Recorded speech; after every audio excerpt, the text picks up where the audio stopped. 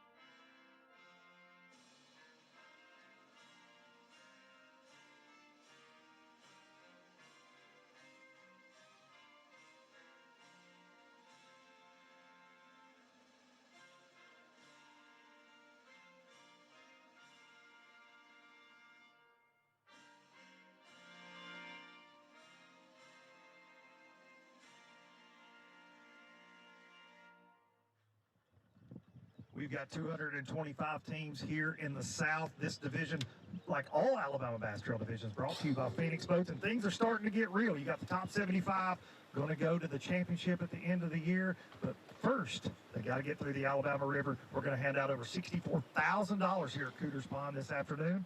Let's see them. 225 teams out on the Alabama River right now. John Simpson, are we good to go? I'm getting the nod. Boat number 1, Curtis Coleman and Kent McNaughton.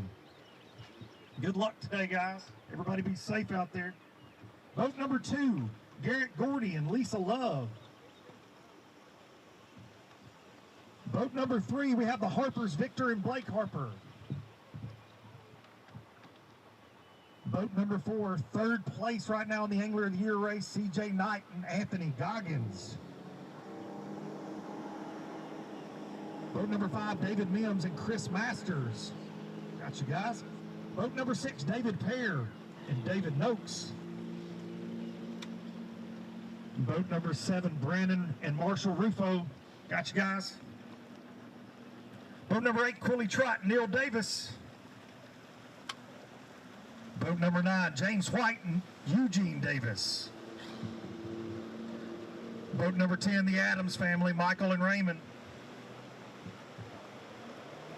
Boat number 11, David Crawford and Rob Sandlin.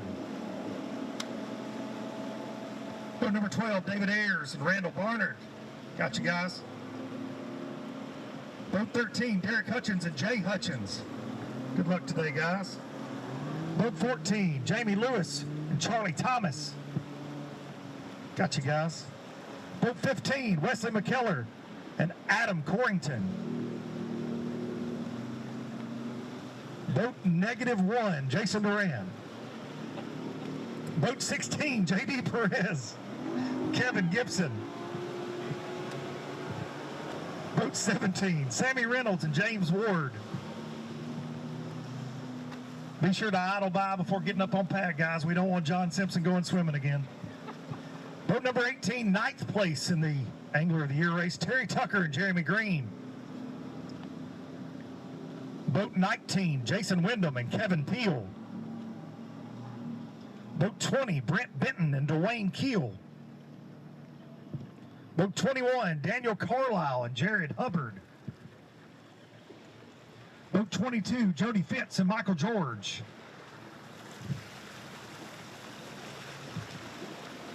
Boat 23, Jeffrey Haskins and Mike Chambers. Gotcha. Boat 24, Robbie Lee and Thad Crowley.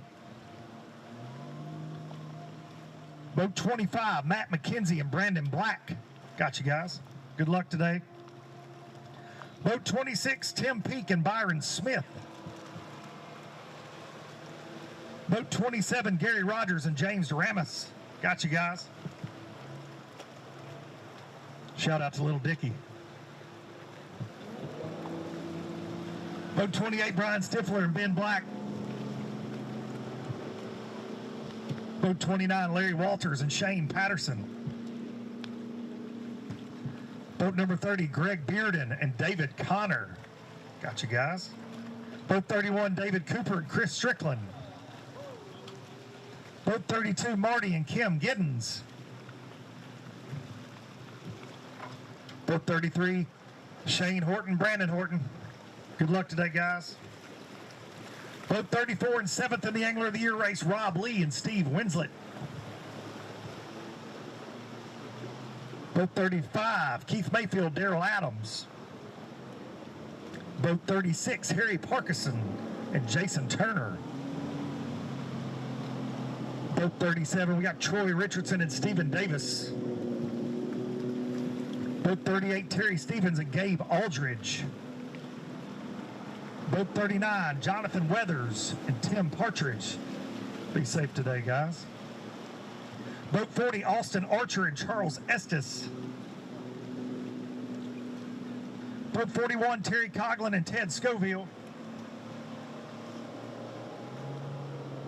Boat 42, Larry Franks Jr. and Sr. Boat 43, Mitchell Hall and Ray Mitchell. Gotcha, guys. Boat 44, Blake Johnson and Lance Bearden. Good luck today, guys. Boat 45, Trinity Mealer and Max Haygood. Boat 46, Shane Powell and Tim Fox. Gotcha, guys. Good luck. 47, James Scott, Kenny Carroll. 48, David Sneed and Clint Carter. Gotcha, guys. Boat 49, John Thomas Wally and Justin Duke. Boat 50, Joey Adderhold and Tim Hatcher.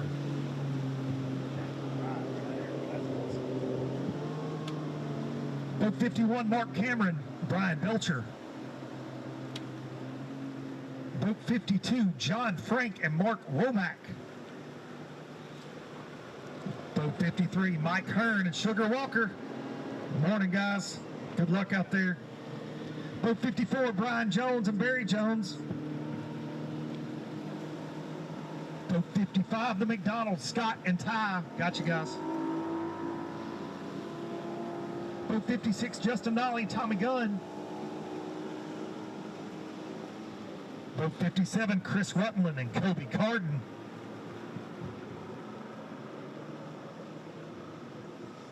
Boat 58, Kirk Thomas and Harold Wells. Boat 59, Ken Walters and Jason Beasley. Got you, guys. Boat 60, J.J. Atwell and Steve Fultz. Good luck today. Boat 61, Corey and Hayden Cole. Boat 62, Blake Davenport and Zach Lightsey. Got you, guys. Boat 63, Colin and Dayton Green. Boat 64, Chris Jackson and Mike DeRoche Jr.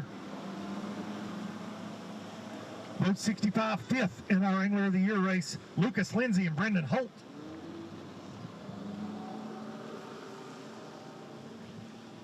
Boat 66, Waylon Mullis and Jeff Fansler. Boat 67, Donnie Sims and Logan Sims. Got you, guys. 68, Scotty Taylor and Shane Barker.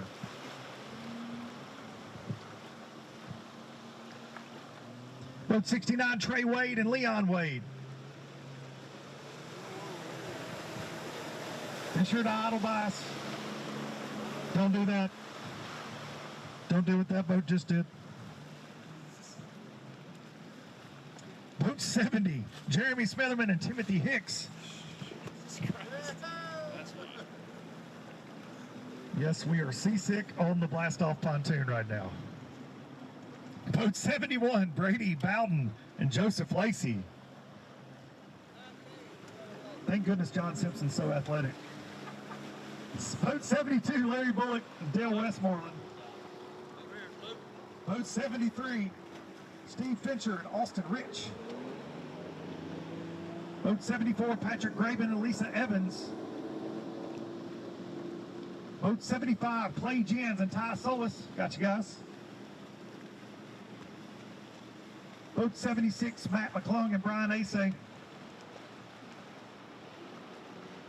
Boat 77, Clinton Neal and Kevin McCaleb.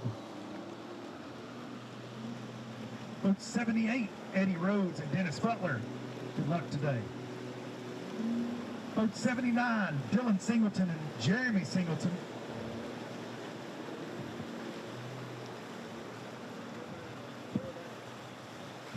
Be sure to idle by before you get her up on pad. Thank you. Boat 80, Ty Story and Chuck Douglas. Got you guys. Just idle by the pontoon before you put her on pad. Boat 81, Shane Wallace and Anthony Coley. Boat 82, sixth place in our Angler of the Year race, Ryan Lloyd and Brian Adamson. Good luck today. Boat 83, Michael Cox and Colt Boyette. And boat 84, boat full of trouble, those Douse boys, Trey and Justin. Boat 85, Matthew Hurst and Roy Hurst Jr. Boat 86, Nathaniel Killo and Isaac Goggins Jr. Boat 87, Dustin McKinney and John Walker. Boat 88, James Pitts and Jonathan Monkus. Boat 89, Mike Scroggins and Terry Crabb. Boat 90, Jody Belch and Craig Hall. I butchered your name, Jody. There's not an L in there. There's not an L in there. It's all on me. Ricky Wagner and Jeff Adams going out boat 91. Boat 92, our winners at Logan Martin, Josh Chappell and Paul Davis. Good luck today, guys. Boat 93, Jeffrey and Jacob Fulgham. Boat 94, the Hester, Zach and Paul. Boat 95, Chase Gregory and Copeland Rosser.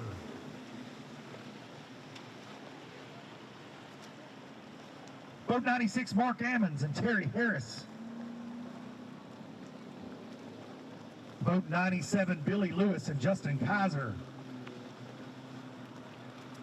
Boat 98, our winners at Lake Martin and leading the Angler of the Year race by 17 points, Mark McKegg and Tim Hurst.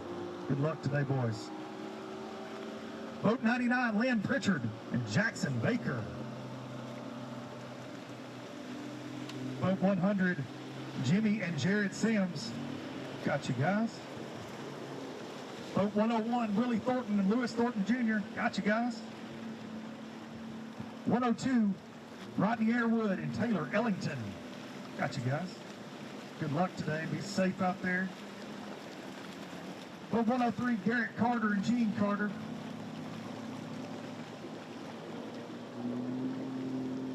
Boat 104, Eric Farnham and Alan Farnham.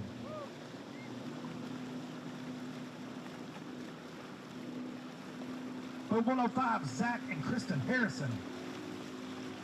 Y'all gonna have fun today. I can tell.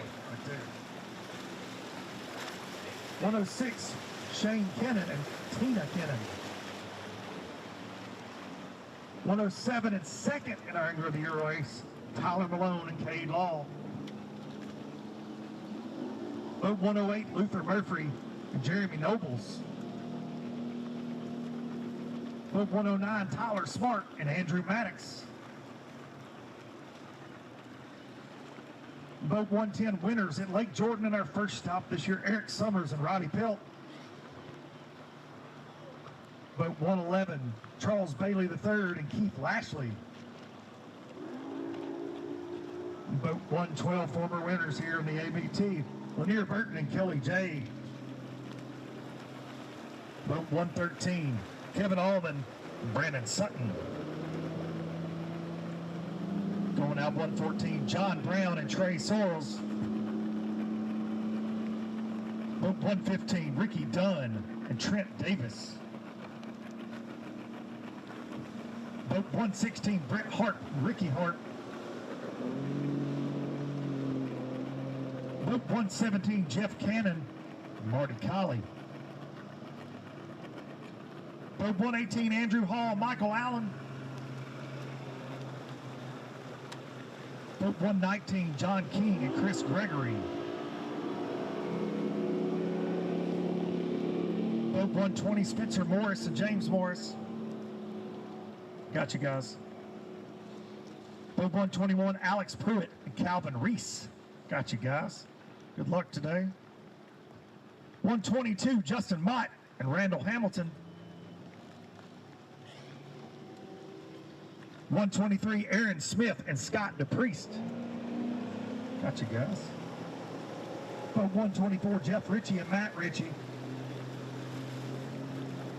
Boat 125, Jason Stevens and Jack White. Boat 126, Michael Bryant and Mike Garrett. Boat 127, Charlie Cummings and Sammy Bailey. Boat 128, Hunter and Larry Davidson. Got you guys. Boat 129 and sitting 8th right now in the Angler of the Year race, those Godwin boys, Noah and Cole.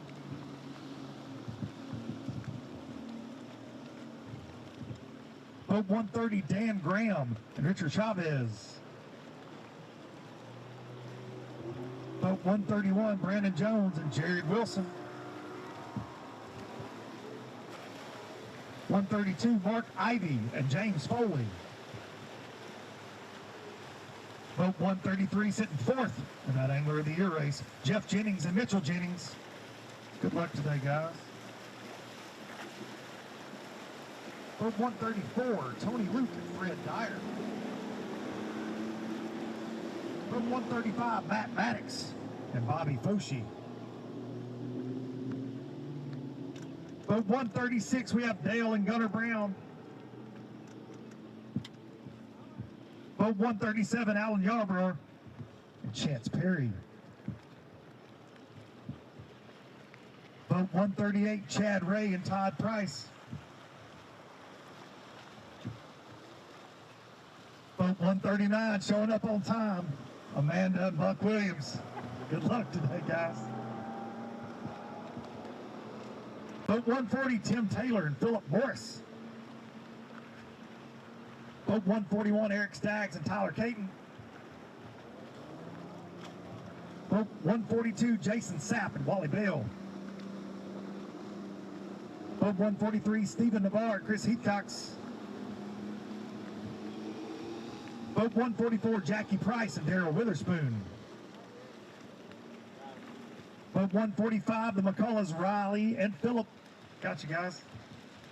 Boat 146, Jeff Morgan and Tim Bannickman. Boat 147, Danny and Will Kirk. Boat 148, Bryant Holcomb and Wade Hornsby. 149, Daniel Fogel and Chris Pearson.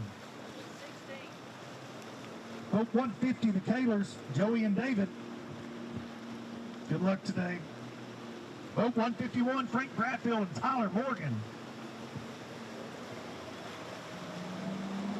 Boat 152, Kyle Searcher, Derek Benz.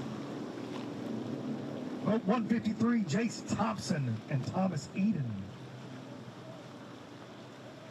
154, Tim Windsor and Mike Smith. Boat 155, Mike Altry and Mike Freeman. Boat 156, Brett Cottle and Nick Robinson. Good luck today. Boat 157, Gentry Gordy, Hunter Parrish. Boat 158, Clay Harris and Joe Williams. Boat 159, our 2023 Alabama Bass Trail North Angler of the Year champs, John Kellett, Zeke Gossett. Boat 160, Xavier McKinney, Lonnie Vincent. Got you guys. Boat 161, Scott Parkinson, Brian Stewart.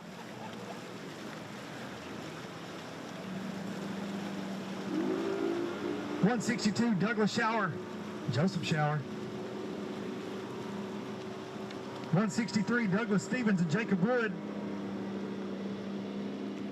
Boat 164, Cody Williams and Jonathan Cohn. Boat 165, Justin and Jacob Adams. Boat 166, Justin Coker and Evan Robbins. Boat 166, Mike and Zach Freeman. Boat 168, Chris Hutcherson and BJ Marbetz. Boat 169, Mark LaPlante, Tim Knowles. Boat 170, Leonard McGuire and Maurice Smith. Boat 171, James and Melody Perkins. Boat 172, Dean Robinson and Joel Hughes. Boat 173, Nicholas Turner and Joe Lay.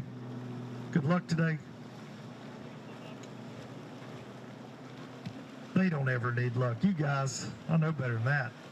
Boat 174, David White and Hannah Peoples. Boat 175, the Beach Boys, Charles and Chuck. Good luck today. Boat 176, those Krausen boys, Colby and Cade.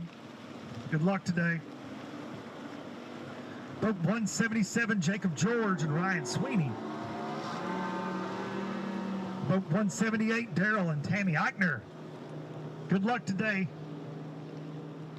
Make him catch some fish today, all right? Don't. All right, stay on him. Boat 179, Gage and Wes King. Boat 180, Robert Meadus, Carlton Alford. Boat 181, William Nichols and Jake Young. Boat 182, Adam Ryder and Brad Trotter. Got you guys. Boat 183, Travis Stuck, Todd Sims. Boat 184, Chris Walton and Jace Garrett. Boat 185, Jeremy Britton and Matt Young. Boat 186, Danny Kofer and Kevin Kofer. Boat 187, Joey Davidson and Tullis Lanier. Boat 189, Walter Law. Boat 188, Jay Grogan. Tommy Hughes. Good luck, boys. Sorry. Too much energy drink this morning. Boat 189, Walter Lawrence and James White. Going out 190, Alan Martin and Langston Martin. Boat 191, John Pollard and Tim Watkins.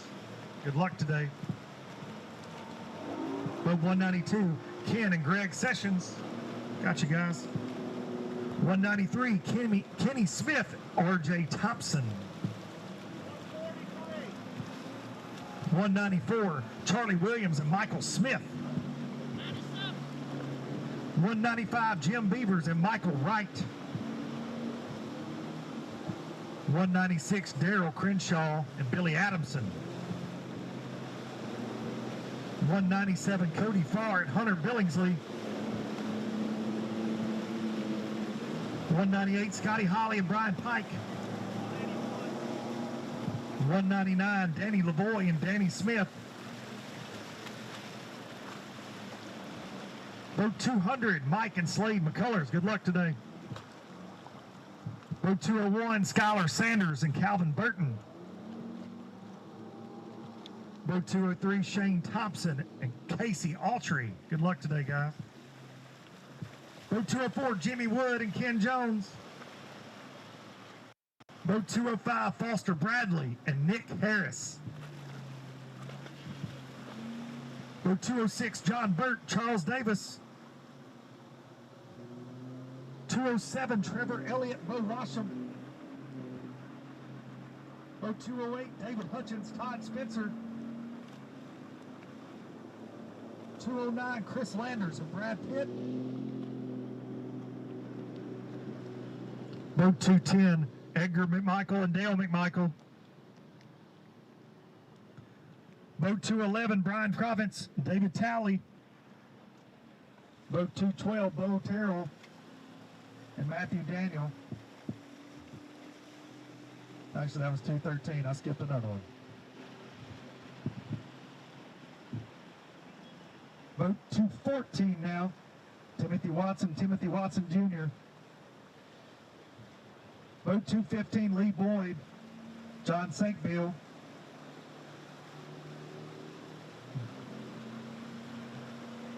Boat 216, Raleigh Crittenden and Matthew Crittenden. Boat 217, Bob Coxon, Mark Compton. Boat 218, Rodney Grant, Charles Stevens. Boat 219, Josh Law, Chad Law. 220, Connor Miller and Caleb Miller. Boat 221, Jeff Myers and John Melton. Boat 222, Chad and Chase Schroeder. Boat 223, Jason Tomlin, Justin Foster. 224, Adam Waits, Turner Carlisle. And last but not least, 225, Ashley Brasher and Kyle Tigner. Everybody be safe out there today on the Alabama River. Good luck to everybody.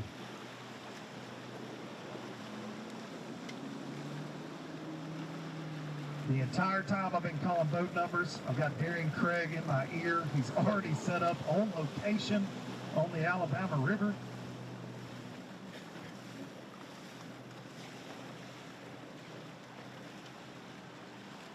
Combine that with the normal voices in my head, and it's hard to call boat numbers. I can't hear studio.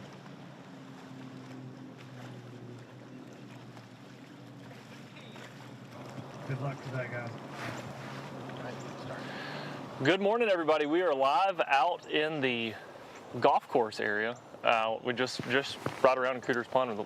These guys right here have already caught one on a frog. They're looking for a shad spawn this morning, and they worked past this little area, and the bass have started blowing up. There's some shad stuff going on. At first it wasn't going on, but I think let's watch. You can see earlier they caught one on a frog. He made a beautiful skip up under a laydown and blow up on a frog, smashed him, and right there we go. It's a good one too. Get the net. Oh, there's another one. Fish on live right now. Good one. Another good one. There you go.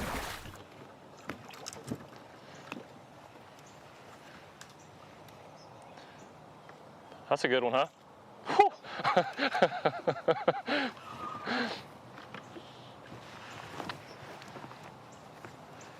Sorry, I'm a little close. I'm gonna back up.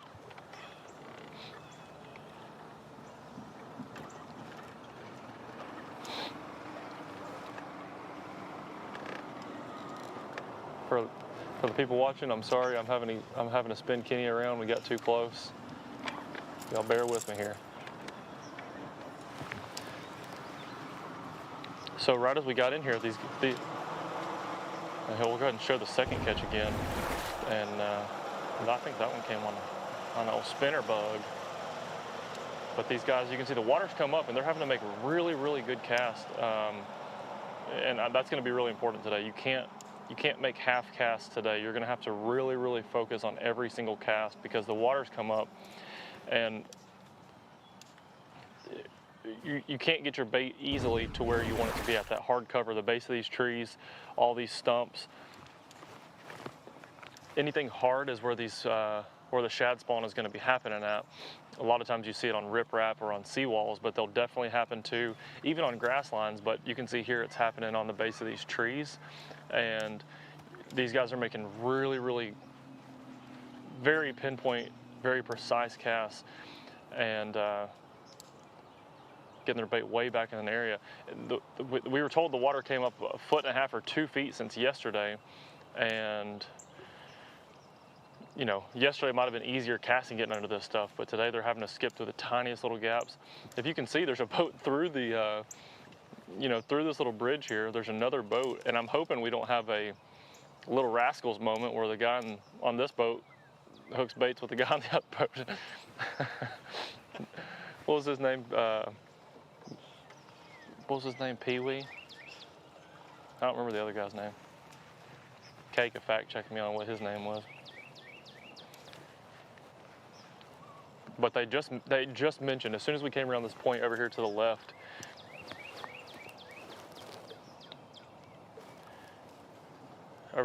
you can see the water's all the way up in these trees now.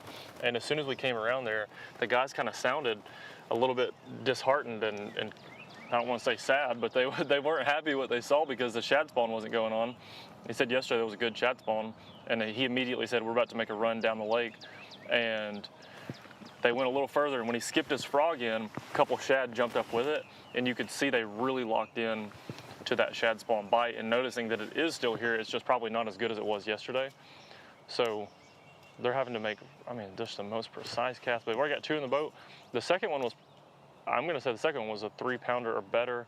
The first one was probably 2.5, 2 3/4 maybe, if I had to take a guess.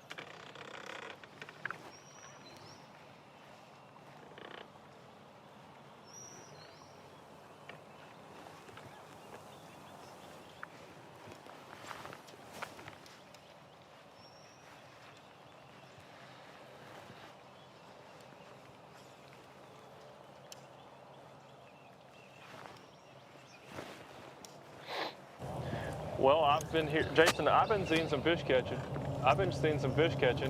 And I mentioned it earlier while Luke was calling boat numbers, and Jason, you said you got one on a frog too that was a 3-pounder. Yeah, we got actually one on a swim bait this morning. So I'm here with Anthony Goggins and CJ Knight, and you know, we rolled in here. I think Luke was calling about boat 175, and these guys moved in on this fish right here. They were fishing a bank early, and then they just jumped over to another side, and they started reeling this one in, swung it in.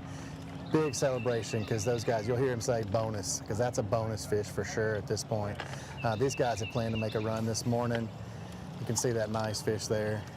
These guys are definitely off to a great start. They were planning to make a run. I talked to them before they put in this morning. I said, where are you guys going? They said, we really don't even know yet. And we were planning to make a long run with them, and took off with them, and they turned right here into the golf course area right beside you almost, Darian. You're just around the corner from me. So there are a lot of guys in here fishing the shad spawn. The water has come up this morning. You know, when we come to the Alabama River, it is always the water, the water. What's the water going to do? Is it going to rise? Is it going to fall? We've been here at flood stage. We've been here when the bottoms dropped out of it. Today, it's rising, which is a good thing. Darian, I mean, fishing rising water, always easier than fishing falling water, right? That's right. Okay, good. Yeah. Yeah. Yeah. No, I mean, dude, like, it's the cool thing is, especially for these shallow water guys on a place like this, where you're going to have a bunch of guys fishing shallow, it just puts them even more in the dirt most of the time. Yeah. And for a shallow water guy, it, especially the ones who can make really good casts and can pick apart shallow cover, those guys kind of do a little bit better because you have to be even more precise with your casting. You can't make half casts. You really have to focus. And so the guys who can cast the best, honestly, are going to end up getting a couple extra bites throughout the day. Yeah, and these guys, I know you can't see them, but I know your guys are doing the same thing. I mean, the bushes are hanging over, the trees are hanging over, and they are putting it all the way under there, right up next to the bank. And that's kind of how they caught that fish. It was right on the edge of a little point, hanging under the bushes. And I mean, it was sweet. sweet fish. So, Yep. gosh, between you and me, there's probably 5 guys. I mean, just Yeah. these guys have turned And around, thankfully. there's But another. you got a slew of guys around There's you. another. Yeah. There's another 10 or more guys behind us back in this area that we haven't even got back to yet. The first We're boat gonna that we swap started on that sides came in here was boat number 10. The first boat we came into was boat number 10, and I asked him, you know, y'all have boat number 10. Did you fish close because the fishing's good in here, or did you fish close because you didn't have anything and you just wanted to stay close by the ramp? And he said, no, the fishing was really good in this area in practice, but he said the water has come up about 1.5 or 2 foot. There's so many boats around here.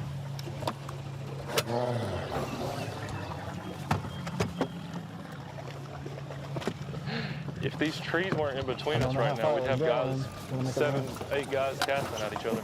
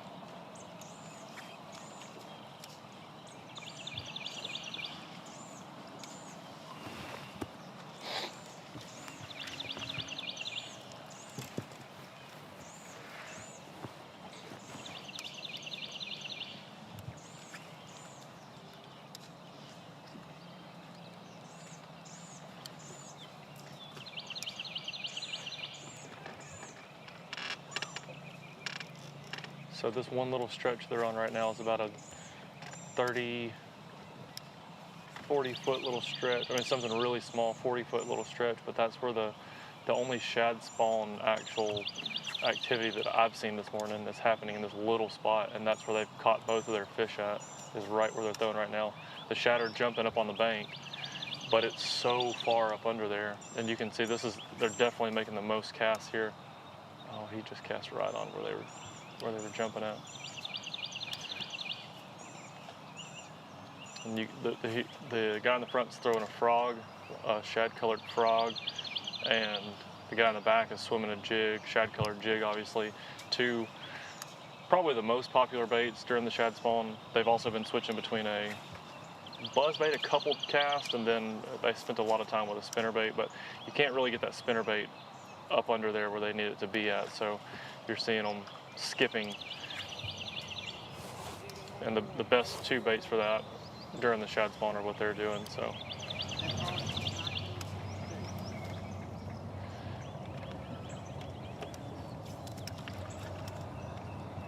Jason, I can't see you visibly where I'm at, but I can feel your presence. I can just feel that you're close.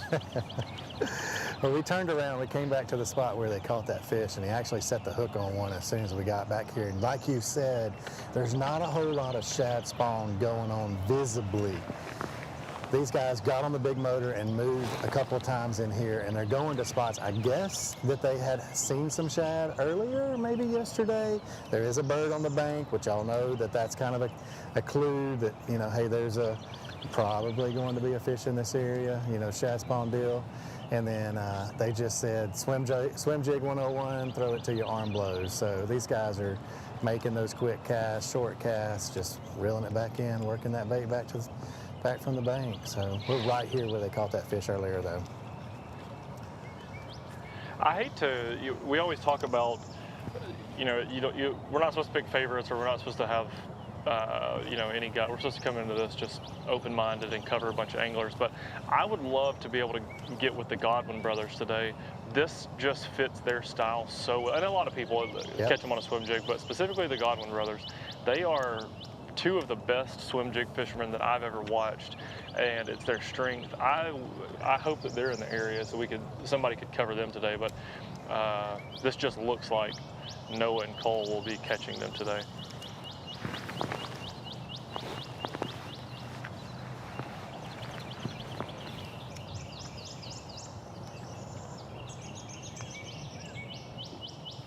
I'll need to feed it to you, camera 2.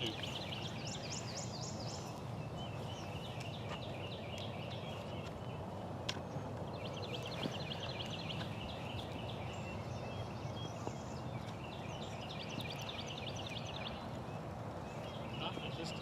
Just like that, it's over.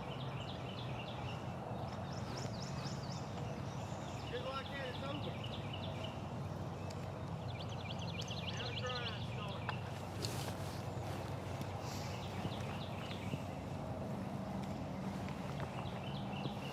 starts. And they said, just like that, it's over. Now the crying starts. So I guess they're feeling shad spawn kind of going away. The sun's getting up in the sky.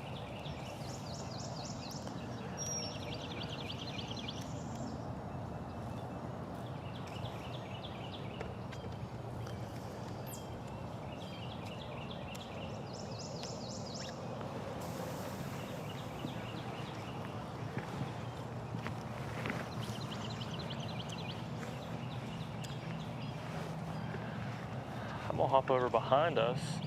Jason, there's so many boats around, I'm gonna hop over. There's a guy, another angler's kind of crept in the area, and they've already started fishing slow. They're already dragging. So I don't know, I'd be interested to ask these guys, but one of my questions is if the shad spawn slows down and you're not getting that real aggressive morning bite that the shad spawn's, you know, known for, is can you still slow down and fish the area? Look at this. 2 boats just whamming right here, same spot, same area.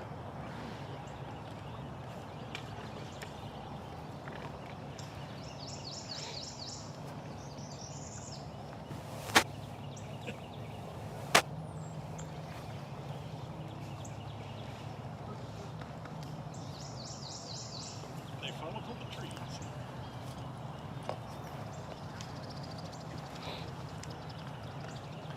We almost needed to print off some lottery tickets, see who gets to come in here and fish.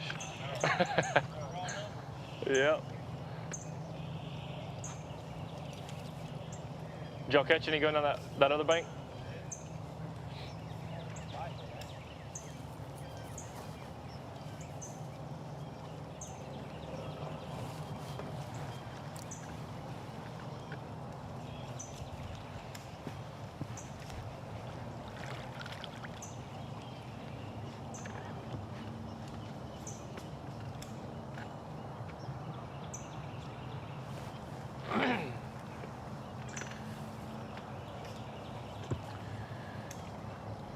Morning, sir. What's y'all's boat number?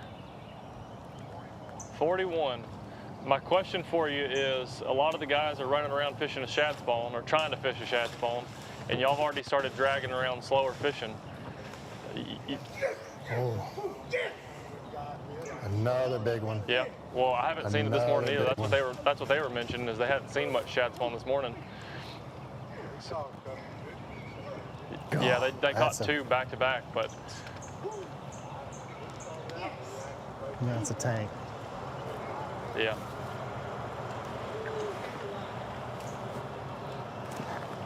Hey, Darian. Hey, Darian. Yep. Can you hear me, Darian? These boys probably just put Jason, one in the I'm box. hearing you got a fish catcher around there, 4 Jason. pounds. Oh, Probably wow. around 4 pounds. I'm gonna say, didn't get a great look at it, but the head on it, over 4. Say it that way. And celebration's going on because they know it's a bonus. They're about to give up on You this. said it's over 4? I think it's over 4. I wish you could see Wow. it. Here comes the replay, Darian. Really short strike, got it in the net, slung it in the boat, and they went to celebrating. and the energy is still there right now. So it's hard to give up on an area when you keep catching them like this. I mean, they're pumped. They're still talking chatter.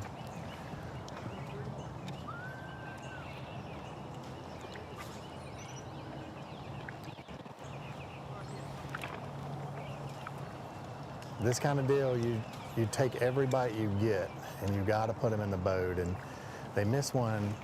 May have been a short strike, may have not really been a fish, but they missed one just before they caught that one, and they put this one in the boat, and the hook set was fantastic.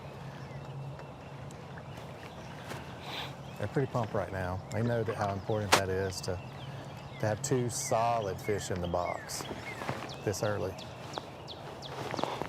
I mean, if they have another spot in their main area, and they know that now they've only got to catch 3 other good ones, because their first 2 were, I mean, obviously they got a big one, and you said the other one was around 3 pounds. That's a solid one. I mean, you talk about top 10 weight if they can catch 3 plus pounders. Yeah, if we can just get some fish to go with it at this point. I don't see you culling the 2 they got. I don't see them culling those out today. So they've got 2 solid keepers right now. So I mean, it's not even. That's usually the kind of fish you work all day for. Yeah, you work all day for those kind of fish, and here we've got 2 of them in the box already. So pretty pumped. It'd take me 4 or 5 days to catch 2 like that.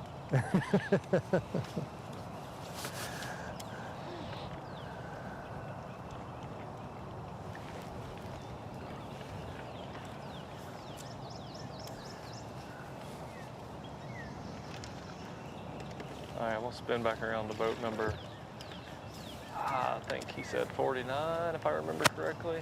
There's only 2 we've seen catch a fish, so we're gonna scroll back around to them. I'm curious to see if they're gonna make a run or if they're gonna stick around. Oh, it looks like they're running, because they've got the trolling motor on 200 or 300 right now.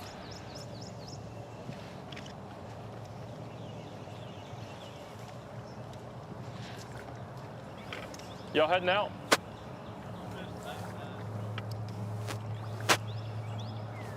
We'll stick with them.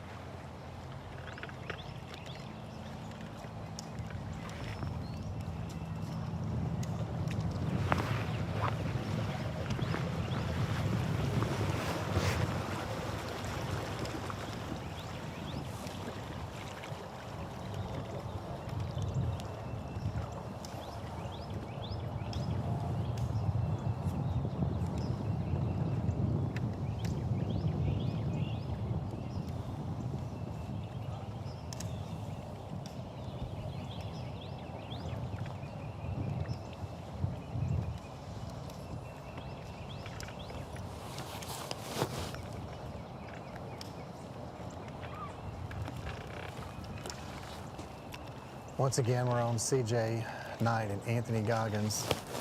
Like we said earlier, they're third in the AOI. They're only 18 points behind the leader. What does that mean? They have to finish 18 places ahead of the leaders to tie them. So with a solid start this morning, I don't know what the leaders have, but with a solid lead right now, I feel like if the scales were closed right now, these guys would definitely make up some ground. Yeah, I wish you wouldn't tell everybody that because it sounds a lot worse than the 18 places behind. No, I said, you didn't hear the rest of what I said. I said if the scales closed right now, you guys are making up some big ground. That's right. We need it closed. What kind of weight do you think that second one was? We got 7 with 2. Yeah, Pounds, 2. 7 pounds with 2 fish. If you didn't hear that at home, that's 7 pounds with 2 fish. So 3 more bites. 3 more bites. This place right here don't give out bites very good sometimes.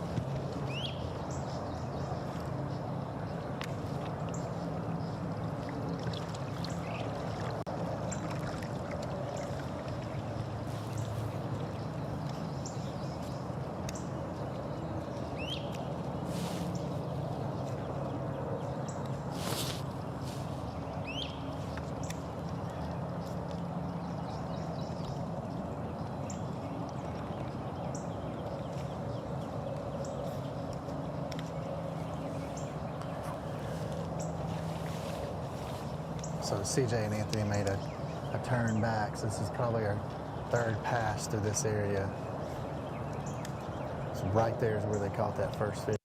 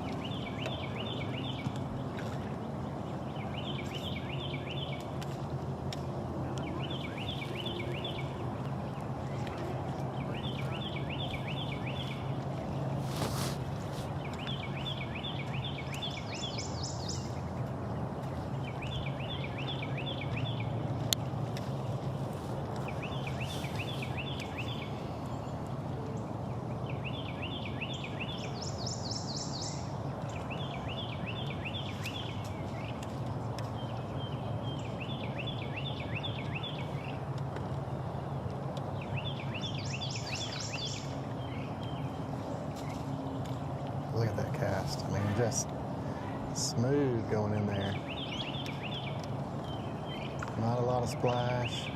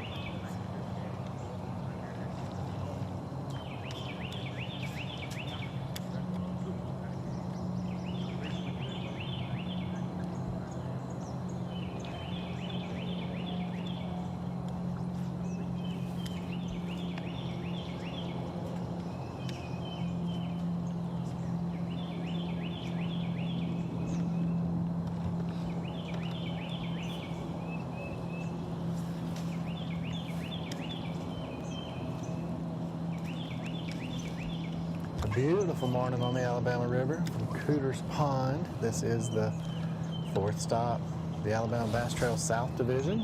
These guys are really trying to pay attention to the points today. Of course, they want to take home first place, but these guys are starting to pay attention to the AOY standings. The team here, Anthony Goggins and CJ Knight, are sitting 18 points out of the lead. Currently have 7 pounds in the boat, just 2 fish. Quickly went to work this morning, put a 3-pounder in the boat, fished for a little bit, turned around and put a 4-pounder in the boat. This early in the game, they're a long ways down the road to get to stand at the top of the leaderboard this afternoon.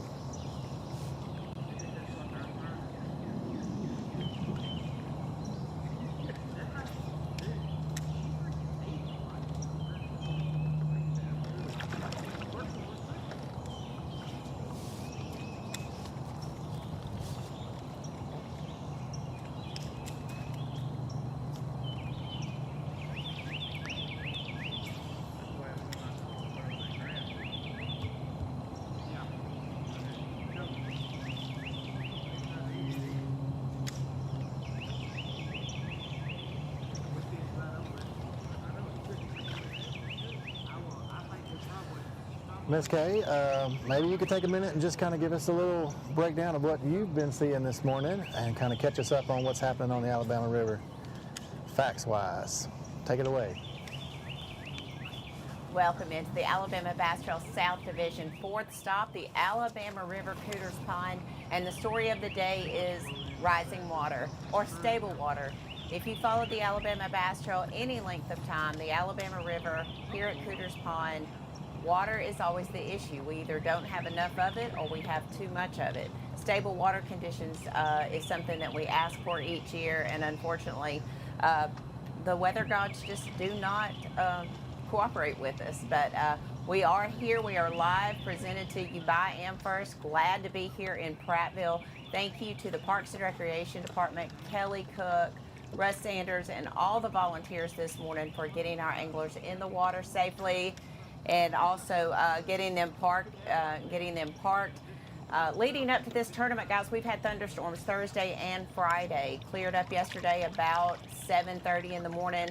We've had sunshine, high humidity, high temperatures in the 90s with lows in the 70s the last 2 nights. Got up this morning, we had a 63-degree morning, fairly chilly for this time of the year. It's going to get up to 80 degrees today. Shad spawn is happening, as you've seen out on the water, swim baits.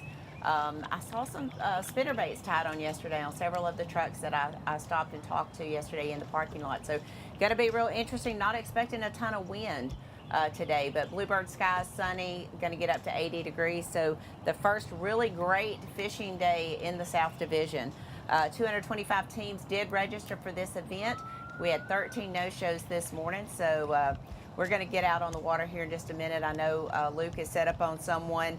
I'm just going to talk briefly about some teams that we're going to want to watch today. Brian Adamson and Ryan Lloyd, they won here last year. Great team. They finished in the top 9 the last 3 or 4 years in the Alabama Bass Trail. They're going to be a team to watch.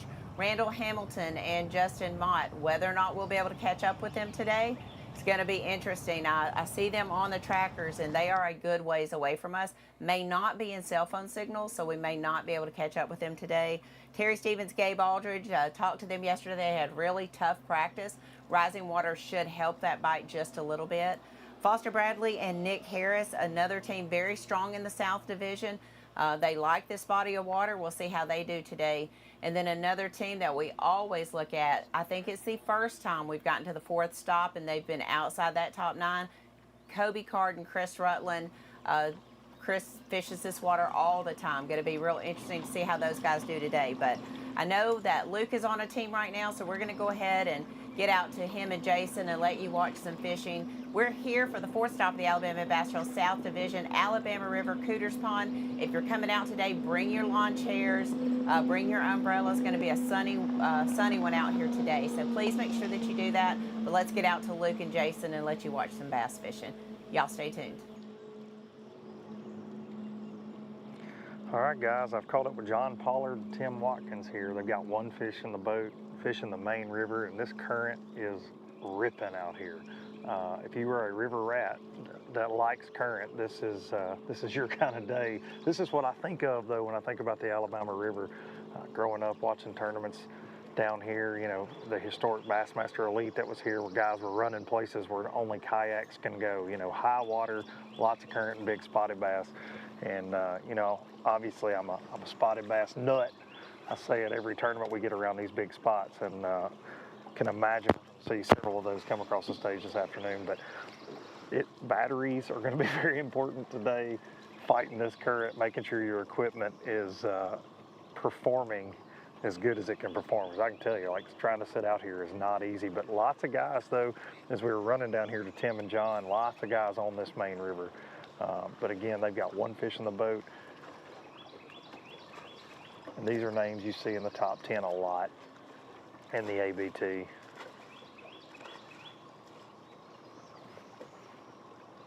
John especially, man, just lots of great finishes. So a team to watch. We actually talked about them earlier this week on the podcast, Miss Kay and I.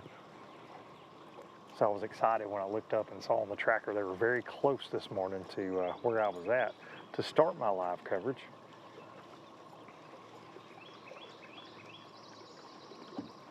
We got some spinner baiting going on.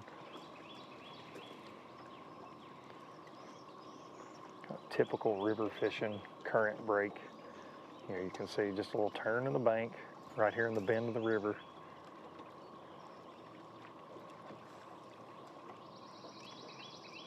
We've seen chatterbait so far, spinnerbait, and then they'll alternate. One of the two will be dragging something as well, creature bait or jig.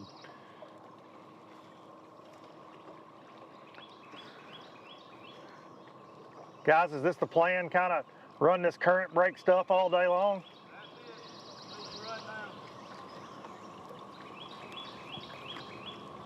So that's it. That's the plan for right now, anyways. Water came up, our better bites have been anywhere the bottom comes up a little bit. Okay. We hit a few ledges this morning and we've got some current breaks this day. Seemed to be, yesterday they were off the bank a little bit, but John said that since the waters came up with steeper stuff, really is where their bites have been coming. And he said yesterday it seemed like the fish were sitting off a little bit. And you can see I'm actually spot locked right here and they're drifting a little bit, nose in the current, but just textbook picking it apart. And these guys definitely know what they're doing on this river.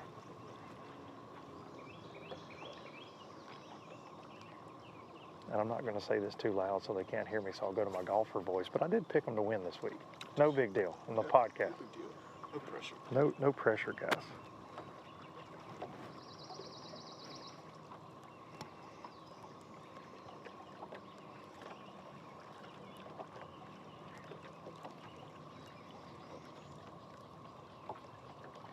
The folks at home, you can see the debris flying down the bank right there. I mean, this current is gassing, man. They've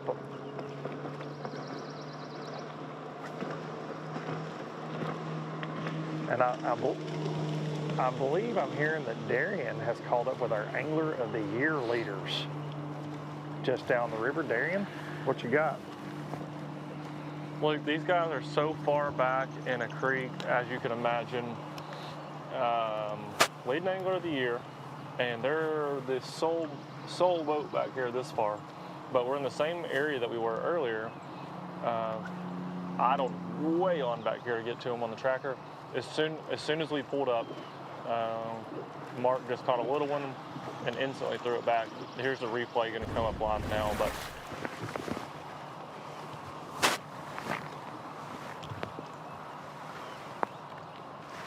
You can see it's so small, he kind of flung it behind his back, but they're not shad spawning there. I imagine they were this morning. We weren't able to get to them. And actually where we saw their tracker out there, a pretty good ways away from that. So I imagine they probably did some shad spawning earlier, but now it's just slow and steady flipping. And here. And yeah, so we're seeing a much different sight than you're seeing in the current. But like you said, what you expect out of those guys, right? Definitely what you expect exactly. when you think about those two. Look, I was thinking this earlier, that these guys have had they always do. They always have the energy that they're dialed, and obviously these guys have been fishing in the state as long as anybody, but they just seem like they've got it this year. Like every time they have a lot of luck, things are happening, and I think in fishing it takes a little luck.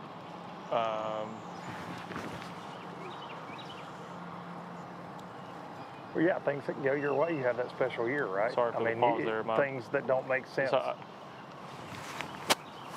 I don't know what happened. Well, my comms just went out and came back in. I had some flashing in my ear loops. But yeah, it does take a little luck. There's a lot of, obviously they've got the best equipment and the best, everybody, they've got the best stuff, but it does take a little luck. At Lake Martin, they weren't able to get on a spot, and so they ran up near the ramp and said, let's go in this pocket. I had a bite in earlier in the week, and it was just a bite. It wasn't even a big bite. And they ended up catching like a 3.5 pounder in there, which pushed them all the way towards the top. And I believe, was that the event they won this year? Was Lake Martin? Yeah, they won. They won because of that fish, he said. Yeah, they won because of that fish, and he said that they weren't even planning to go in that pocket. But it's those little things, like you make a couple of little random adjustments throughout the day, and it is a little luck involved, but you execute, and it's a gut feeling type decision. And they've just had that energy all year that we've been around them. What's up, guys? Good morning, sir. How are y'all? We're good. How many of y'all got? There. Two little bitty ones. Somebody forgot to pull the plug on this place and they've left it. They filled it up. Build pump quit working. Somebody needs to go tell them to pull the plug on this water out. Yeah. How high did the water come up last night? It's really hard to tell. I'd say a foot. Maybe. Yeah. Maybe not quite a foot. I meant to look at the ramps I took out, but I didn't take out till right at 5. Yeah. I forgot to look when I took out. Were all these pads showing earlier this week? They would have been Thursday. Yeah. This whole place, I mean, it's hard to get around here normally. Yeah. So many pads. Luke, the water's got a little stain to it, but when I was trolling in here earlier, I'm in a lily pad field, but you can't see them. They're 2 foot under the water. But he said you can't. It's hard to get around here normally because how many lily pads are back here, and you can't. There's not one sticking out. But under the trolling motor, the trolling motor blades are just ticking the tops of lily pads. Submerged lily pad pattern. I like it. Submerged lily pad pattern. Luke, I know you were busy this morning and you were calling boat numbers, but Jason this morning, who I believe he's back on live with us now, but he was watching a little clinic action going. They got one over 4 pounds this morning. Jason, what's going on with you? Yeah, dude, we're still fighting the shad spawn over here. We just had another bite, and the fish actually bit twice. 2 hard hit hook sets and still missed him. I thought he was about to swing again. I mean, it's right here. We still see a little activity going on. We're just right here in the same area where you were, Darian. We're just kind of just working the bank and a little shad spawn, a couple little birds here and there, and running that swim jig.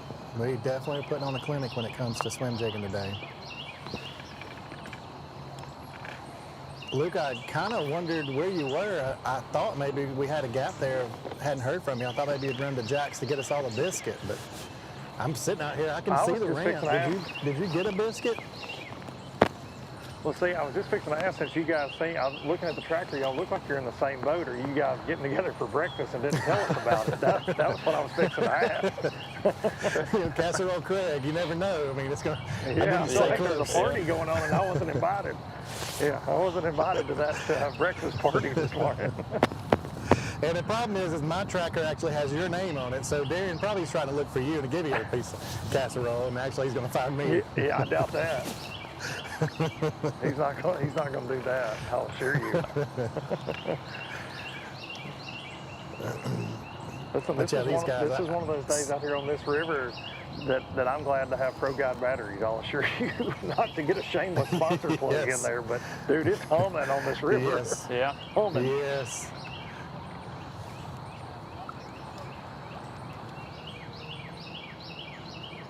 Sorry to interrupt you. Mark Davis giving us a breakdown, but I can't hardly hear him. He was mentioning the fish love to get up on the bank, and they're buzz baiting and worming around.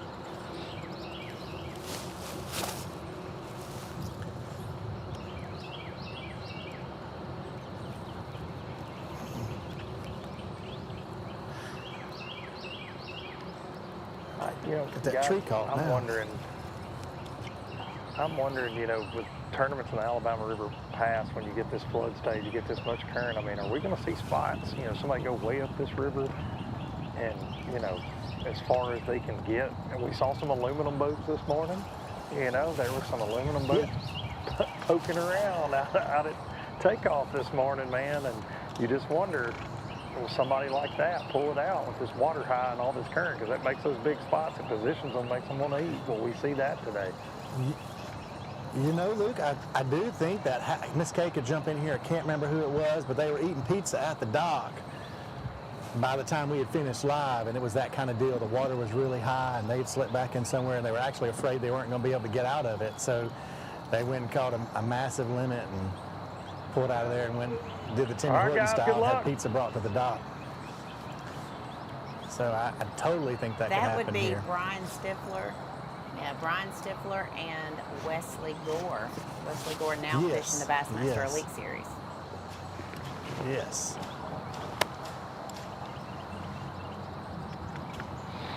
Those guys, yeah, All right, guys, they I'm put gonna on the make a clinic little that run. day.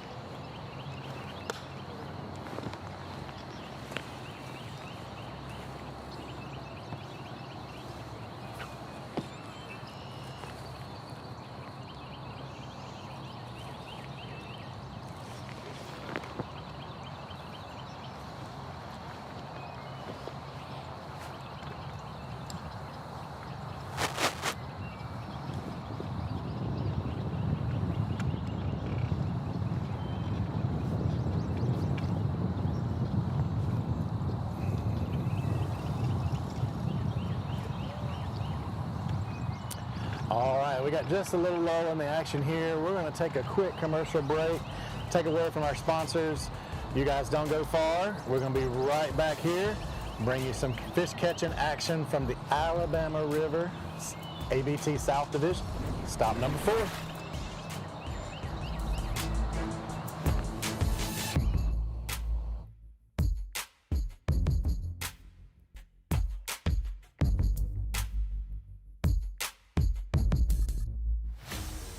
The Alabama Bass Trail is brought to you by Phoenix Boats, Landers McClarty Chevrolet, McGraw-Webb Chevrolet, and by Academy Sports and Outdoors. At Phoenix Boats, our passion for fishing is obvious. Whether it's a pro event or fishing with our family and friends, We truly love the sport of fishing. that's why our goal is to make every single Phoenix boat that goes out the door the best fishing platform it can be in both design and construction. We love to fish as much as anyone, and we believe it shows in every boat we build. Phoenix Boats, built by anglers for anglers. Here at Landers McClarty Chevrolet, it's time to pick your offer on a new Chevy Silverado 1500. That's right, pick the offer that's best for you. Choose rates as low as 2.9% for 72 months, or how about up to $12,000 off all Silverados? They have the best selection in years with over 500 pre-owned vehicles available. Big store, big on savings, and big on customer service. Visit LandersMcClartyChevrolet.com. Welcome to Minnow King. How can I help you? Everything looks good. I'm friggin' starving, man. Been spawning all morning. Ugh, TMI, bro. What do you want? I'll take a Crush City freeloader and gizzard shad. Anything to drink. Water. Pull ahead, please. Welcome to Minnow King. We're gonna have what he's had. Yeah, throw me in a Ned BLT, too. Pull ahead, please.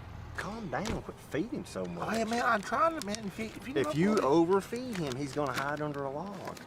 The perfect checking account doesn't exist. Not at a bank, that is. So why do you keep looking there? At AmFirst, you can get no minimum balance or monthly fees, an instant issue debit card, and free checks with unlimited check writing. But who doesn't want more? Like a rewards program you'll actually use, and convenient digital tools that make it easy to manage your account from anywhere. Now you could try and find that at a bank, or you could save yourself the trouble by checking with us. Stetson Blaylock, Todd Auten, Hank Fury, let's go! Garmin Live Scope, I tell you right now, if you don't have it, you are behind. It's just wild. It's like a video game. If you do not have that Garmin Live Scope, you are definitely missing out. Bassmaster Classic Champion!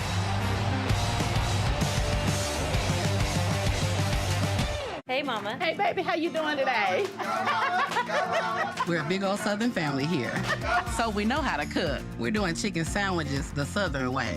There's our new blackened chicken sandwich, grilled fresh with a bold blend of spices, smothered cheesy bacon, and classic Southern fried. These make Mama proud, so bring your family So good. to meet our family.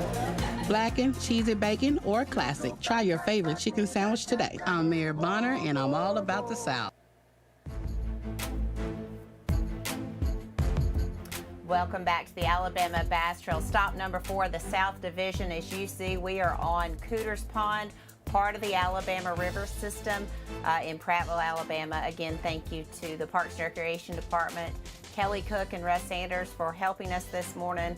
And as you can see there in your photo, you can kind of see some of those current breaks and seams that we were talking about with John Pollard and Tim Watkins earlier. Your unofficial leaders right now would be CJ Knight and Anthony Goggins, 2 fish in the boat for just over 7 pounds. That's the 2 that you want to catch first thing in the morning. On a little bit of a shad spawn deal.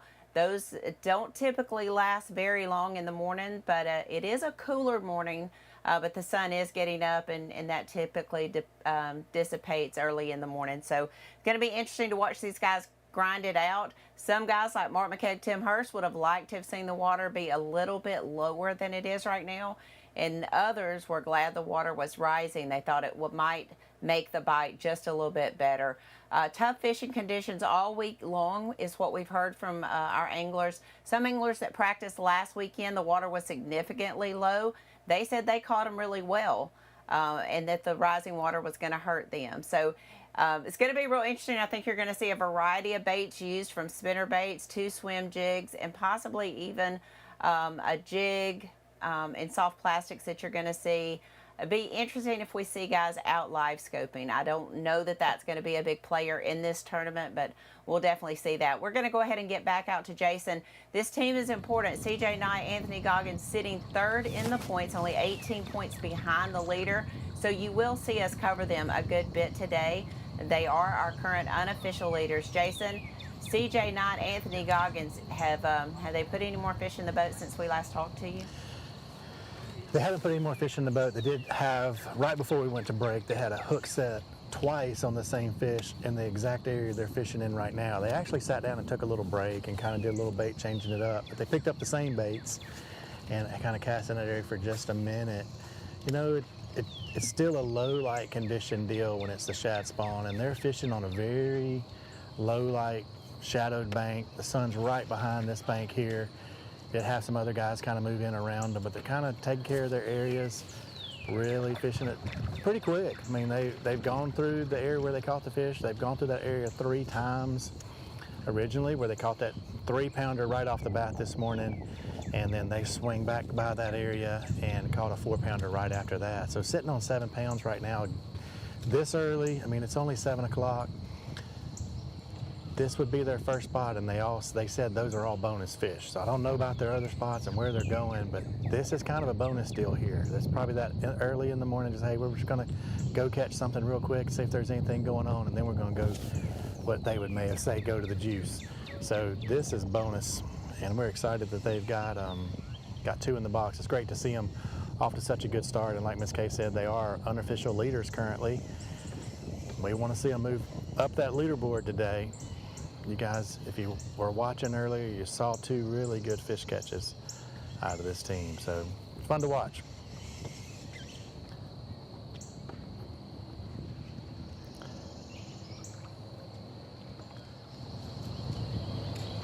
I know Darren and Luke are on the water. We're bouncing around. We have trackers out on a good number of boats this morning. We're trying to keep cell service. The Alabama River is really tough when it comes to cell service, and we need cell service to be able to bring you live coverage. So we can't get you live coverage without it. We've got every cell service card in our backpack here to kind of keep the camera up and running, and it'll jump between signal to signal. As long as it can get a signal, we'll keep bringing you live. So I know they're kind of bouncing around. I do think Darian's kind of slipped up on somebody. Darian, did you make a run? Did you stay around me? Where are you, bud? Well, we idled and trolled as far back in the same pocket as we could. We're in the very, very back of the golf course area. Mark McKeag and Tim Hurst. Actually, I don't know how well the camera is going to be able to show all these lily pads down below us. And if y'all can see that, we're basically way back in the lily pad field. And I talked to Mark McKeag and I said, man, was this water this high above the lily pads? He said, no, a few days ago, it's hard to navigate back here because how thick these pads are. And for a while, I didn't even notice them. Now we get back a little shallower and you can see it's just lily pads everywhere. We actually can't get back to where they're at just because of this boat's set up and some of the equipment it's got on it. But one interesting thing that I can't wait when we get back, the cool thing about not being a competitor is you can ask some of these guys the top questions and why were you throwing this, why were you throwing that? Mark McKeag and Tim Hurst, 2 of the smartest, as smart as they get about understanding fish and how to catch them. They're both throwing black, whether it's a topwater plastic or something on a buzz bait or a flipping bait. Everybody else that I've seen this morning is throwing shad spawn colors, typically, whites and shad color baits. But they never threw anything shad color the whole morning that we've seen them, and we've been with them for probably 20 or 30 minutes now.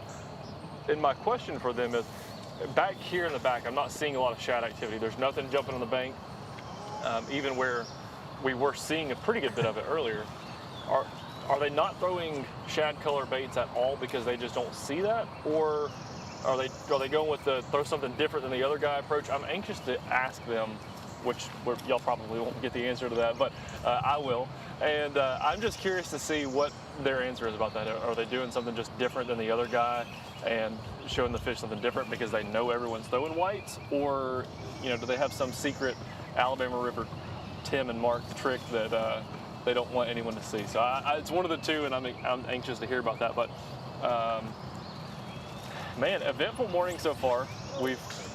That was kind of a pandemonium this morning right there at the bridge. Y'all probably saw that if you were watching live earlier, was how many boats were around that bridge area. And there was a point where there's some thick trees in the middle, but there's gaps in them, and guys' baits were casting at each other, and I bet they weren't 20 yards, 15 yards away from each other. But when they make the cast, their baits were literally landing in the same spot, and they're working back, which is against, it's all in the rules, and everybody, there was no arguing. It's just how you have to fish that area. But as a viewer of that, it was very interesting, and I made the joke about little rascals because literally some of their baits were landed almost the same spot, and it was just, it was interesting to see. So, yeah, beautiful place. The fish are biting. We're hearing, I got chatter in my ear. It sounds like every time somebody stops, there's fish catches going on, and it's going to be anxious to see.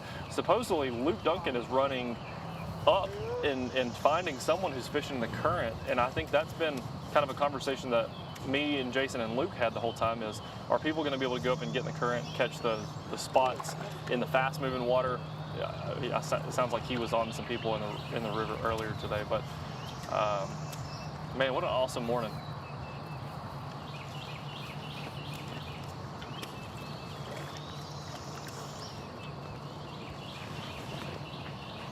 Darren, I'm not exactly sure what hole number I'm on here, but I've got guys teeing off around me. I've got guys flipping the bushes around me. You know, it's everybody's out enjoying, you know, Cooter's Pond and the Alabama River this morning. So the golfers are here, the fishermen are here. We're bringing live from here. It's pretty cool this morning.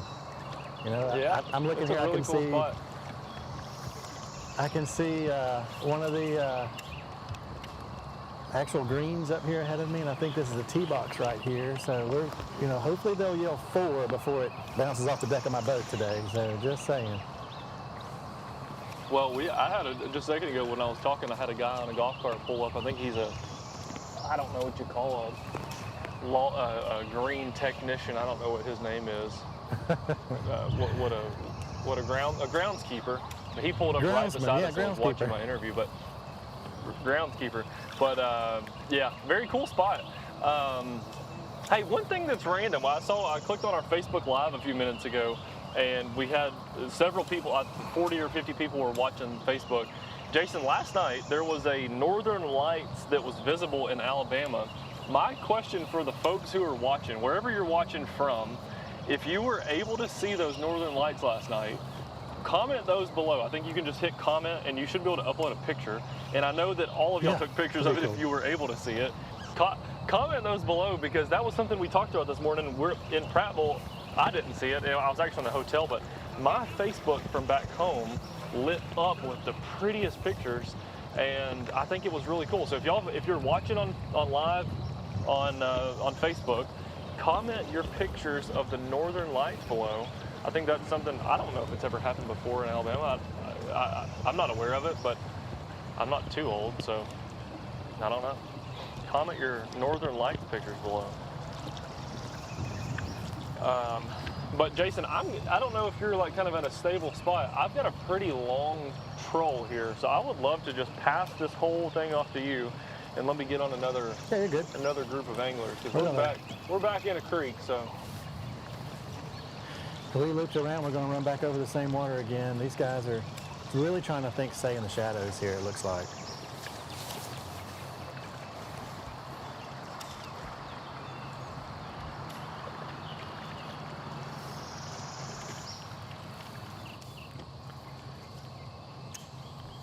All right, y'all don't have to give me all the secrets, but give me something. Game plan this morning coming in here. Man, we're just flying by the edge of our seat, honestly. Yeah. We practice everything that we practice. You know, with the rising water, it went to crap. So, we actually, I mean, up until probably 2 minutes before we blasted off, we didn't even know what we was going to do, you know? So. I'm assuming you had a shad spawn bite in here at some point. Yeah, they've been spawning, but they're, I think it's kind of towards the tail end, because they're not spawning. Yeah. You know, they ain't spawning real hard. But yeah, definitely could. Yeah. It's pretty neat to. Got bit Thursday around here, and I knew the shad was kind of pooled in this area. So I was like, hey, I ain't gonna run and go find the shad spawn. I know where one's at, you know. It was pretty neat to see you fish this morning over a spot and then come back over it again and get that 4-pounder. Yeah, you know. That big one. That's what I was telling him. I feel like there's a fish in that cut because that, you know, little current coming through there. And I'm glad we turned around because. Yeah. He missed one twice. It was so crazy. That's what I was telling him on live. He just grabbed the back of the jig, was swimming off, and set those. What fish bites twice, you know? And very rarely do you get that with a swim board because it's a reaction bite. But the shade a little bit too. The shad's still trying to spawn this shade, but she just never had it, you know. Never had it. She was a good one too, 3-pounder, you know.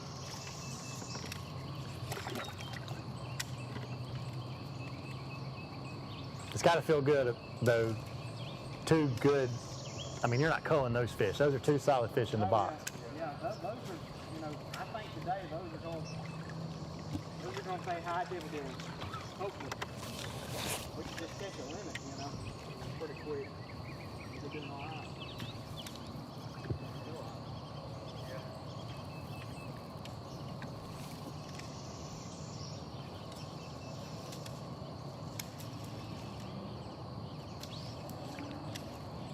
whole lot of boat traffic, is it? People are hunkered down.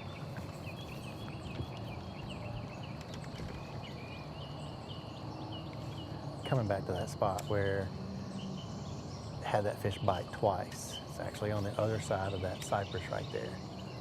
Right. 2 more cast up.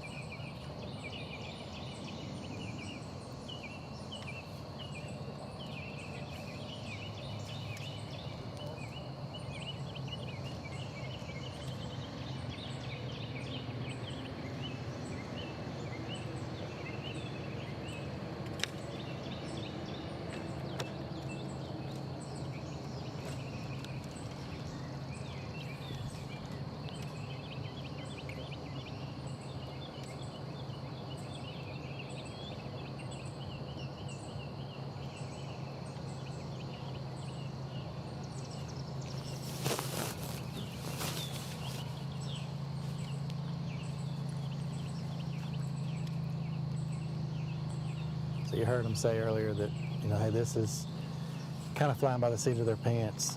You know, they didn't really have a fantastic practice. The area they were fishing in, but with the water rising, they said just kind of killed it. They kind of got some bites in here on Thursday, fishing the shad spawn. They kind of felt like the shad spawn was kind of going away, so they just said, you know, let's just go try.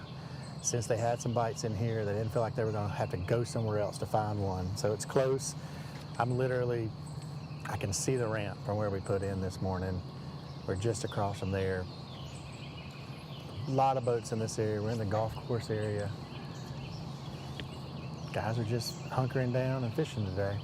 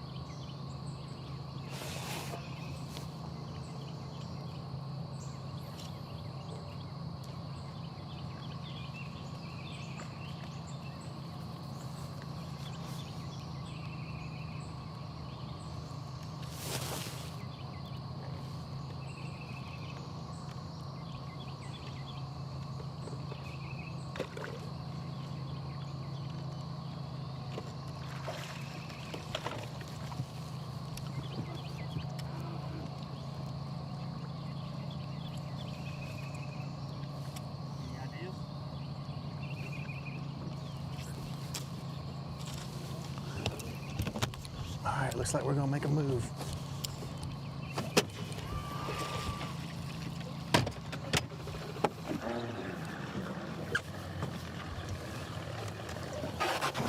Miss Kay, we're gonna make a move. Tell us what's going on.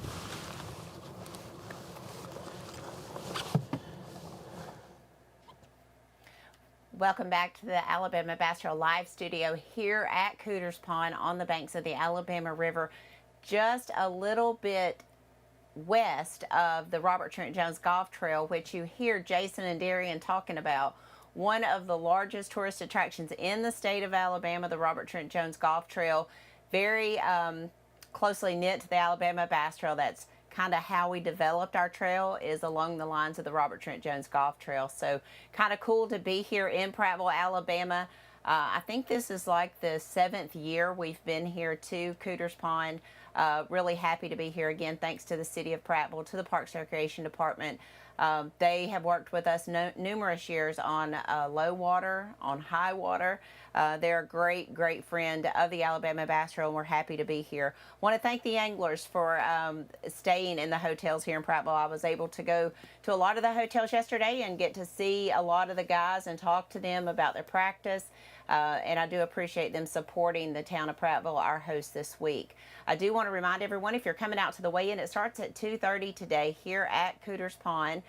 Please bring your lawn chairs, your umbrellas, tents, whatever you'd like to do. It will be a little warm here. There is no bleacher seating, so you'll need to make sure that you bring your lawn chairs and all of that. Won't be able to pull your trucks up so you can use tailgates, but please make sure that you bring your lawn chairs. We would love to have you.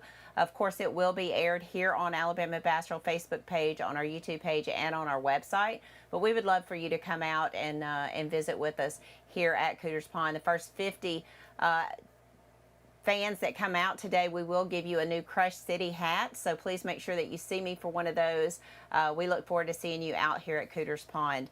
I also want to just say, I know Ben is back with us. I wish we had a picture of Miss Nova Lynn, but Ben, our drone extraordinaire, you got to see his work this morning. They welcomed Miss Nova Lynn to the family, to the Alabama Bass Trail family, and to the Cole family on April the 28th, and she was a great 7-pounder, he said. So I want to welcome Ben back to the Alabama Bass Trail, and also welcome Miss Nova Lynn. Also want to send our prayers to one of our anglers. Mr. Terry Tucker's not here with us today, not feeling very well, currently in the hospital. I hope to have an update from him before we go off the air today, but he is certainly a very treasured member of the Alabama Bass Trail. He and Jeremy Green are the reigning Alabama Bass Trail champions. They won that title back at Weiss Lake last year and came very, very close to another win there at Logan Martin last month. You may remember that. So I just wanted to say that while I had a minute. Also, just remind you that we are out on the Alabama River. The guys are filming not only for live but for TV, so we are in areas where we may not have cell phone service, but we'll get you as many teams as possible. I know Darian is pulling up on another team now, so we'll try to get out to him as soon as possible. While I have just a minute, I do want to remind everyone that May 3rd, the Alabama Bass Trail schedule was announced for the 2025 season. If you are thinking about fishing the Alabama Bass Trail and you've never fished with us before, just know that priority registration is August the 1st through the 14th. New team registration is August the 15th at 5:30 a.m. Central Standard Time. You can look at the website as well as all of our social media channels for more information on how you can register. But right now, we're going to get back out onto the water. I know that Darian's on a team. Darian, is this a new team, or are you catching back up with a team you've already covered this morning? This is a new team, boat number 76. They've got one fish so far. They've slid back. We saw them idling earlier, and I guess y'all are trying to find a spot to fish at with all them boats in here. It's about normal, or maybe less than normal in here, though. Really? Probably a bad sign.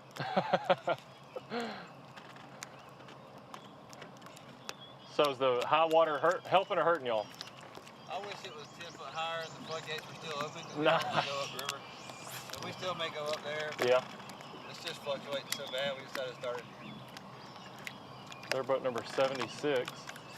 He said they wish the water was 10 foot higher and the floodgates were open and they'd run all the way up. He said they still might. So when you say all the way up, I'm not very familiar with here. Are you going all the way to concrete? It never really got high enough for me to be comfortable going to the concrete this week. Pretty close. Yeah. I'm sure there's still some guys up there, but limited space now. Yeah.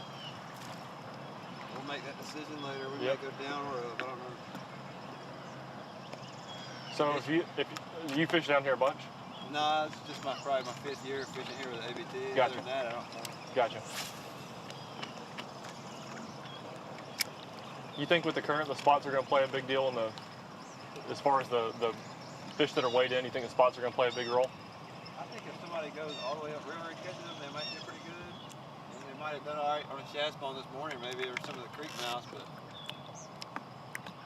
I don't think a lot of boats are going to catch them. Gotcha. I think the main river bite's tougher today too, because the river's ripping. Gotcha. We actually went out on the main river for the first 10 minutes.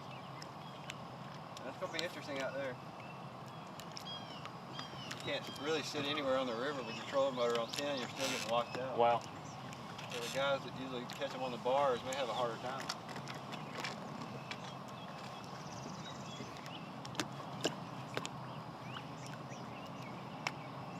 We didn't know if we'd get any bites. We gotten 3 in the past 30 minutes. So. Who knows? I hadn't seen many other people set the hook. No. We got on some good stretches in here this morning, and we ain't caught anything good. So.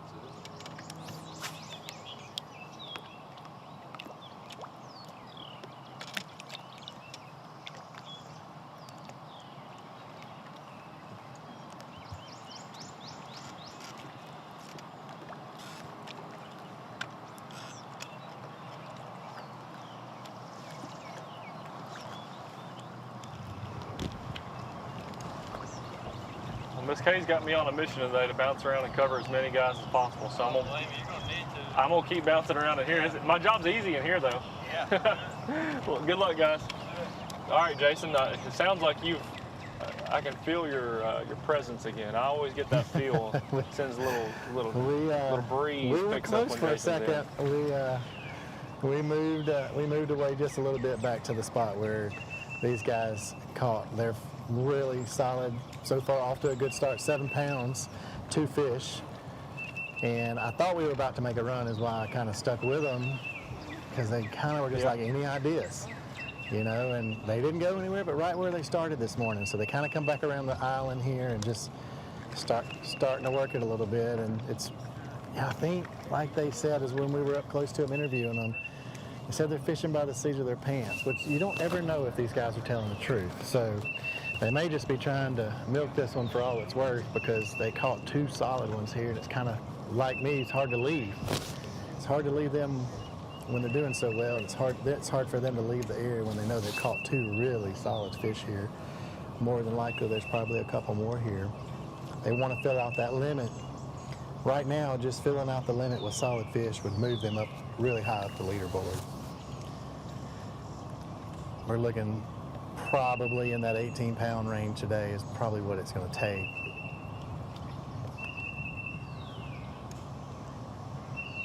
And they've already got a 4-pounder and a 3-pounder. So a couple more 3-pounders and they're up there.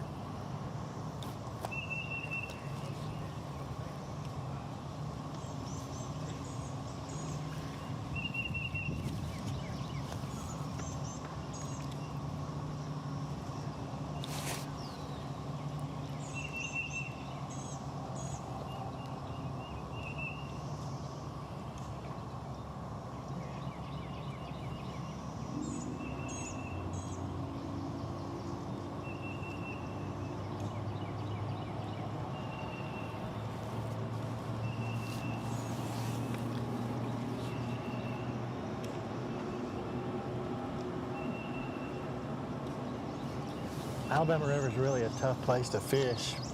We have seen teams through the years, you know, come in here and make an 80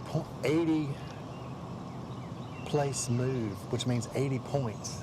You know, they are more to make a move towards the top of the leaderboard. So, and then we've also seen teams lose 80 places in the AOY just by coming here to the Alabama River. So it's really tough. I asked guys earlier this week about coming here and what it means to come here and know that it's tough. You know, and they just said, well, you just got to put your head down and you just got to go fishing. You're really just looking for 5 bites. You're going to catch those 5 bites and hope for the best at that point. And so when you come here, you're really kind of leveling the playing field. These guys, a lot of guys are from here, but it's still tough for those guys as well. You know, so as they have to come here and fish against all these other guys, 225 teams out here today, just really grinding away here on the Alabama River. You never know what the river's going to do. We've talked about this already. The water could be high, the water could be low. It's never stable when we come here. Looks like it's going to crest sometime today, a little above flood stage, and start falling all afternoon. So the guys that want that water to be shallow may have that opportunity for it to be shallow this afternoon if they've got a late boat draw. Darren, you're still bouncing around back in there. I'm hanging with these guys because I just feel like they're going to catch another one, and I don't want to lose it. So, who you on now? Yeah. Well, we've caught up with with the gang. Buck is leading the charge. Buck, y'all got him yet? What's that? Can't keep them on. Should have 4. Jeez. All on a buzzbait? Limping.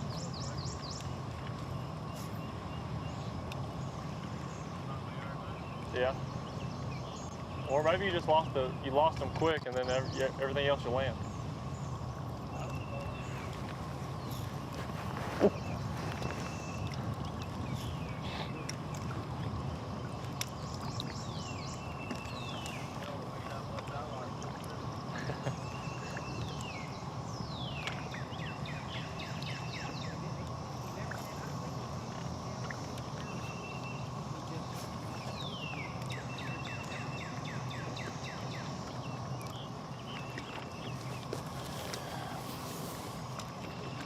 Darren, just before I brought you in, CJ cast back into that area where they caught that 4-pounder, and I mean had a massive hook set again and lost it, whatever it was. And you know, he let out a big growl because he knows losing one is a big deal, and it's pretty weird that they keep going back to this same spot and keep getting bit. There's something holding those fish in there. I mean, we're going to assume that it's a shad spawn. What would you do, Darren? Yeah. I was going to say, if you want a professional report, hey, I just go back there. You know what I mean? It's what you're here for, bud. It's what you're here for. Yeah, that's what I would do. Here we go. He looks like he's taking your advice. They turned the boat around. He's going right back to it. See? I knew it.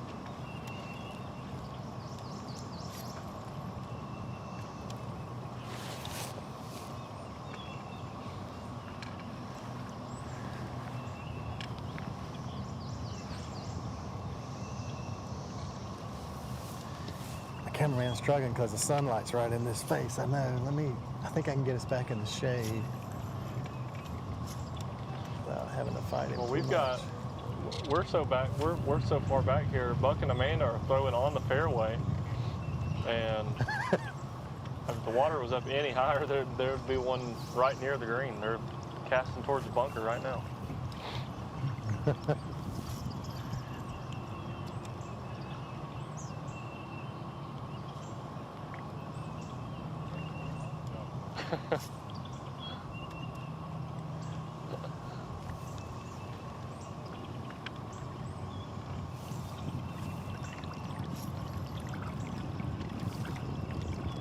So I heard you say Buck and Amanda couldn't keep them hooked. They said they should have had 4.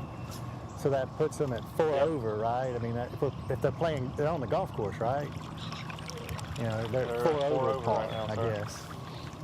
They are 4 over par. That's not good. Not very good.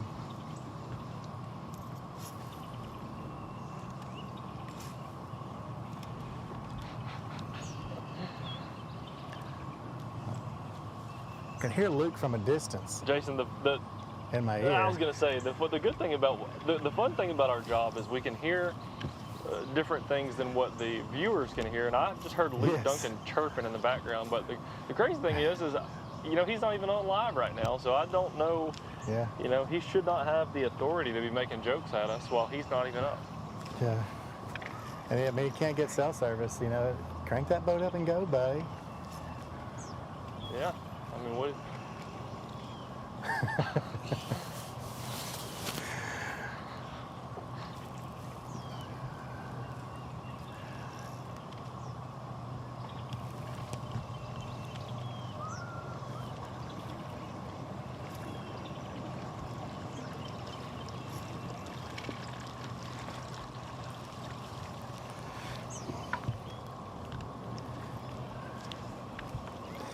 Darren, I've been waiting to say this. I thought Luke would be on with us for me to be able to say this, but you know, I use Instagram a little bit. I kind of you know, I'm not as popular as you with the, you know, the check mark beside you or whatever, you know. But you know, I don't know how long Luke and I have been friends, but I feel like this week all of a sudden we became real friends Because he actually followed me back on Instagram. I mean, that's kind of a big deal, right? I mean, I like almost denied the follow, you know? Almost just denied the follow. I'm like, guys, how long you been? So. Yeah, Luke. So, yeah, you know. Luke is a little bit of a diva on the gram. I mean, if you ever get a tag from Luke Duncan, that's a big deal. If he'll actually tag. He'll post a picture of you, but he may not tag you because he don't want to. Luke's got so many followers. He don't want to give no likes away, you know. Yeah. No, yeah. No. Well, he's chirped. Jason, you mentioned something earlier that I think is cool, and I may not.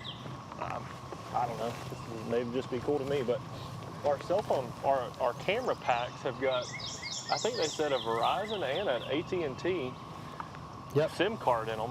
So we have double service all the time. But on a place like this, you can't. I mean, even with with two different carriers, you still can't get service at some places. So I don't know if maybe.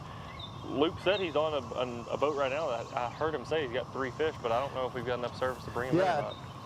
I think he probably ran down to Prattville to get a Straight Talk card to put in his, I think. He had to top up on it to get his minutes back. Yeah, he's on that $15 minute program. Yeah. He's got to pull up. They got to be catching him, though. When he pulls up, y'all better be catching him because he don't have many minutes. You better be ready. He got no time to get it. Yeah. And we got Mark and Tim are back behind us again, so they're crowding us. This guy, our groundskeeper up here, is riding a little red what you call it thing? A tricycle? I know. It's red. It was swimming that way. Ain't about slowed down. That's crazy. I don't know if you heard Darian, the guys here just said that was another 4-pounder that they just lost swimming away with the jig. Man, that's Yell tough. back at them and say, don't lose it. See if they like that. Darian said. That wouldn't go over very well. No. Luke said. Luke said. He can't admit himself right now.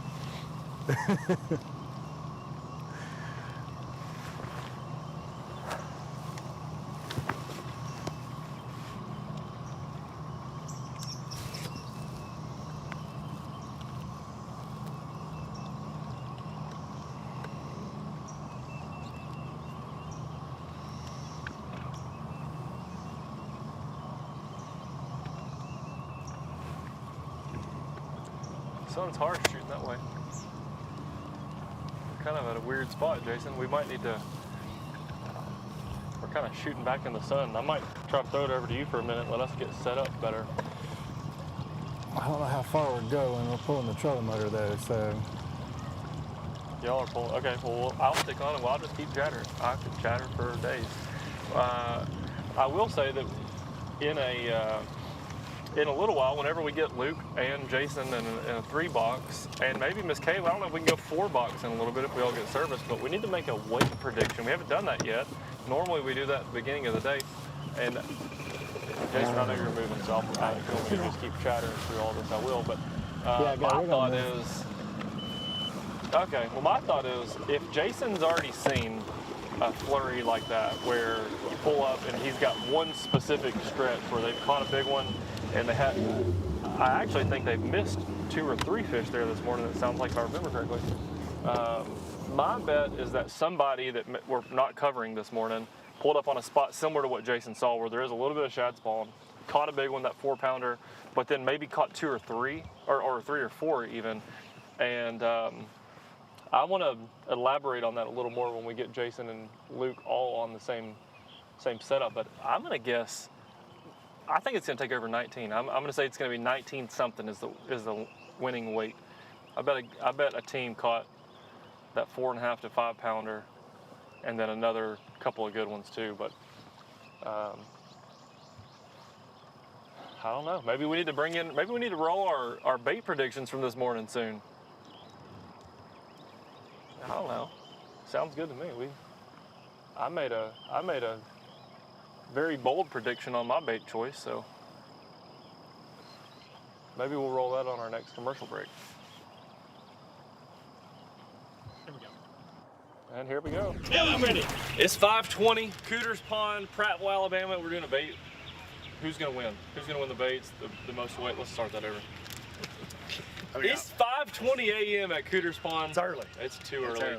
And dude, we're doing the bait picks again. And Ike and Ellie always said match the hatch. He always preached on match the hatch. This week I'm going match the hatch with the cicadas. With a Bronco bug. Okay, good with job. The Bronco bug. That's you kind were of really like a little cicada, with that. Huh? We got northern lights. We got And cicadas. There It's we a go. weird time in There we go. Alabama. Well, we're at flood stage, too. Technically flood stage. We're not flooded out here in the parking lot. So flooding means current to me, and it means mean spotted bass. So I'm going the Mayor swim bait, probably the little 3-inch one, too. I would think more so than the 4-inch here today. What you got, Jason? I mean, you guys have got it narrowed down to one bait. I'm guessing you're really on them. Obviously, I'm not. So I brought the big bite selection today. So the trick stick, the fighting frog, and the kamikaze crawl. Yes. So easy to say for everybody here. I'm going flipping. Yep. I really think today the bite's going to get tough. The water's rising, which means they're going to the bank. We're going to bring out the flipping stick and we're going to flip all day. That's how it was won here last year, by the way. So just saying. There you go. Insider info. And we're rolling again. There we go. That was our bait picks. And I'm going to pull up and just show you. Actually, Luke Duncan this morning stole my pack of swim baits because his was in the boat. I actually brought these and Luke stole that for his bait choice.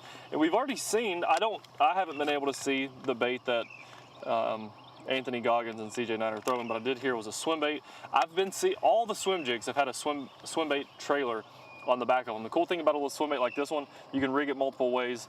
Again, this is the Mayor by Rapala Crush City, and it's just a little shad bait, perfect. I've actually brought this same pack to almost every tournament we had this year because it's a bait that you can catch fish on anywhere, no matter what. However, sorry, I've got Luke in my ear. We've got however style of fishing you're doing, wherever you're at, always be able to catch fish on a swim bait. A little one like this especially, it imitates bait fish, whether it's gizzard shad or threadfin, no matter the size of the bait, you're going to be able to catch fish on a swim bait like that one, the Mayor. This morning, they're throwing it on a swim jig. Also, we've seen this already too. My pick was the Bronco bug, and I was kind of making fun at the cicada hatch that's going on right now, the cicada takeover. But we've seen several guys flipping. Mark and Tim, and I mentioned this earlier, they were flipping a really dark bait, something like this, just a flipping creature style bait. This one has the little cicada looking crawls on it. I don't know, I'm making that up, but we just talked to Buck and Amanda. They lost 4 already flipping this morning. The guys that we stopped on boat number 76, I believe, they were flipping these bushes here in the middle, something just like that. So 2 go-to baits that you'll see a lot in today's action, I would imagine. And then, I don't know how quickly we could pull up, but earlier I asked a question about the northern lights last night. Personally, my Facebook blew up. I'm from Hayden, Alabama, kind of, I guess, north central Alabama, north of Birmingham. And my Facebook last night, I was in the hotel, but it looked like my whole Facebook feed was in Alaska. And we made the comment earlier, if you saw the northern lights, to comment them in the feed below. And Thomas, someone, I don't know if it was Thomas that took the picture or his family took this picture, and it's purple, and so he took it in Mobile last night. Purple and pink sky. It's crazy that you're able to see that in Mobile, that pretty and that far south. I know James Spain was talking about we would be able to see it in the northern half of Alabama and possibly, and then up, but it looks like it ended up going a lot more south than anywhere. If you still have pictures of that from last night, comment them below. Miss Kay's been seeing them in the comments and talking about them all over Facebook. So I think that's fun to look at. Something that doesn't happen, I don't know if it's ever happened before, or if, I don't know if it happened. I hope it does. I have no clue. I don't know if that's a good thing or a bad thing. People are having conspiracy theories about it and saying that we wouldn't, they were saying last night could have been the last night or ever.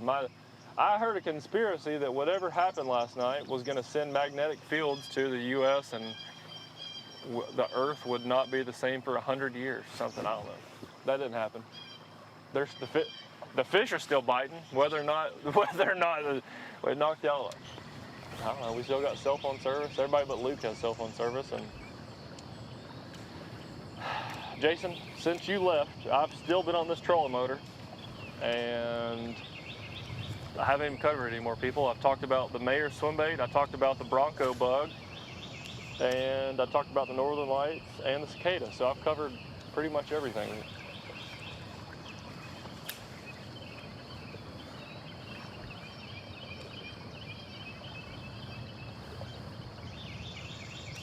Terry, maybe that magnetic field or whatever we had yesterday is kind of messing with Luke's cell service, I guess. It's kind of what they were saying yesterday was going to be a big problem. I know it did some stuff with satellite radio and stuff like that, but I didn't expect it to take out Luke. He's got T-Mobile. Yeah. It's a T-Mobile thing. I didn't expect to take him out, you know. He's doing that low budget cell thing too, not only low budget live. Yeah. Got that low budget cell service. Low budget he's on life. that $5 a month plan. Hey, Luke actually did a series one time called Low Budget Life, and it was a vlog series he did, and it was pretty. I hate to give him credit, but it was pretty interesting.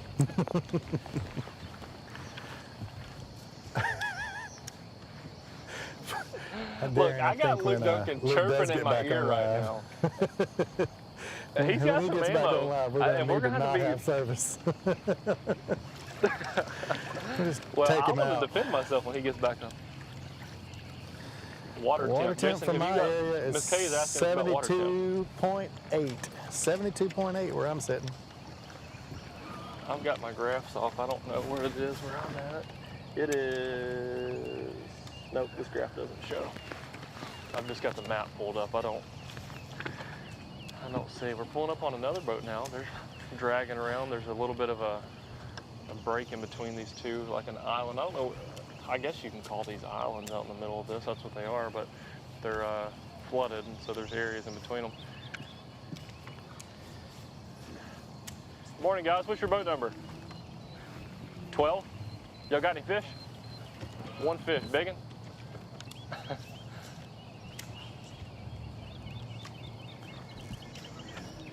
Yeah.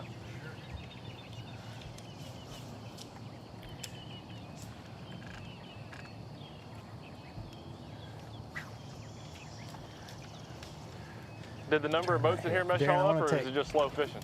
Wait just a second. Yeah. Yeah. They bit better yesterday. Really? Well, did you hook them or did you just shake them off?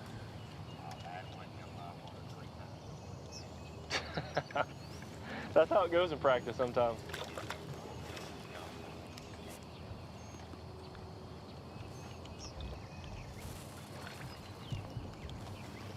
Well, good luck. Maybe it'll turn on here in a minute. Yep.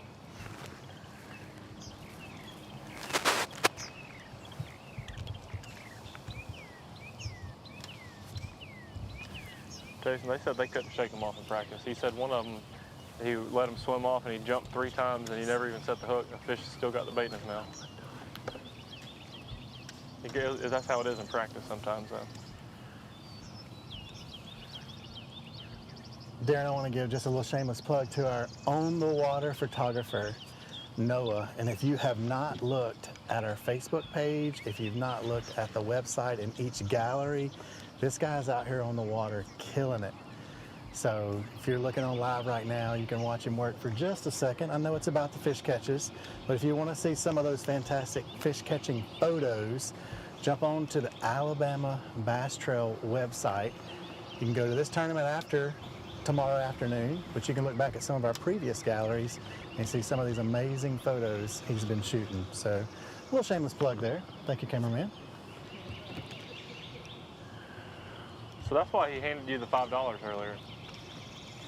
I'm actually driving over here to the boat right now to see if he's got some snacks for that work right there. So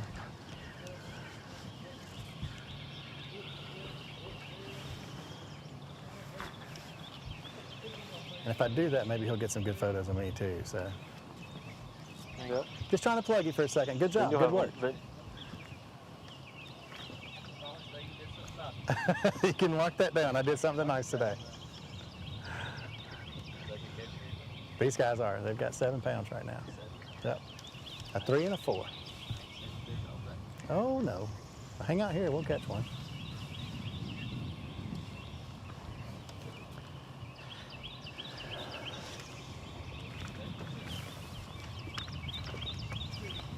Got another one. I mean, it's a keeper. We're just looking to fill out a limit right now. That's a keeper.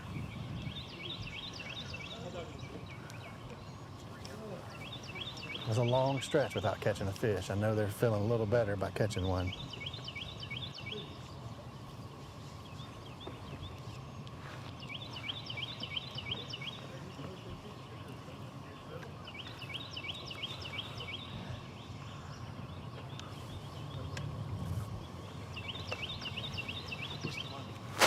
That puts number 3 in the box.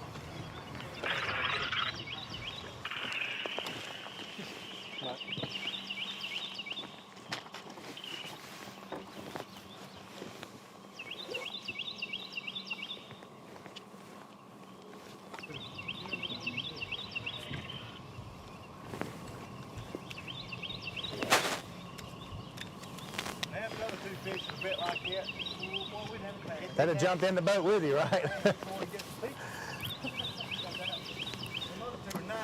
We're just fighting for a limit though right now.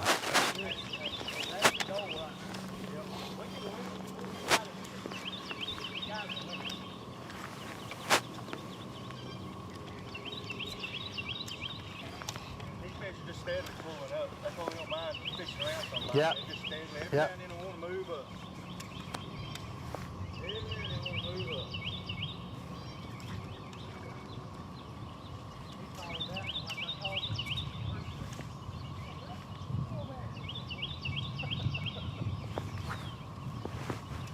I want to contribute, but they don't want my work.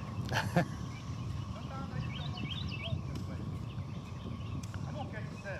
That's what I'm saying. Your fish is just. Got moss on her back. She's real aggressive. Oh, my moss. She's real aggressive. Oh, yeah.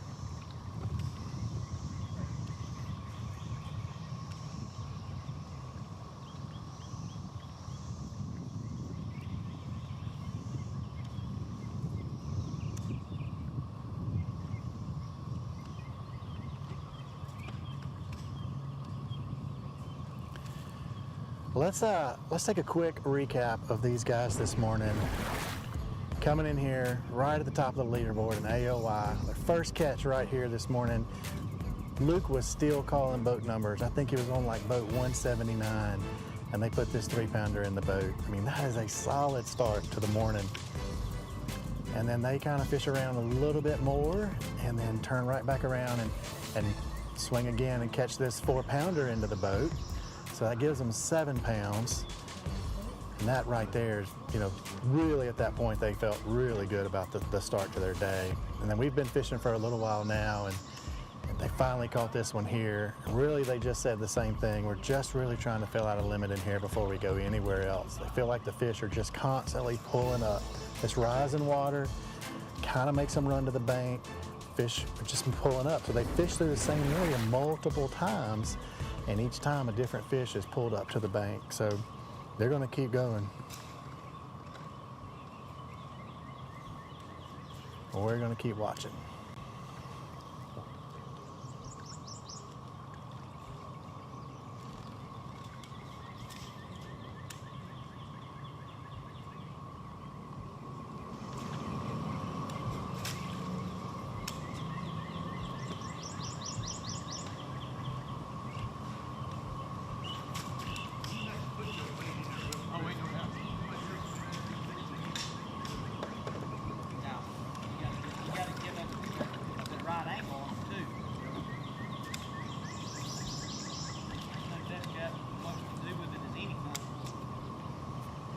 Hear them talking to each other about bait presentation and how important having that right angle as they make that cast.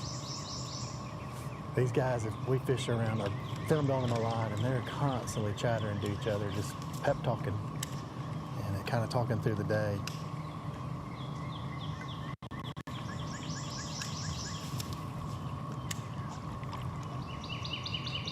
This sport is a mental game, and you know, having that big long lull in a bite really probably kind of started messing with the head a little bit. So to get another bite in this same area, once again says, all right, let's run it again. Let's run down this bank again. They, right up there where they let that one rest, if they caught the 4-pound draft, they had a big 4-pounder bite it again. They missed it. So I think they got their eyes on going back up there again. We're working down this bank to get there.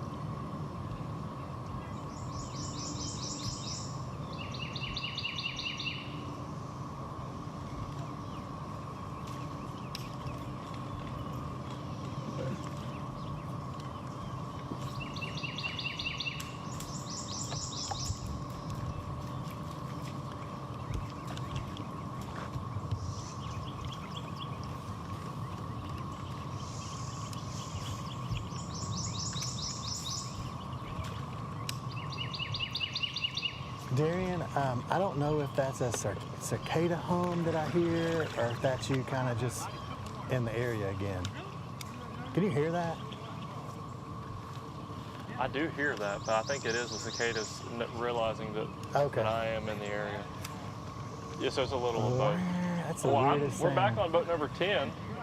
We're back on boat number 10. This is the first boat that we were able to, anybody was able to get on this morning, and they got to pick any spot on the lake, and they picked right here close. I asked them if it was because the fishing's good or did they not have anything, and he said no, the fishing was pretty good in practice. This is a good area. So what's the update a couple hours in? Still zero. Still zero. The shad spawn was not as crazy as what we thought it was going to be. 3 bites.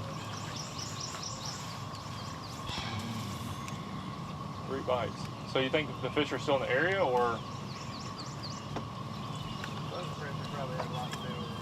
Yeah, it got kind of thick in here for a second.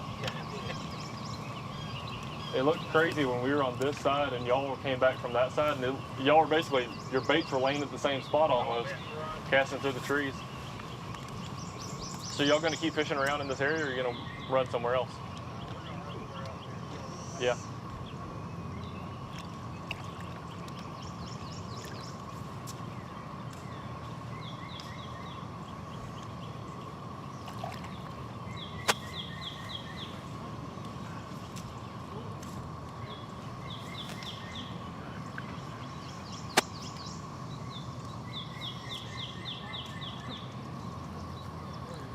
The crazy thing is there were so many guys in here.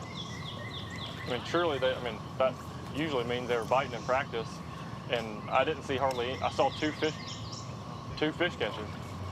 So it's like it must have, and now there's not hardly as many people in here, so nobody must have caught them in here early. But, well, good luck, guys. I'm getting a voice in my AirPods that says let's take it a break. So if y'all are watching, we're going to swing over to a commercial break, and we will be right back with you in just a few minutes here out of Cooter's Pond on the Alabama River. The Alabama Bass Trail is sponsored by Rapala, VMC, Crush City, TH Marine.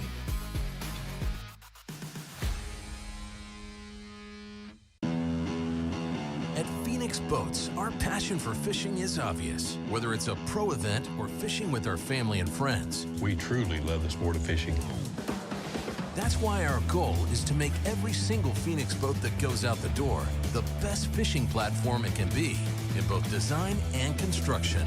We love to fish as much as anyone, and we believe it shows in every boat we build. Phoenix Boats, built by anglers for anglers. I leave nothing to chance when it comes to hooks. They are the most critical part of the equation.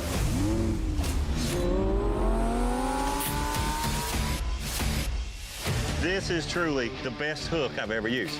Thinner, stronger, slicker, all the pluses that you really want in a hook. That red line right in the roof of her mouth, exactly where you want to get them. When you have the opportunity to create something good, you might as well make this great. And I think that's what we did with the Red Line series of hooks. In the relentless pursuit of domination on the water, one name stands above the rest. TH Marine's Atlas Jackplate. The power behind champions since 2007. The driving force that propels you to victory. More winners choose Atlas. For the fisherman who demands the best, Atlas delivers. Because every move counts. More winners choose Atlas. Big companies get bigger and bigger and talk about their fancy labs where they study fish behavior. But then they all go golfing on the weekend. We don't have a large laboratory to test baits. Why, you ask? We don't need a big laboratory because our pros fish, our employees fish, our salespeople fish, our suppliers fish, our mold builders fish, our owners fish, and our kids fish. This is our laboratory. Our R&D comes from time on the water, learning how to make fish bite. We don't have other hobbies. We fish. We fish all year in all conditions across the whole country. All that time on the water brings us thousands of hours of testing new products and improving current ones for all species. We're a family-owned U.S. company that has many of our products made in America by American workers. The products we don't make in America, we make in Guatemala, which supports many families in that country as well. Y'all know what's better than one biscuit? Two biscuits. Take your pick of two handmade biscuits for just $5.55. Choose between the sausage, egg, and cheese or bacon, egg, and cheese biscuits. Ain't got to be a math whiz to see this deal. Jack's, all about the South.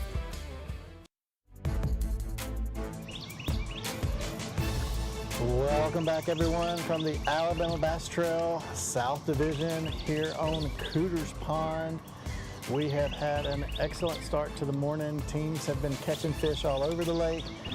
Darren and I have been really concentrated here in the golf course area, which not very far from actual takeoff at Cooters Pond. The guys have been fishing a shad spawn this morning. Really kind of stuck with it a little longer than I thought we would. We're kind of fishing this low light shadows banks now, so hoping that shad spawn still continues. We are on the team of CJ Knight and Anthony Goggins, coming in here really in the top 5 in the AOI, and with the 7 pounds they have right now, they caught a 3. Actually, they caught the 3 right where he just made that cast. Caught it first thing this morning. Luke was still calling boat numbers, and these guys were already catching fish. So other guys hadn't even started their day, and these guys already had one in the box. They quickly moved on to another fish. After that, it was a 4-pounder, got it in the box, and now they have just a small keeper that's put them over that 7-pound mark. So they got 3 fish currently. Just been really working that swim jig all morning. So it's a swim jig day for sure for these guys. So interesting to see how they kind of end up in the tournament. You know, they got a good start and probably going to be able to continue that. Got Darian now over in the background over there, so he's not too far from us. He really was kind of close to us, so he's honking the horn and waving. So he's probably going to head out of here. I think a lot of teams have kind of moved out of this area now and moved on to their other spots. So this was probably a swim jig, shad spawn deal. Let's get it going. Go get a couple fish and move on. Where CJ and them really can't leave the area because they feel like the fish continue to move up. And they have lost a 4-pounder that's just right around from where they're fishing. They're working their way back there to it. I know they're not just going to run up there on it, but they're slowly fishing their way back there to it. And be nice to see them put that fish in the box. We were up next to them earlier, and they said that they really kind of came in here and just started fishing the seat of their pants because they didn't really have a plan. The plan that they had, the water's rising, it was a shallow area, and they felt like that would just kind of be blown out by this point. So they didn't did make a move to go fish that. They just stayed here and knew that they already had a shad spawn deal here, so they just decided to stay and fish it out. And it's paid off so far.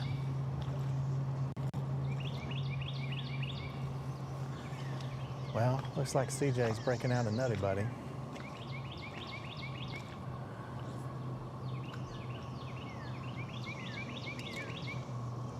I know Robbie Floyd's at home watching, and he would normally say at this point, "What you got for snacks?" So.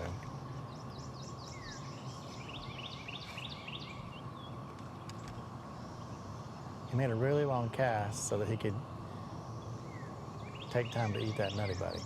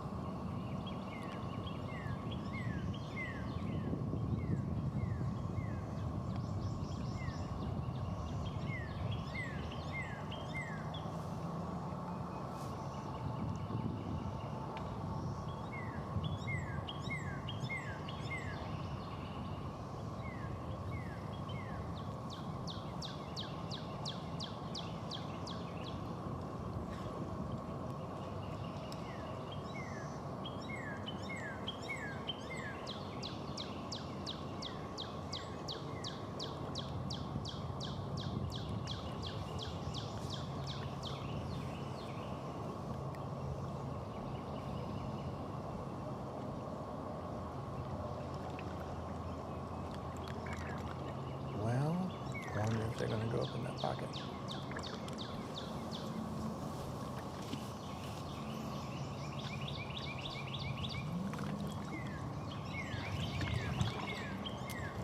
Yeah, it looks like they are.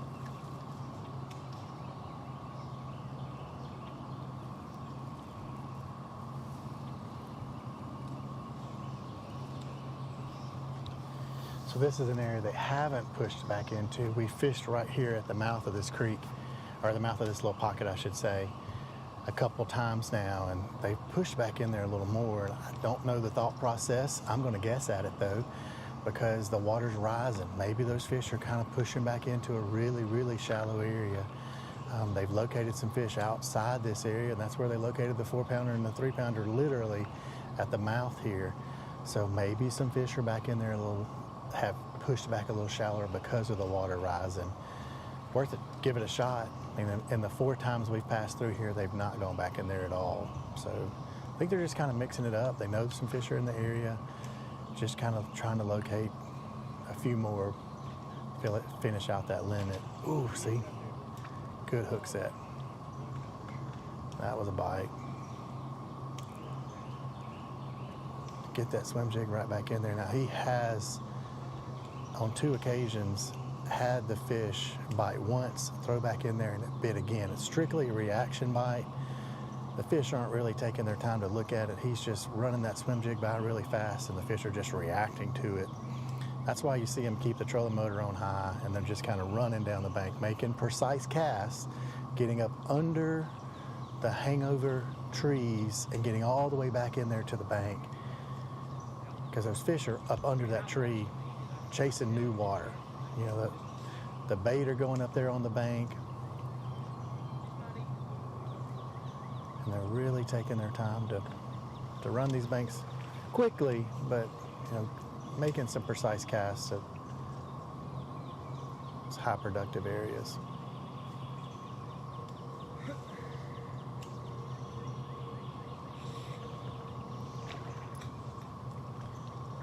The back of the boat's got a soft plastic going.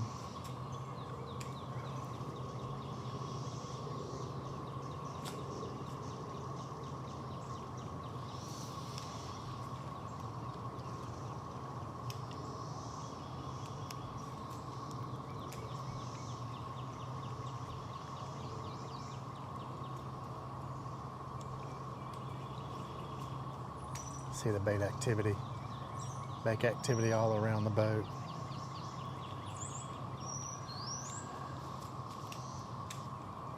I said this earlier, a shad spawn is a low light condition, so when the sun's just coming up, the whole lake could be in play along the bank with the shad biting.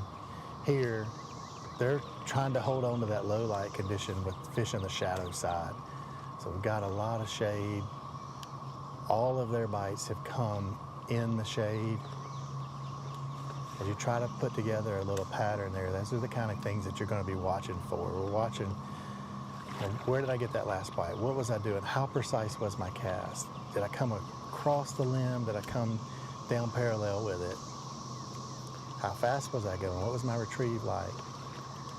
Erratic, or was it really smooth? See that cast right there, all the way up under the bank right there.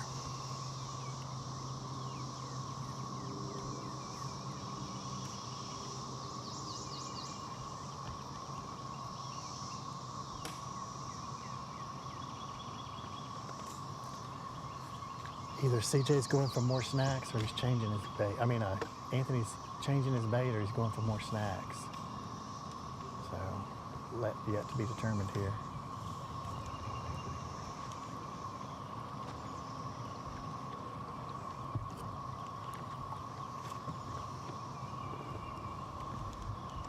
Right, I'm not gonna talk. I want to talk to him and ask him about a couple things, but just around this curve right here is where they had that 4-pounder hit, and then they came back through here and had another one hit. So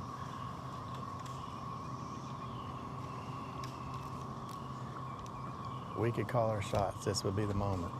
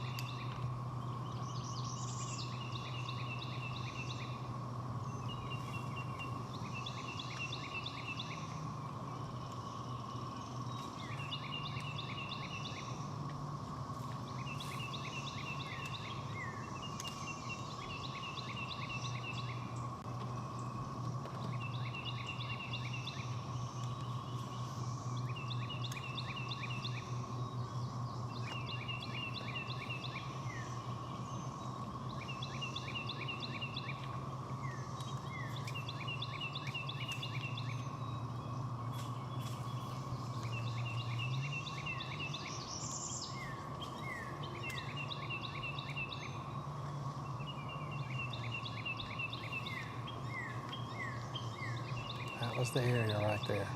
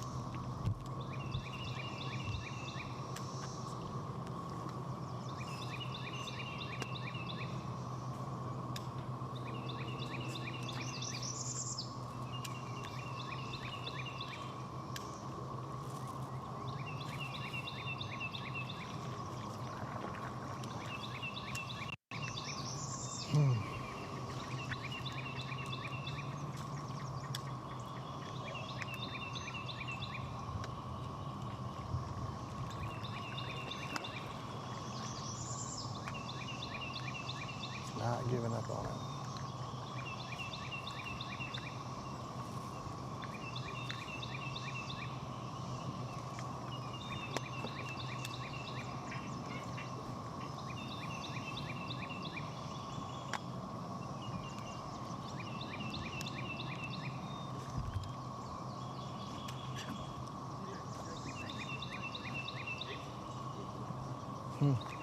That was a bite.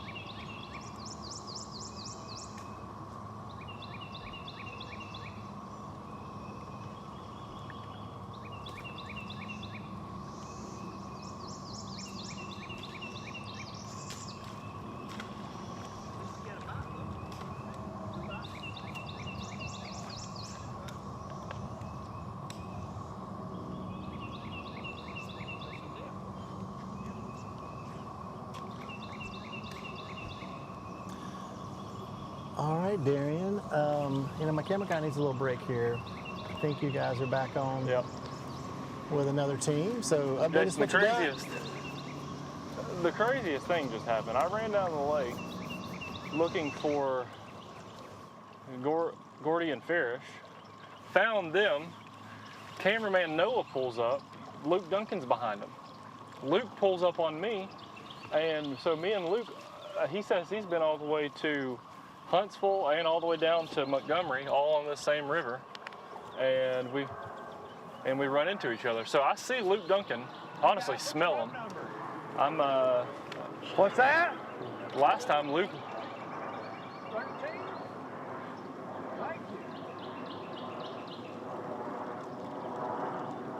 So we have a double river coverage over here.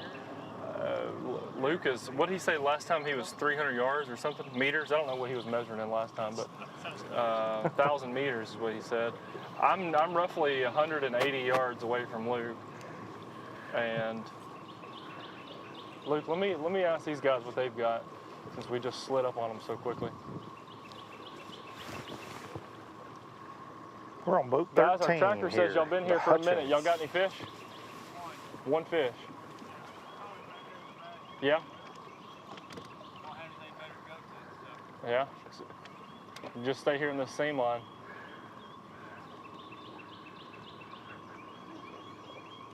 Got logs. Did y'all get some good bites here in practice? Nice. Yeah, that's like I said, we have nowhere else. Nice. We're going on 2 bites. Heard that. Yeah?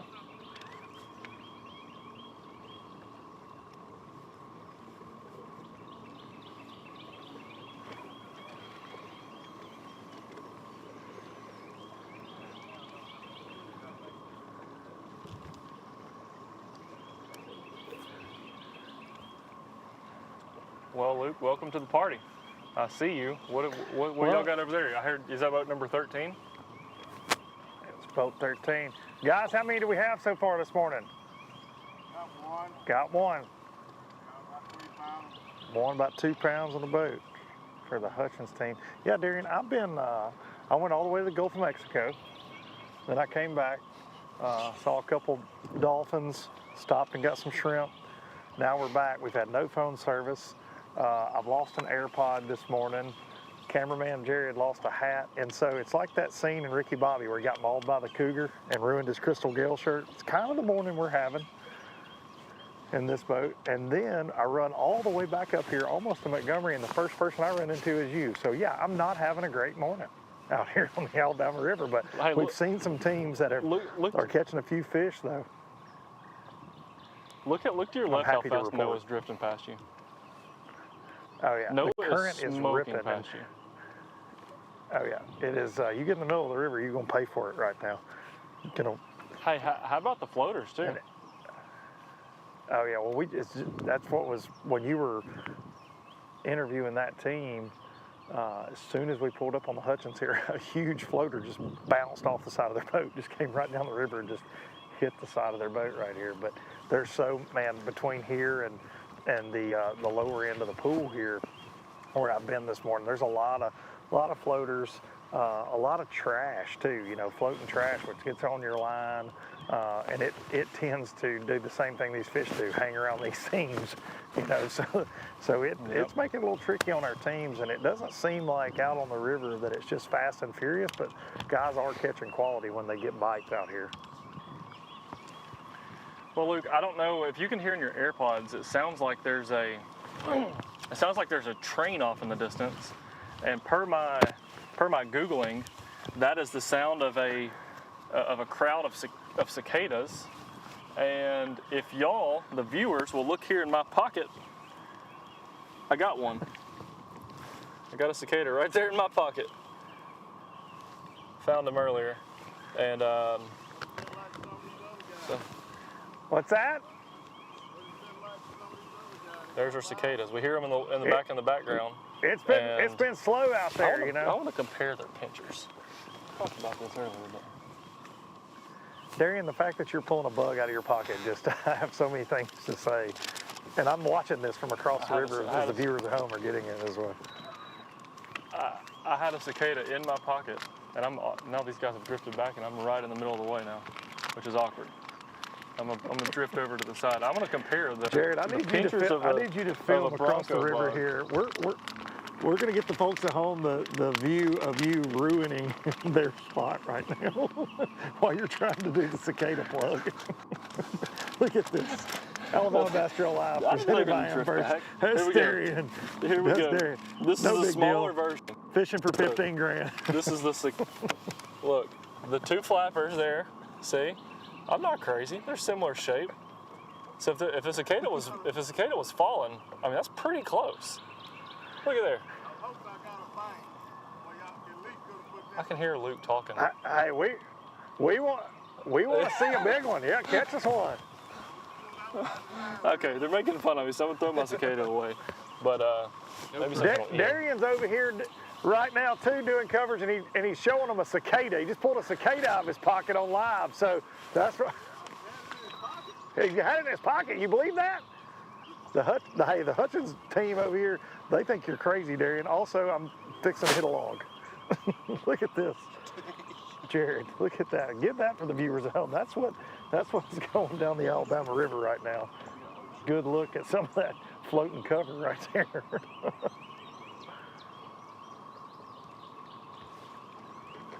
We've seen everything from soccer balls to full trees today.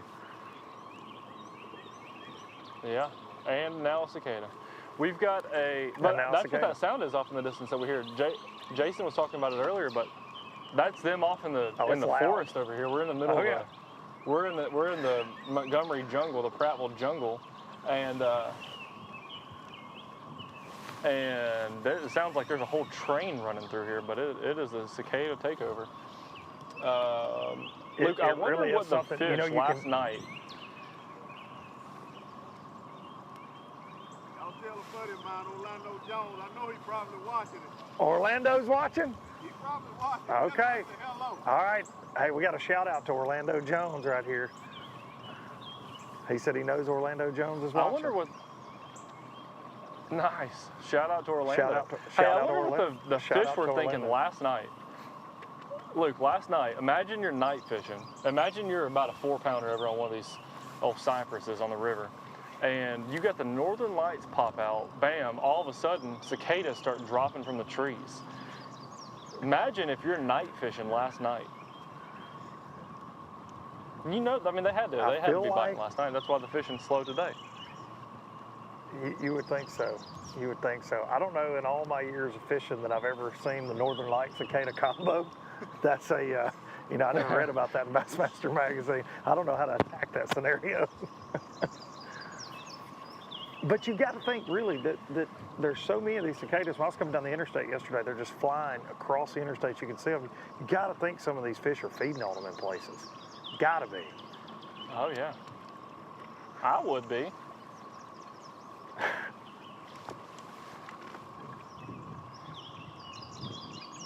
You know when you're fishing with your buddies and you're like, if I was a bass, if you're a bass. Yeah, yeah. You know when you're fishing with your buddies and you're like, and you're not catching them, and you're like, man, if I was one 5-pounder, I'd be under that dock right there. I'd be right there. If I was a bass, I'd be killing them cicadas. I'm pulling up on a boat right now. I was trying to see what they're doing in the middle of this canal. One of them's fishing off the left side, one's fishing off the right side, and they're just, it looks like they're slow dragging some sort of a baby brush hog. But I do see the pink ribbon, which in theory means they are fishing the ABT. Good morning, sirs. How y'all doing? That's right. It beats what Luke Duncan's doing. How's the fish biting? They ain't.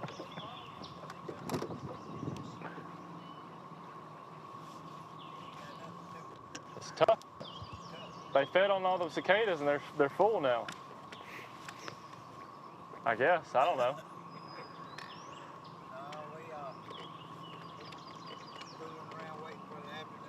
Yeah. Heard y'all got the night bite. Y'all got to have y'all's big spinner baits in. What was your boat number? 212. 210 or 212, either one. 210. And when I come out at the end of the shoot, everybody was gone. They were. Yeah, they were. We stuck around close, and a couple people, there's a crowd fished real close this morning, but they've spread out. There wasn't much biting. It's not too good right yet. We're turning on a little bit afternoon. The afternoon bite's been pretty good. It was for us. Yeah. That's what we waiting on. Heard that. Are y'all gonna be around this area? It's gonna be Right here, okay. We ain't cool. going nowhere. There you go.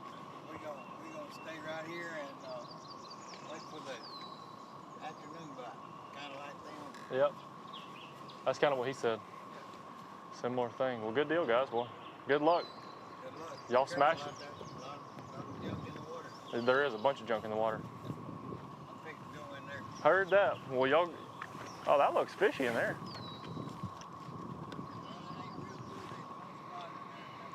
Really? Yeah, I hope not. Good luck, guys.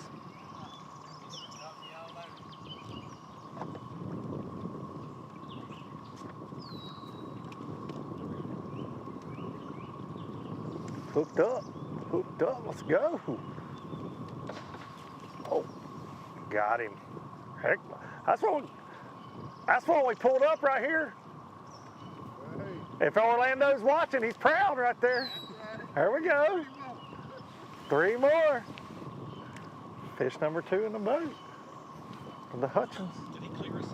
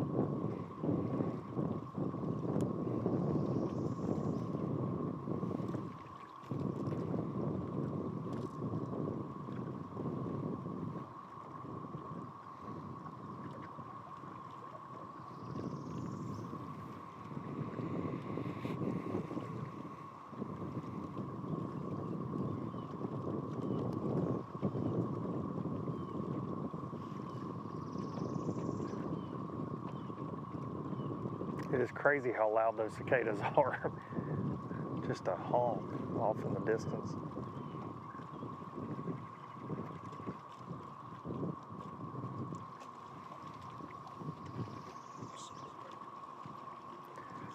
We're here with the Hutchins team and just put their second keeper in the boat. This is one of these main river current seams, kind of a little bend in the river. That's what you notice with a lot of our teams. We've been running up and down the river. Hadn't had a lot of service to bring you a lot of coverage, unfortunately, today from our boat, but most of the teams that we've pulled up and talked with, whoa, swing and a miss right there. Or when they're on the river, they're trying to fish just something a little different, just a little turn, maybe there's a little rock that runs out. Some of these places, a big tree, but just these river bends in general have been real popular today with as much current as we have. And a lot of times that's just going to push those fish right where you can kind of pinpoint where they'll be in eddies or late into the cover, and it pushed the bait up there as well. So no shortage of current today. The interesting thing for me too has been the water clarity. I mean, it's dirty and it's got so much sediment in it. You can just see it. I mean, it looks like you could just, it's thick enough to grab it almost as it comes flying by the boat when you're spot locked. It's just, I don't know if that's slowing the bite down for some of our teams. Certainly fish getting caught on the Alabama River though. Something that we really haven't talked about is this is almost a cold front situation as well. We had that massive storm front come through the other night, a couple nights ago, affected so much of the southeast, and now we've got a high pressure day, winds blowing, really cool kind of day out here. Not as hot and humid as you would think it would be on the Alabama River in May.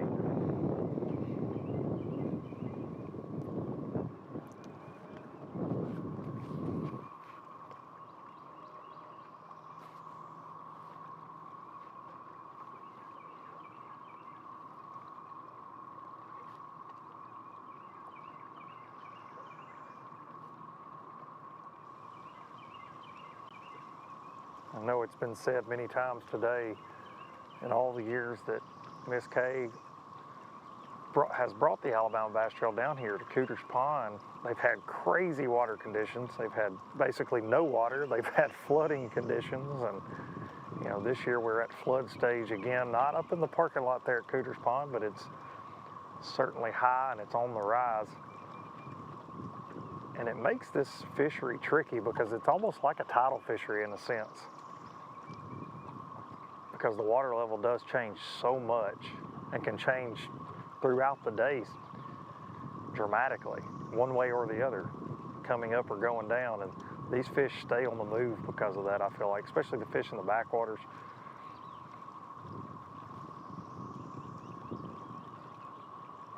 And you have to wonder, is it going to come down to who found a productive backwater or who finds that main river stretch that's going to be loaded with big spots?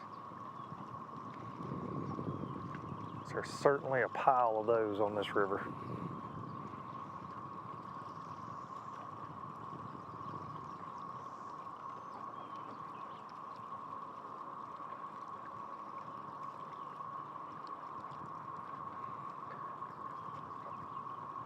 And I believe Miss Kay's going to join me up there at beautiful Cooter's Pond. Miss Kay? Lots of moving and shaking going on out here on the river. I just got a report. I see that. I just got a report from a team that we didn't really talk about much. I think I may have mentioned them in the podcast. Trey Wade, Bradley Parnell, that team fishing with an alternate today. Mr. Leon Wade filling in for Bradley Parnell. Bradley's wife is really close to having their first child, so he stayed at home with her. But I just got a message from them. They have 17 and a half pounds in the boat at 8:40. They are boat number 69, 17 and a half pounds. We have not seen that this morning. We've seen some good fish caught, but we've not seen 17 and a half pounds. We know that they made quite a run and we're unable to get to them with cell phone service. But what do you think about 17 and a half pounds at 8:41 in the morning? I think if I have that, I'm feeling really, really, really good. I'm already thinking about you know, what I'm going to do with some of my winnings this afternoon. Now, does that mean you're going to win the tournament or top 10 it? I don't know. You never know with these ABT anglers. They always bring it. It always takes way more weight than we ever expect to get a check and to ultimately win. But I'd say if you got that in the box at 8 o'clock, you're feeling pretty good right now about the rest of the day. To maybe make a couple more calls, you know. Yeah, we saw this a couple years ago when Brian Stifler, Wesley Gore, you know, they came back at 10:30, ordered pizza, kind of did the whole Timmy Horton thing with the floaters that you're seeing in the water, the fact that the water is going to crest today, it may start dropping. Does that change the way you think about your afternoon? They're boat number 69. They're going to be in that third flight, due in, what, 3 o'clock, I guess? Do they come back a little early just to make sure they get back? You know, you gotta weigh your odds on that, right? I mean, because I say it all the time that there are so many variables in a bass tournament. Catching them is certainly the hardest part of it, but man, you could have a mechanical issue, like you said. There are floaters out here today, and think about the no cell phone service, right? Like you have something happen and you can't get a hold of another team potentially, or to get a ride back, because you know they have to ride back with another competitor or send their fish back, kind of thing. So yeah, I think having a good bag like that early, it is going to change your game plan. You're going to, you know, there's plenty of spots to fish close to the ramp. So do you just come fish around really close for the rest of the day, you know, and definitely don't take that chance and risk that, because I'd say that's going to be really strong here today. And if a fisherman tells me they have 17 and a half, they probably have 19. Most of the time.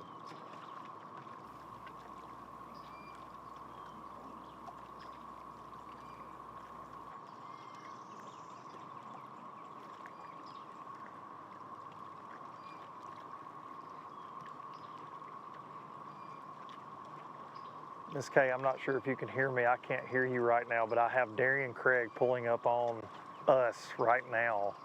Going to do coverage of coverage.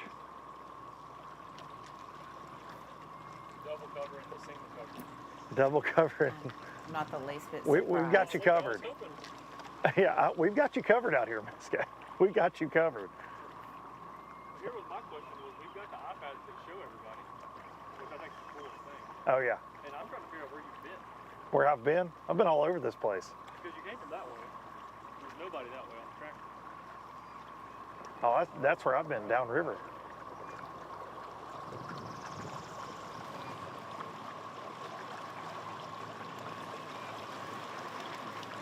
How about the current? The current is amazing. Luke, if we're just trying to break this thing down, what is your strategy for where you're going to go next? I think I'm You're going to just go gonna up keep the. I'm bouncing going up to the keep river? going up the river. Yeah, I think I'm going to head up towards Montgomery. We've seen so many tournaments in the years. That section right there at Montgomery is really popular for a lot of big tournaments over the years. I gotta feel like some anglers are up there. A lot of them actually. Nobody on tractor though, like you're saying.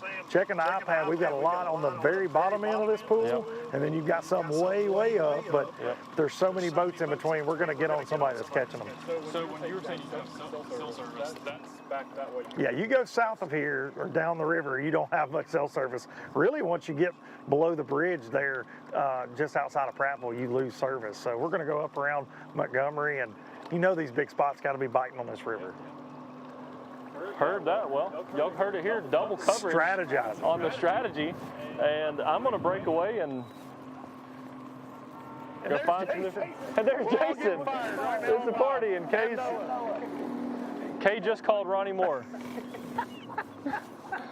Kay just called Ronnie. Well, Miss Kay. And I'm going to go try and find some more folks on the river. Jason's now headed the direction that Luke was going to head, so who knows? We shall see. We will return. See, y'all can go to Luke See, now. I taught everybody a lesson which direction not to go to make your camera work this morning. Now everybody's refusing to go that way. All right, Darian's going to leave us. We're still fighting the current here with the Hutchins crew. They've got 2 in the boat with the cicadas screaming in the background.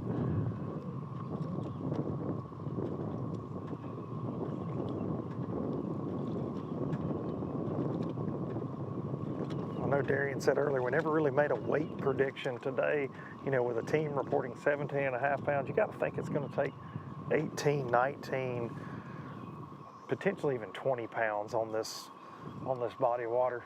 It's certainly got them.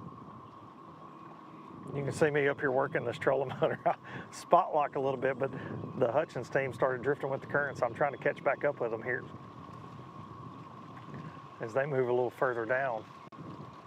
But you can see just all the sediment in the water.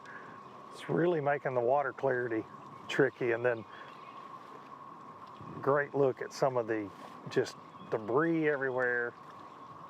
It's making it a tricky fishery for our anglers, no doubt about it. But if you can see right here, try to spot lock right there, that hard line, that current seam, that's what those fish are going to be inside of that, and it keeps them from getting blown down the river in this current. So they're going to get right there, the bait's going to get right there, but you can see that current seam, and this turn in this riverbank creates that seam, and that's why these guys are focusing on just this little stretch, because it really, when you're running down the river, it all starts to look the same, right? You got current everywhere.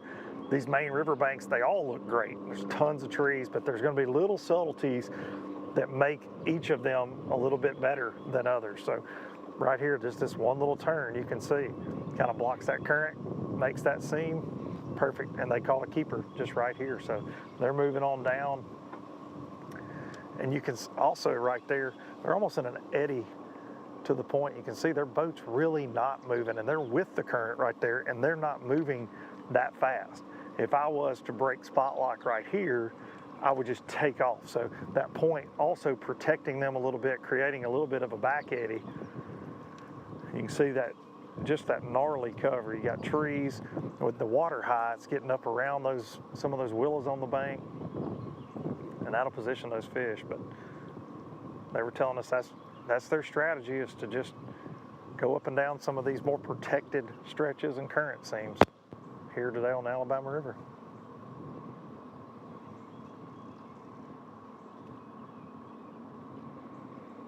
And I think Miss Kay is going to join us again from the studio.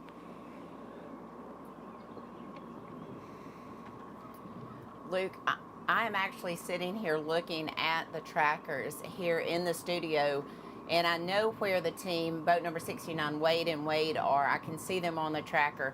Names around those guys: Tyler Malone, Cade Law, currently sitting in second place in the Angler of the Year points. Then I look over and there's Brian Adamson, Ryan Lloyd. They won here last year.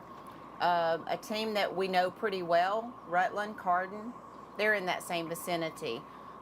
Chapel and Davis, winners from Logan Martin, they are in the general area of where we are hearing 17.5 pounds came from. Also, Chip Bradley, Nick Harris, we talked about them on the podcast as well. Stevens and Aldridge, a little ways away from them, but they're all in that area, that north area. So going to be real interesting to see how those teams fare when we get back to weigh-in. But I got to think if there's 17.5 pounds and that second place team is sitting there, they could make it interesting for Mark McKeag and Tim Hurst. No doubt about that. With one tournament to go. Still turning loose. And we didn't get bit till we got back here, right here. So I'm actually watching cicadas land on the water. Have you guys seen any bass eat a cicada during practice? Have you seen that at all? Because I see them landing in the water. You got to think they eat them, right? Well, that's what I was telling Jay a while ago. You know, like those brim and bass, we eat them up, big as they are. No doubt. No, we didn't even get a chance to practice, man. So no practice, flying blind, but already got a couple on the boat.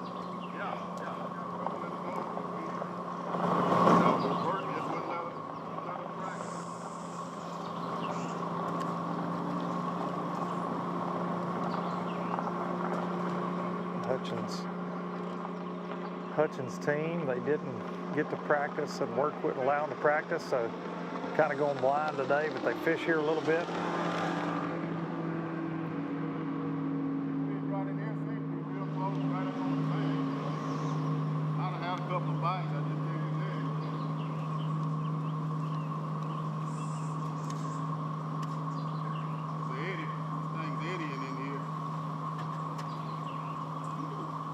Yeah, I was talking about that on live. You got this little turn in the bank, right? It just protects you and creates that seam.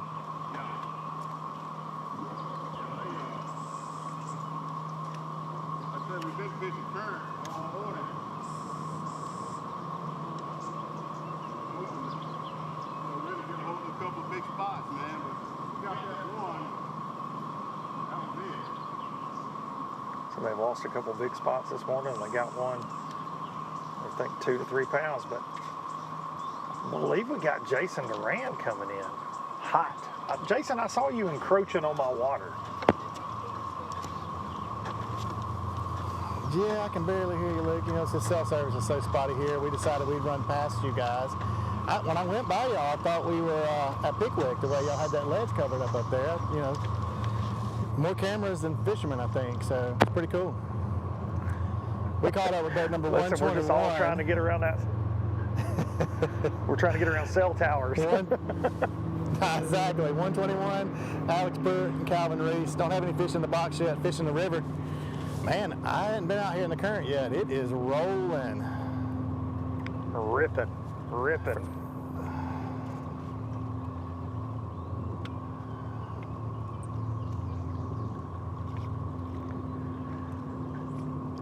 Guys, what kind of weight y'all think it's going to take today? I don't know. I think it's going to probably take about 17, 18 pounds? That's kind of what I feel like too, you know, just history kind of shows that.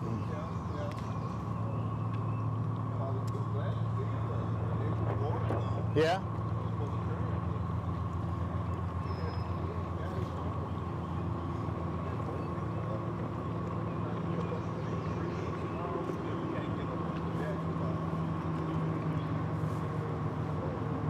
Just kind of fishing the eddies and the slack water in the wood and just kind of flipping along here. Sounds like a pretty cool plan to me. Well, we're going to keep bouncing around. Thank y'all for your time today. Good luck. Keep your head down. Y'all got a chance still, so. Yeah, we're going to leave some luck with you when we pull out of here. 18 pounds maybe, something like that. Luke and the crew, we're going to kick it back to y'all. We're going to keep on moving up the river. All right, Jason, be safe out there. We're hanging in here with the Hutchins. I do see some other boats in the background also. kind of doing the same thing. You know, a lot of main river fishing going on, and you can't blame anybody for doing it. I'm a river rat myself. I love when there's a lot of current, and just because, man, if you can find that little stretch where that current's got them positioned just right, you can have a great time getting a lot of bites. But so far today,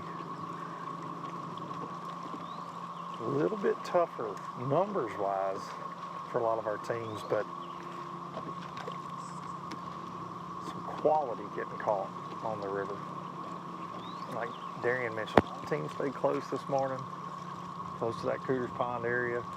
Then we have some teams, like I think Kay mentioned, that ran a long ways from Cooters Pond down the river, kind of towards that Miller's Ferry area, long ways. And I believe Darian's caught up with another team's going to join me. Y'all got any so far?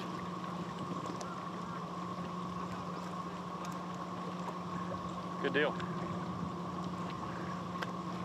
And what'd you say your boat number was? Boat number 60.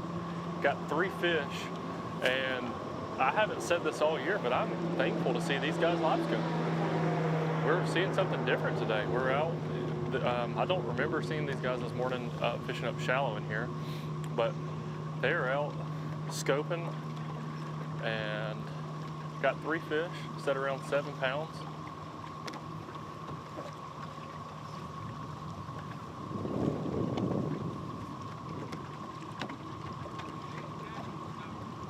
You didn't catch them scoping? Okay, see.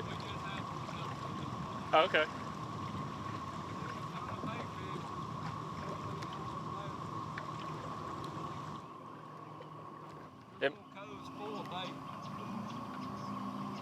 Am I good to stay over here?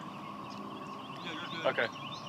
So he said they did not catch those 3 scoping, but they have just slid out. There's a bunch of bait, and he said they're not seeing any bass in there with them, or not seeing many bass. So we'll see how this works out.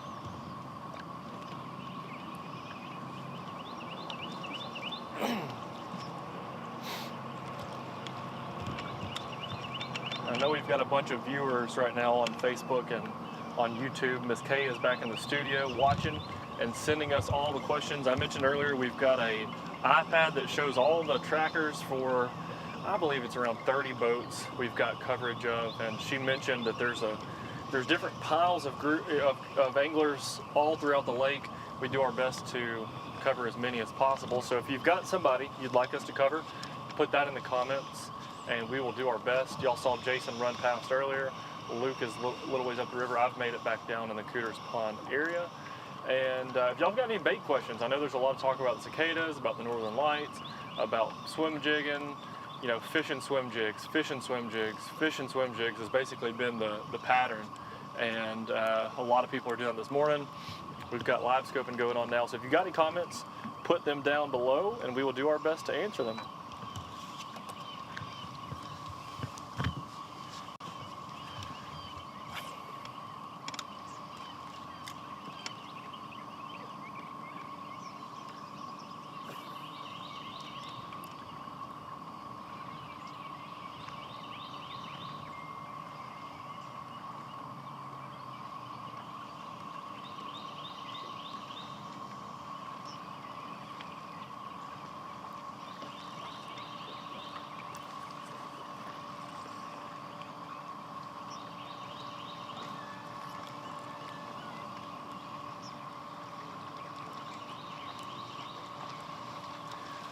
All right, well, we are going to slide over to a break now and return back here in just a few minutes with some live fish catching action. We'll see y'all back here in just a few minutes.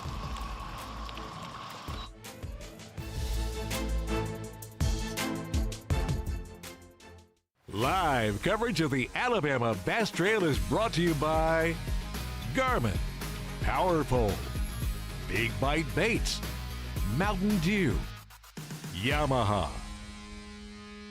At Phoenix Boats, our passion for fishing is obvious. Whether it's a pro event or fishing with our family and friends, We truly love the sport of fishing. that's why our goal is to make every single Phoenix boat that goes out the door the best fishing platform it can be in both design and construction. We love to fish as much as anyone, and we believe it shows in every boat we build. Phoenix Boats, built by anglers for anglers. Here at Lanners McClarty Chevrolet, it's time to pick your offer on a new Chevy Silverado 1500. That's right, pick the offer that's best for you. Choose rates as low as 2.9% for 72 months, or how about up to $12,000 off all Silverados? They have the best selection in years with over 500 pre-owned vehicles available. Big store, big on savings, and big on customer service. Visit LannersMcClartyChevrolet.com.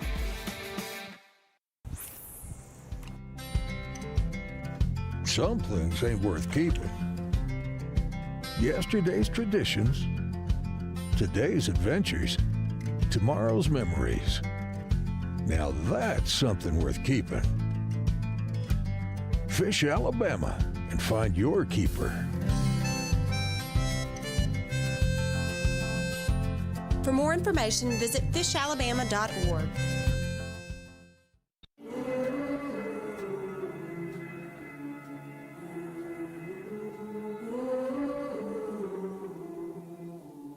Things you let me see.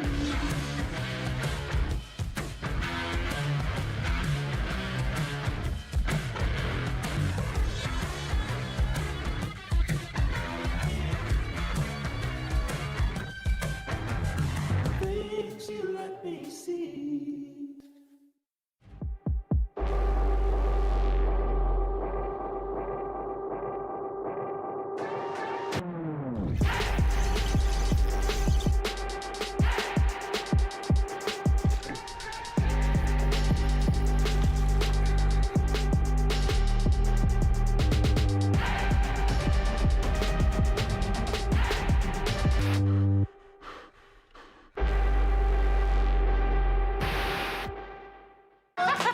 We're a big old Southern family here, so we know how to cook. We're doing chicken sandwiches the Southern way. There's our new blackened chicken sandwich, smothered cheesy bacon, and classic Southern fried. Try them today, only at Jack's.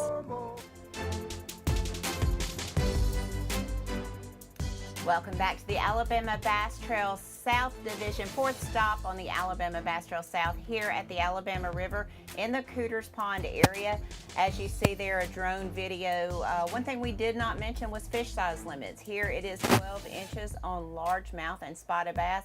No smallmouth in the Alabama River, so we are looking for largemouth and spotted bass. The biggest five will go home with over $15,000 today, so looking forward to a big weigh-in here at 2:30 Central Standard Time here in Prattville, Alabama. Again, a huge shout out to the city of Prattville, to the Parks and Recreation Department. We had storms blow through Thursday and Friday.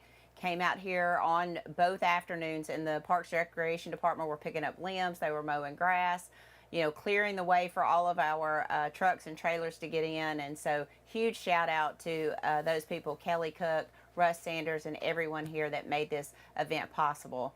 One thing we do want to mention, Phoenix Boats has been a sponsor of the Alabama Bass Trail for the first 11 years, and they are offering a $5,000 rebate right now. So we're going to show you that on the screen. This is for all available in-stock boats at all of your Phoenix dealers. $5,000 rebate that will be good through June the 1st of 2024. So if you are looking to purchase a new bass boat, please consider riding with Phoenix and check all of your Phoenix dealers. These are not just the Alabama dealers, but throughout the United States, all Phoenix dealers are currently offering a $5,000 rebate on all in-stock Phoenix boats. Again, that is with a 250 horsepower engine as well. So get to your Phoenix dealer before June 1st and make sure that you take advantage of that $5,000 rebate. And thanks to the great people at Phoenix Boats for being the title sponsor for the Alabama Bass Trail Tournament Series since its inception in 2014. It's been a great ride with Phoenix, and we are so thankful to have them as our partners here on the Alabama Bass Trail, as we are with a lot and all of our partners. And I can't say enough about everyone who works so hard here on the Alabama Bass Trail, whether it be our team, whether it be our partners, our host cities, our live team that's doing such a great job. You just can't thank them enough for everything that they do to make the Alabama Bass Trail successful. A number of you have reached out through the comments, through emails, asking about the 2025 registration. The schedule was published on May the 3rd. Luke Duncan and I broke it down just a little bit on the podcast this past week, but it has been released. Everything there, the championship will be in my hometown on my home lake, Wheeler Lake, in October of 2025. So if you're interested, new team registration opens August the 15th at 5:30 a.m. Central Standard Time. So looking forward to having that registration open. But right now, we have 2 events in each division left before we finish out this year, and the points race is getting tight. Let's talk about it. The top 75 in each division go to the championship later on this year at Lay Lake, along with the 5 winners in each division. The top 5 in the team, in the high school teams, and the top 5 in the couples teams will also make it to the championship. About 175 teams at a no entry fee championship for $100,000. $50,000 go into that first place team. Current reigning angler team champions, Jeremy Green, Terry Tucker, they won that at Weiss Lake last year. We'll be crowning a new champion this year at Lay Lake. So excited about that. Thank everyone for signing up. Traditionally, our tournament series has sold out in under 30 minutes. So if you're interested in fishing with us in 2025, please make sure that you make plans, set your alarm clock for 4:30 in the morning so you're up early enough to have all of your information together and get ready to log on at 5:30. I know Darian is pulling up on another team. Looks like Jason is on another team. So we're going to get out on the water and see if we've got some new teams that we can cover, and hopefully it's your favorite angler. So Jason, if you can, who are you with, and do they have any fish in the boat? Good afternoon, guys. What's your boat number? 144. What kind of fishing you got going on this morning? Tough? Pretty tough. Yeah. This current's rolling though, isn't it? Yeah, it's flowing good. Yeah. Did y'all have some time in practice up here? No, not at all. You got other work days you got to do, right? Yeah. I understand that for sure. I think they'll settle down. Maybe a little later Yeah. on, maybe a couple hours. We're ready to get this That out. water came up a lot overnight. Did you notice that? Yeah. Some guys talked about it this morning. Yeah. A little dock talk. And I'm quite sure the fish just hadn't adjusted yet. Yeah. So it'll be a moment or two, maybe about midday. Yeah. They'll get a little bit of a feed on. Yeah. We'll get a little. Y'all made a good run up here. Get away from everybody, right? We did. It's a good plan, I think. A good you know? job. We got the bait fish all up against the bank, just waiting on the fish to move Yeah. up to them. A lot of shad up there. Yeah. They follow your bait in. Yeah. It's not that much debris either. You would think it would be more, but it's not. Well, you know, there's a couple trees between here and there. I saw in the middle of the lake floating. Yeah, So yeah. Not as much as I not thought. as much as, yeah, you're right. We were gonna run up to Wetumpka, but we started seeing those trees. Yeah. And that made us slow down. You hear those cicadas getting it, man? Yeah. That's crazy, isn't it? Yeah. Oh, they'll get close. They'll come to the boat. They will? They will. Have you seen any fish bite them this week? We've been seeing some jump. Yeah. Maybe gar or something. Been seeing some surfacing and seeing some cicadas on the water. So this is Jackie Price and Daryl Witherspoon here, and guys just fishing the main river. I mean, we're up here at the, I don't know which bridge this is, but we have made a run, kind of get away from everybody and just kind of start working our way back afterwards. Current is really flowing here. Guys said they do see a lot of bait fish hitting the bank. The cameraman could point down at the water and just watch that See how that current is rolling through here. And that is not because he's on the trolling motor hard. That's just, look at that stuff. Got all kind of debris floating by. You know, spotted bass love the current. Or get in these little eddies and set up. We did pass a good number of guys out here on the main river fishing.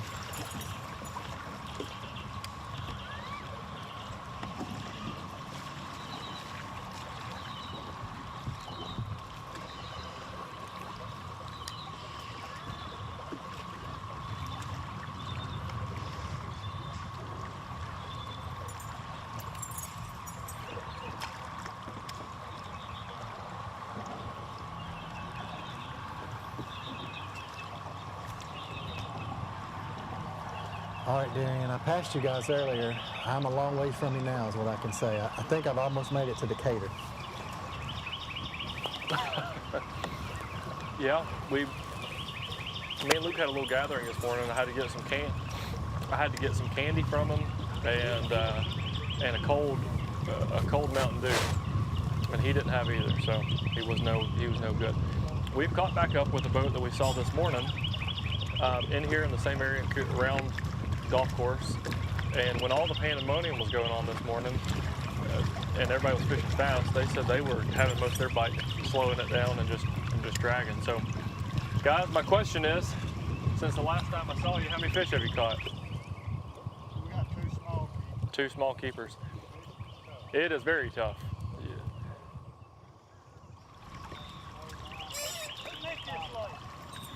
Don't talk to me, I'm just a cameraman. That's a K question. K@alabamabastrail.org. It's pretty though. She don't like you. Text or not, email, no. I just tell her when I see her. That's right. That's right.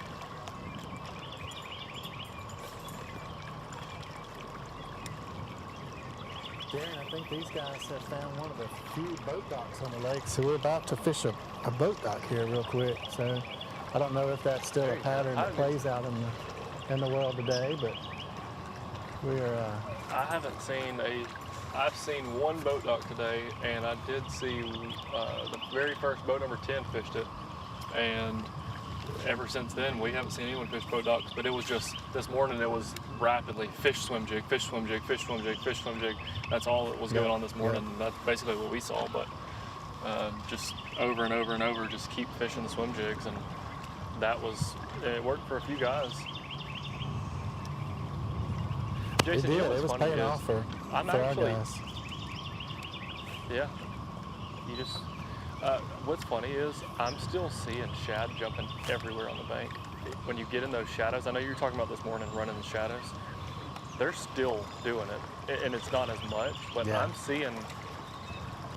consistently seeing the shad jumping on the bank. Not near obviously as much as it was this morning, but the guys that I just wonder if that has to do with the water level. Yeah. With that water coming up like that? Yeah. The guys that we're on right now they're not worried about the shad spawn, but this other boat over here, we haven't got to talk to them all day. They're throwing something white. They're fishing a swim jig. They're fishing it real slow. They're bottom hopping a white swim jig over here on the riprap. I haven't seen that approach. We'll go over here and see what these guys are doing.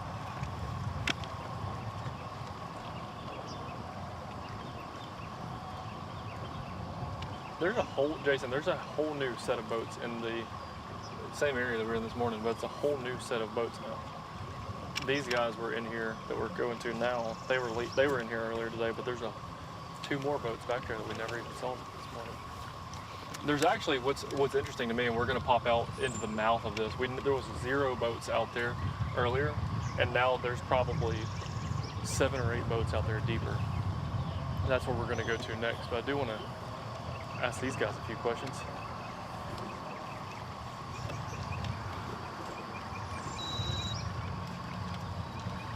All right, guys, it's 9:15. What's the morning looking like?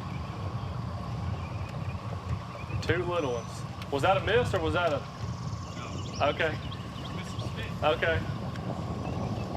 2 little ones.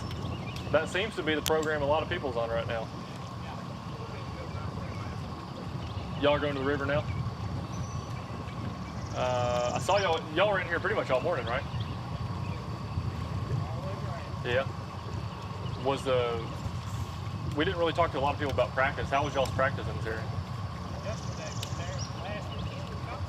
Yeah. What'd you say? What was y'all's boat number? I forgot to ask. 182. So last weekend was better. The water was a lot lower than it is now. Wow. Yeah, we went all the way to the back this morning, and I'm not familiar with this lake or specifically this creek. And I looked down and there's lily pads, and when I looked on the map, that whole thing back there is lily pads. You just can't see them at all. So last week it was nothing but lily pads then. Wow.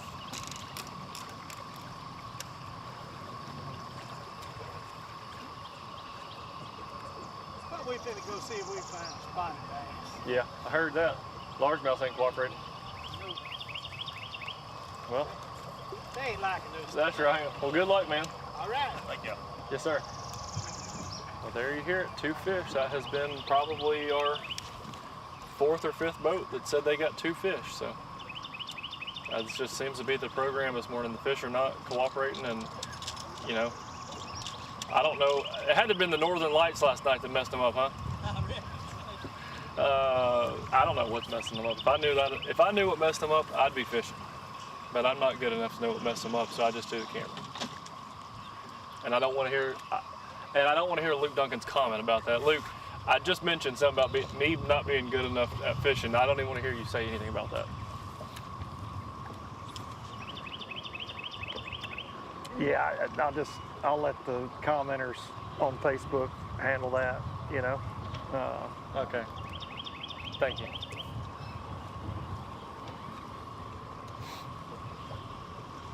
It is a little stingy out here. It is a little stingy out here today. That's for sure. We've caught up with Harold Wells, and little change of scenery though. We got in a big backwater, and there's a couple boats in here. It's crazy though how much current, even this far off the river that we are right now, how much current is coming through some of these little offshoots. But Harold's swimming a jig, and when we pulled up on him, he said, "Y'all are barking up the wrong tree." He said it's having a slow morning, trying to get it turned around, fishing solo today, and swimming a white jig around, doing the Alabama shake a little bit here. But several boats in here. We've got some further in this area we're going to try to go check on as well when we leave Harold. But you can see a lot of, these boat 58.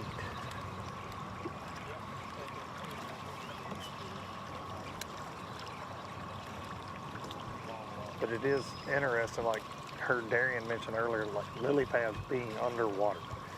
I'm looking at some water willow. You can see it right here. That's normally topped out, and it's completely underwater. With a lot of water in these reeds. The scariest thing for me as an angler, though, is this high water. Everything looks amazing. It's what Jared and I have been talking about in the boat. I mean, just trying to pick somewhere to stop. It all looks so fishy. You've got essentially 8 hours to figure it out on tournament day, because it is different if you did get to practice, and a lot of our anglers did, out of the 225 teams. Where do you start? Where do you start? And the guys that adjust the best will be the ones. Whole big mat of, we just had a whole big mat of debris float by. I mean, talk about flipping the mat sometime. Jason. Yeah, out in the middle of the river. Yeah. It's crazy. Jason, when I made my long run this morning and I couldn't find any service, it was amazing some of the stuff that I was seeing floating down that river. I have been whitewater rafting at the Ocoee, and I don't think the current was this strong there.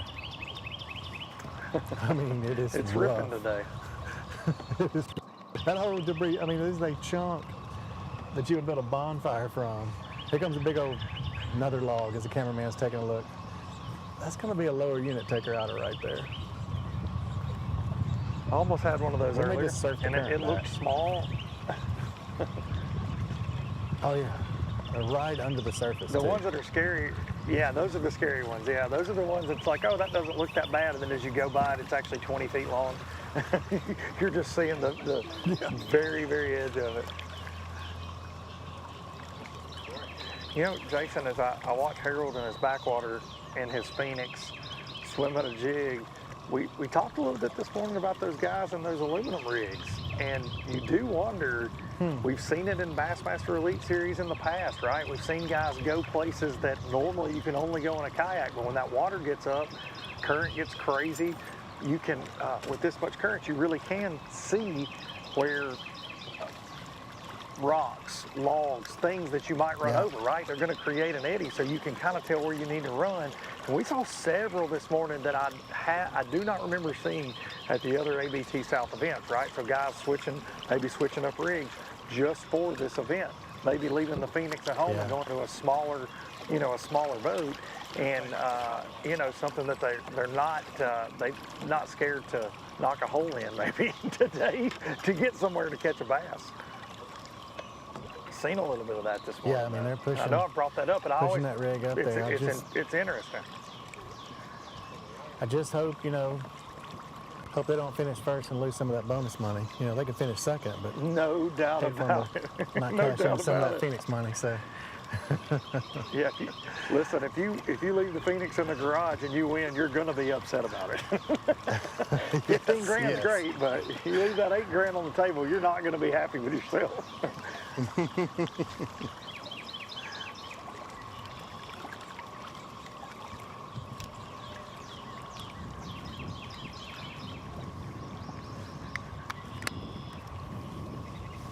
But I don't have a ton of knowledge on this body of water. I know you've been here several times, but I got to think that area past Montgomery, you know what I mean? Like for a river rat like myself, I'm thinking as far up the river as I can get. You know what I mean? Like I wonder how much that's going to play for some of our teams today. Now, judging by the trackers on some of the teams we picked to do well in this event, there's not many of them went that direction. No. Or so it doesn't look like right now.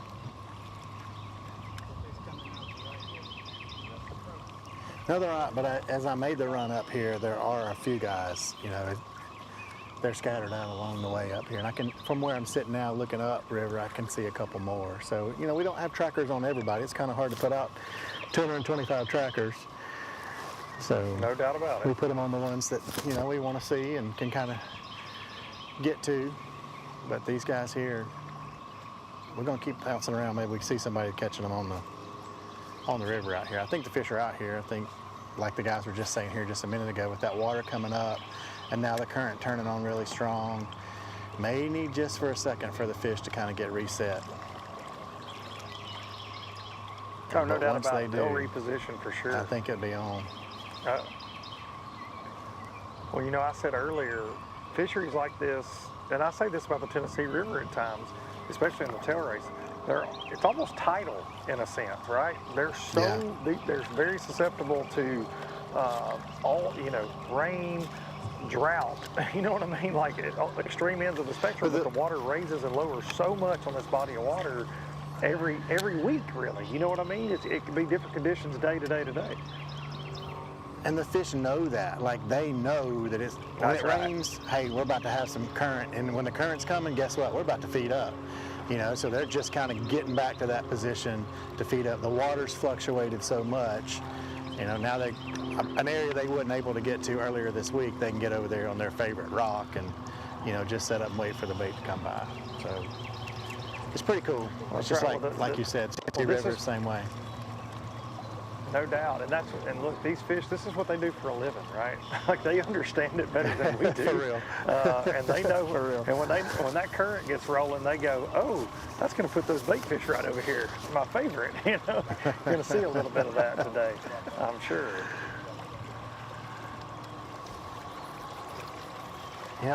It comes down probably, you were talking earlier this morning about bait selection, and we kind of ran through our baits. You know, a little small swim bait like the Mayor would be really productive up here because it's small. It's got a low, easy presentation. You know, I think you were kind of hitting on the nail on the head this morning talking about that. These guys are throwing some soft plastics and flipping around and kind of get hung up a little bit, but a little lighter bait might be able to kind of float with the current, kind of float by the fish as well. Yeah, no doubt about it. We've seen that. So we covered some teams down the river. We just unfortunately couldn't bring it to you on live, and we saw a lot of that. Swim baits, scrounger heads with like a freeloader type style bait on there. We saw spinner baits, but a lot of moving baits that would just kind of drift with that current. As we move back up this way on the main river, we've seen more really pitching and flipping in some of the trees and some of the eddies. A lot more of that really up on this end, it seems like. But the further down we went, and the current's is ripping just as much down there, we saw a lot more moving baits like I talked about. And listen, I'm a Pickwick Wilson Wheeler guy. I've got to pick a swim bait in the current. You know, it's not in my DNA to not pick that. I think it's pretty unique, or pretty neat, I should say, to see teams that were back in those pockets, fishing the shad spawn. Kind of looking at the trackers, you kind of see some of these guys are kind of moving out to the river now. That's, you know, I think they know what's happening here just like the fish do. What's that?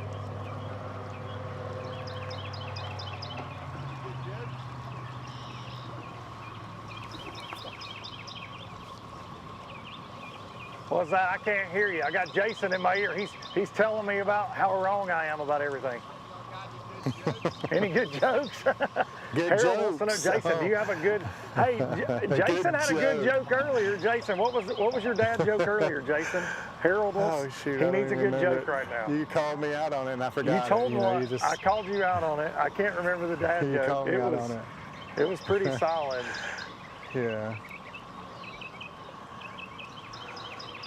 Oh, got any good Harold jokes? wanted to That's know pretty if we good. had any good jokes. Yeah. Yeah. Well, he told us when we pulled up, he said, you're barking up the wrong tree. He's having a slow morning, not the morning he wants. And I said, we're still going to hang with you a little bit here. And we can't even entertain him, dadgummit. I'm blaming well, you, if he's Jason. had a slow morning, he's kind of like when we go to fish, you know, you don't get a bite. We always call it narrowing down. You know, you're eliminating water. Yeah. Well, he's eliminated live time for him. He had a slow morning, so now it's a productive time. So get after it, Harold. Let's go. That's right. That's right. Harold, if you could only hear Jason's motivational speech he's giving you right now. He said you're eliminating water and the dead water's over with. Just think about that. Ahead of you is the productive zone. That's all behind you now. He appreciates that, Jason. He's doing my part over here. He's doing my part. Jason Duran, the life coach. ABT Live. I'm up here collecting wood for a bonfire right now. I'm having to pull wood off the trolling motor, and you know, if it turns 8 degrees, I think I could build a bonfire pretty quick. You're going to have to dry that wood out, son. Oh, we'll put some heat on it. These guys are almost feels like we're at Pickwick and we're running up to the bridge and we're drifting back. So they'll get on the trolling motor, they'll run up here to the bridge and drift back. Run up to the bridge and drift back. So they're kind of bringing their baits with them, just fishing. It feels like, fish like we're up at Pickwick fishing the dam.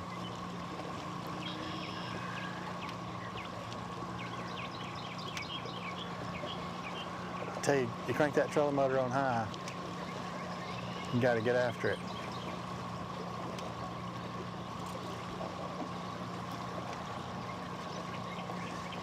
Darian got kind of quiet. I guess he went looking for some lunch or something. He probably went to Jack's. That's right. You know how what was your boat number? You know how he rolls. He's probably taking a nap somewhere. He got to get a snack in there and got to get a break. And either that or Kay ran him off because he was late. He was late this morning, you know. I was there on time. Hey. Official talent title gets you. Oh, you know. Darian's here. Oh, hey, Darian. Hey. Hey, Darian. Hey, y'all. Sorry, man. I thought we thought you cut out early. I don't know how I can eat my Skittles if y'all are over here just rambling in my ear. Oh, bring Skittles to a tournament. Earlier I was mouthful of Skittles and Jason asked me a question and I had to spit all of them out in the water because I couldn't keep chewing them. And I spit an entire mouthful of Skittles out in the water so I could answer. That's an honest story. He replied, yeah. That's what he replied. Yeah. Man, I had a good setup for him, good pitch to him, and he was like, yeah. I was like, okay, you're right. We went full of Skittles. I had a mouthful of Skittles. No, we slid back in near the boat ramp and chatted with a couple folks. Both of them had one fish, two fish, three fish. It was 3 different boats. Now we've caught up with boat number 111. He's fishing solo, and he's also fishing right here by the ramp. And when I pulled in, I thought he was fishing the bank, and he turned around and started casting at us. And I said, man, my bad. I thought you were fishing the bank. I kind of went over the spot he was casting at, but he kind of turned on me. He said, no, you ain't gonna hurt my fish. He's like, I only had 1 bite and caught 1, so I felt bad, but he's got multiple different baits tied on and says it ain't for a lack of trying. He's slinging around, and this is definitely, I hear y'all talking about the front and how tough the fishing is, but it seems to be that way down here. Well, you know, sometimes this Chamber of Commerce weather is not ideal fishing conditions. And if you look up right now, there's not a cloud in the sky. It's as high pressure of a day as you will see.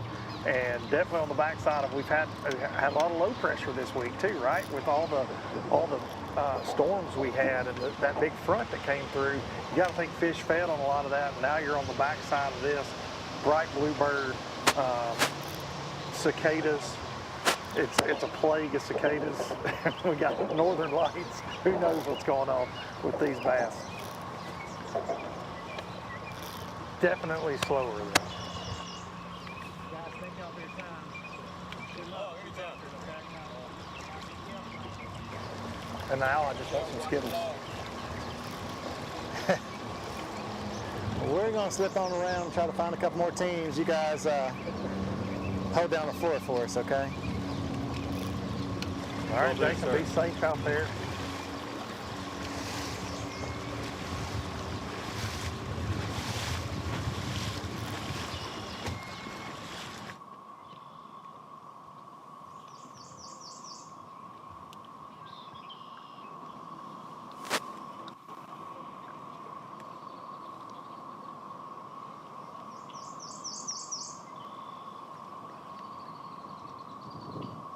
Darian, it is so crazy to me when I hear your audio to hear those cicadas, because I mean, I hear them here, but the fact that your mic picks them up that good is just a testament to how loud those jokers are.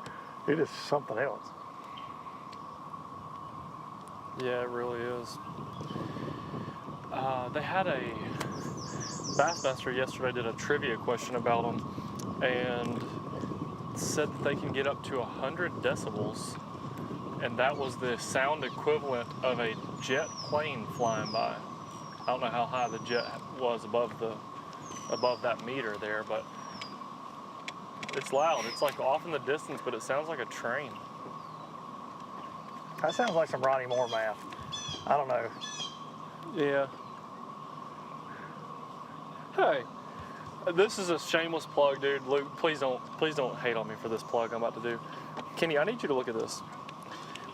All right, Kay's gonna be so proud of this, and this is totally shameless. Kay bought us these new shirts today, and I was wondering, I've been seeing this, I've had my jacket on all morning, so I haven't been able to look at it. Look at this, has a Magellan line cutter. Luke, look at your shirt right now. It's got a line cutter. I don't know if y'all can see that, if it's focusing in. This shirt has a built-in fishing line cutter. I was looking at my shirt, but I didn't get mine this morning, and I'm wearing an old school ABT. That's because you showed up late. I'm wearing one from earlier this year. It's because you showed up late. No, I had to. It has a wake you up this morning. It's a Magellan logo. It has a Magellan logo, little kind of like a little hang tag thing, And it's got a blade inside of it. It's a fishing line cutter.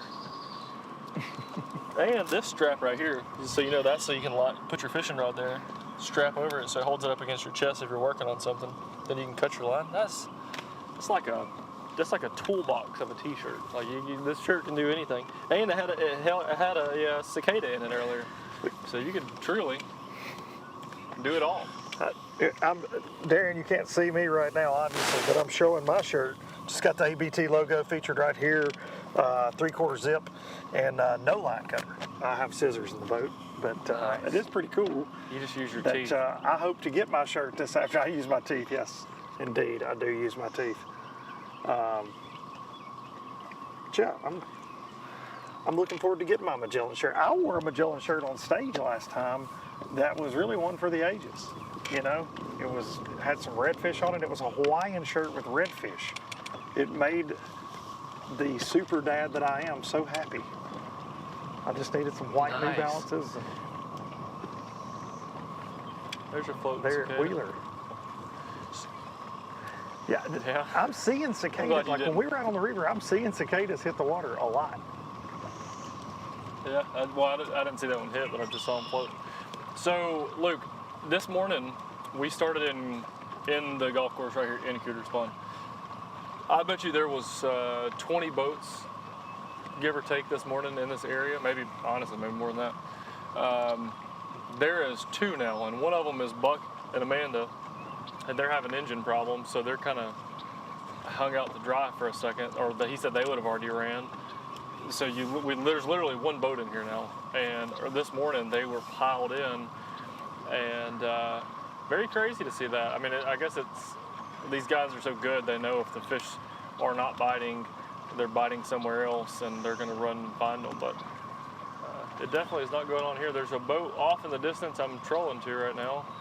They've got their engine all the way out of the water, and honestly, they may be having a sandwich.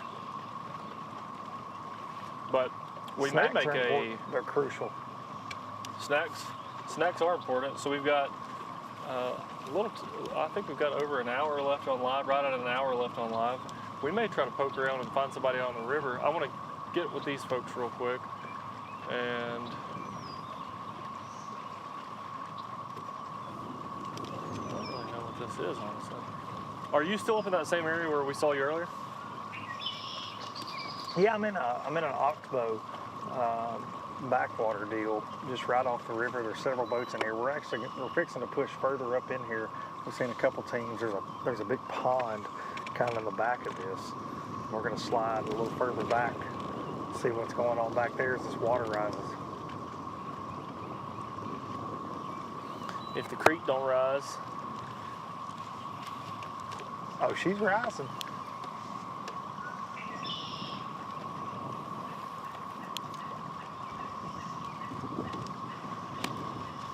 I tell you, Darian, the fish might not be so happy about the cicadas. I'm not sure on that, but the birds are super pumped about the cicadas. The birds are going crazy. Yeah, 1,000,000%.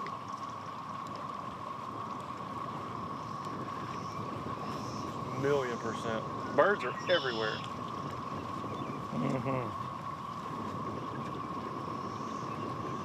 Luke, I'm still about 80 yards away, 100 yards away from a team that is fishing. The angler in the back is sitting down, and the engine is all the way trimmed up out of the water. And about 99% of the time when that's what you see, means they are not catching. Well, good luck.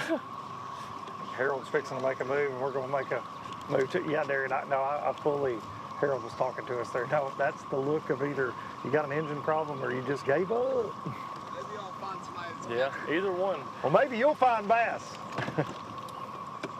Hopefully.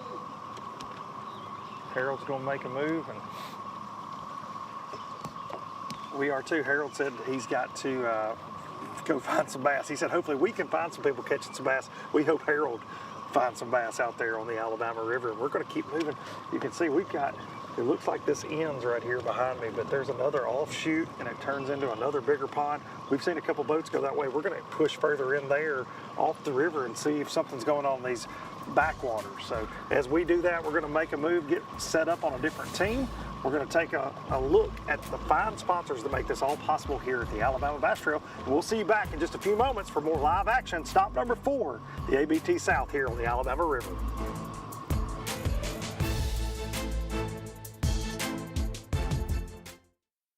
The Alabama Bass Trail, brought to you by Halo Fishing, Net Bait, Bait Fuel, Snag Proof. At Phoenix Boats, our passion for fishing is obvious. Whether it's a pro event or fishing with our family and friends, We truly love the sport of fishing. that's why our goal is to make every single Phoenix boat that goes out the door the best fishing platform it can be in both design and construction. We love to fish as much as anyone, and we believe it shows in every boat we build. Phoenix Boats, built by anglers for anglers. Here at Lanners McClarty Chevrolet, it's time to pick your offer on a new Chevy Silverado 1500. That's right, pick the offer that's best for you. Choose rates as low as 2.9% for 72 months, or how about up to $12,000 off all Silverados? They have the best selection in years with over 500 pre-owned vehicles available. Big store, big on savings, and big on customer service. Visit LannersMcClartyChevrolet.com.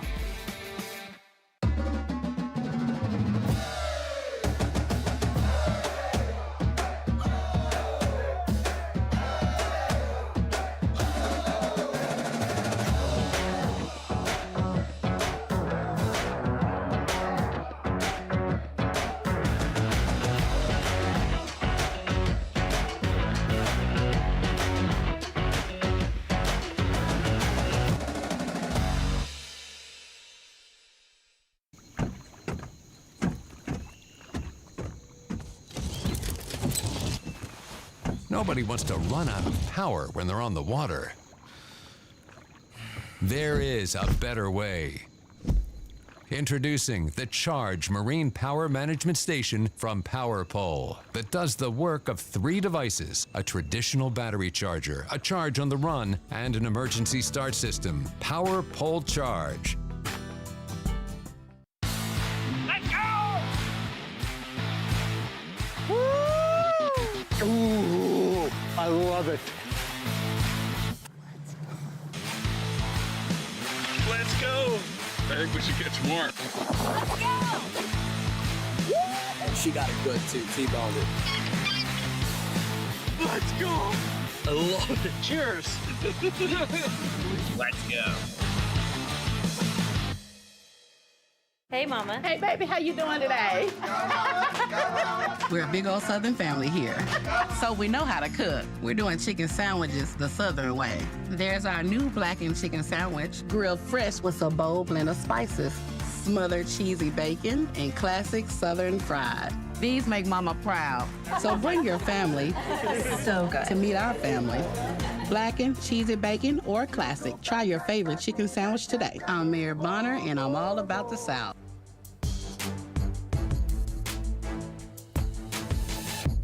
Welcome back to the Alabama Bass Trail South Division, 4th stop here at Cooters Pond, Alabama River, in beautiful Prattville, Alabama. Welcome back to the last hour, just under an hour left of live coverage here for the 4th stop of the Alabama Bass Trail South Division. 225 teams signed up for this event in August of 2023, and this is the 4th event. One left to make their way to the championship later on at Lay Lake in October. A lot of people showing up just to get those points. Had a very cool morning for Alabama standards in May. It was about 63 degrees this morning when I got in my truck at 3 a.m. Looking for it to go into the low 80s today. So going to be nice and comfortable, actually. 80 degrees compared to what we experienced on Thursday at 93. Storms came through the area. And while I have you, I would like to just send out our sincere prayers to everyone who endured the storms from Wednesday through Friday. And I know it did not just encompass the state of Alabama. North Alabama, Central Alabama, South Alabama was affected, Mississippi, Tennessee. I think at one time there were 13 tornadoes on the ground from Florence, Alabama to Knoxville, Tennessee. So that tells you the kind of devastation that people are facing right now. A lot of our anglers did not make it to this event simply because they are without power and their families needed them there. So just want to say that our prayers are with those who have suffered storm damage as they make their recovery. Certainly, thinking about them. Also, our great friend Terry Tucker, who is facing a little bit of uncertainty right now health-wise, and our hearts and prayers go out to him as well. Jeremy is here.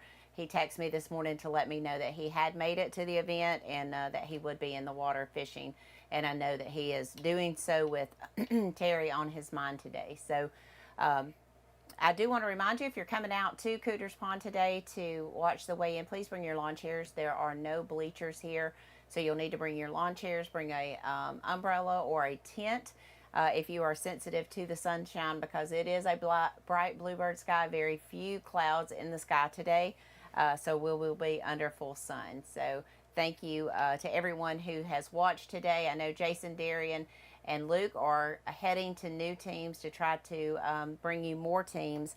I guess the story of the day really is Trey and Leon Wade. Leon fishing as an alternate this week because Bradley, Trey's normal partner, is expecting his first child, and his wife is very close to delivering their first child, so he stayed at home, as he should. So Trey and Leon Wade are reporting they have around 17.5 pounds already by 8:41 today. That brings into another account of a whole nother set of issues. Is, do they leave their spot to come back early? They are boat 69. They've got a 3 o'clock check-in time. Will they come back early to try to ensure that they get their fish to the scales safely and don't suffer a dead fish penalty or get stranded or anything like that? So we'll be interested. Some of the other teams that we highlighted earlier in the week on the podcast, CJ Knight, Anthony Goggins, they had 2 fish in the boat for a little over 7 pounds and caught them quite early on a shad spawn. We haven't been able to catch up with them to see if they've upgraded. One of the other teams that I know Darian mentioned earlier in the show was Cole and Noah Godwin. I checked in with them. They reported they had 1 fish in the boat, which is surprising because this suits their style of fishing a lot. We saw Mark McKeag, Tim Hurst. They're currently leading your Angler of the Year points by 18 points. And I mentioned Tyler Malone, K. Law in the same vicinity where Trey and Leon Wade are. Going to be interesting to see what they bring in compared to the 17.5 pounds that the Wades have. So Jason is on a new team. We're going to go ahead and get out on the water with Jason and let him tell us who he's with and what they have in the boat. Jason? Yes, ma'am. Boat number 126. Michael Bryant and Mike Garrett got 4 fish in the box. Out here fishing the river. Guys, y'all been on the river all day, or did y'all start somewhere else? Been in the river all day. We're just working our way around, looking. Hadn't fished here. We just... Yeah? So no practice? No practice? Just... We practiced yesterday. Okay. Yeah? Didn't do any good. Yeah. A lot's changed today, though, right? Well, I don't know. We didn't come up here, so... Well, what was it like down that way? I think it's maybe a little higher here. Yeah. I don't know. Than yesterday. We're not very familiar with it. Yep. So just trying to focus on the current here. We got some current though, right? That's all we're doing. So of that limit, you got largemouth, you got spots? Yeah. We caught a couple shores. Yeah. That's good. That's being productive though. Yeah. I would say you would feel you had a better day today than you did yesterday. Sure, yeah. So the plan's playing off a little bit. Yeah, the last time it flooded, we did okay. Yeah. And we were hoping it would find something bad. That's all we're doing, just ride. Just kind of bounce up on a fish and catch the ones you get. That's cool. Looking at the water.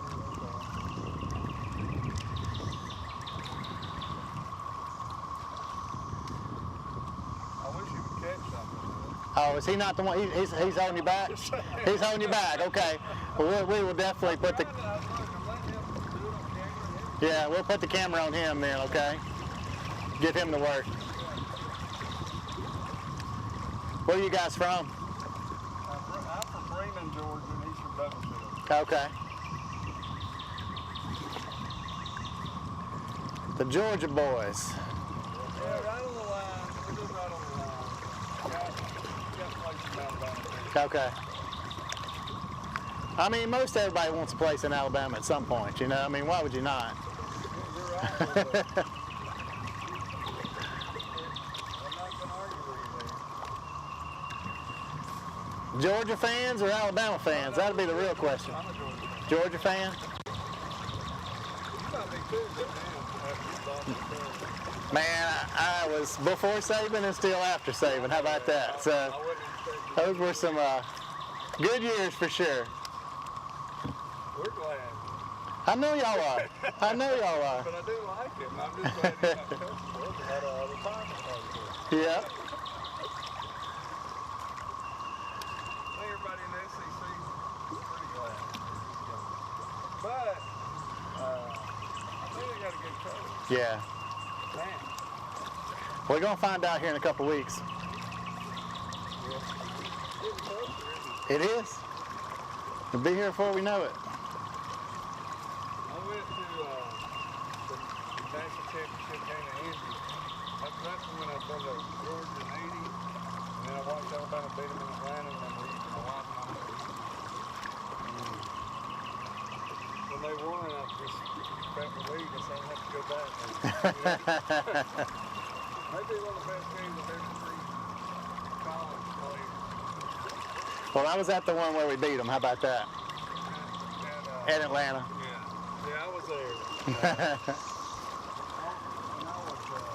I went in the 80s when they beat Notre Dame. Wow, that's cool. So you guys are Georgia fans. How many years y'all fished Alabama Bass Trail? Well, the very first year, or the very first 2 years we did, and then we a couple years or 2 years, yeah, and then we came back, got busy working. Yeah. Y'all see the new schedule yet for next year? Yeah, it's all. Pretty good schedule, what do you think? I think they're all about the same, really, Yeah. for us.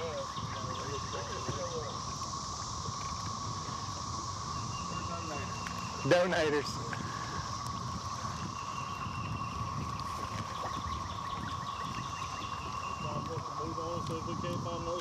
All right, well, we're going to let you guys get back at it. We appreciate y'all giving us some time this morning. The Georgia fans putting the work at Alabama today, so y'all get after it. Thanks for your time today. Miss Kay, I think back to you in the studio for a minute here. I don't know if the other guys are bouncing around or what, but we're going to work our way back down your way.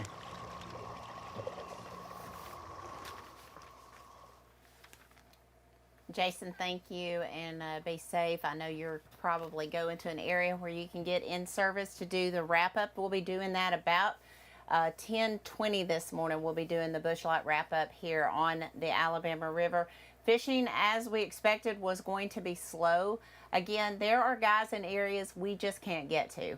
One, because of the high water, we can't get there, the strong current, we can't get there, but mainly because of cell service. If we go there, it's great, we can record for TV, but we're trying to bring you live coverage. So the guys are having to stay within about a 10-mile area just so that we can continue to bring you cell service. So it's times like this that makes the broadband initiative, the statewide broadband initiative, forefront in my mind. I hope that we can, the state will work hard to get statewide broadband and that we can have better cell phone service as we're out here trying to bring you service on the lake.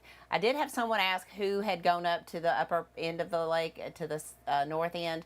We sent Luke, well, the south end, we sent Luke that way, and unfortunately just ran out of cell service, so we had to bring him back down here where we could talk to him.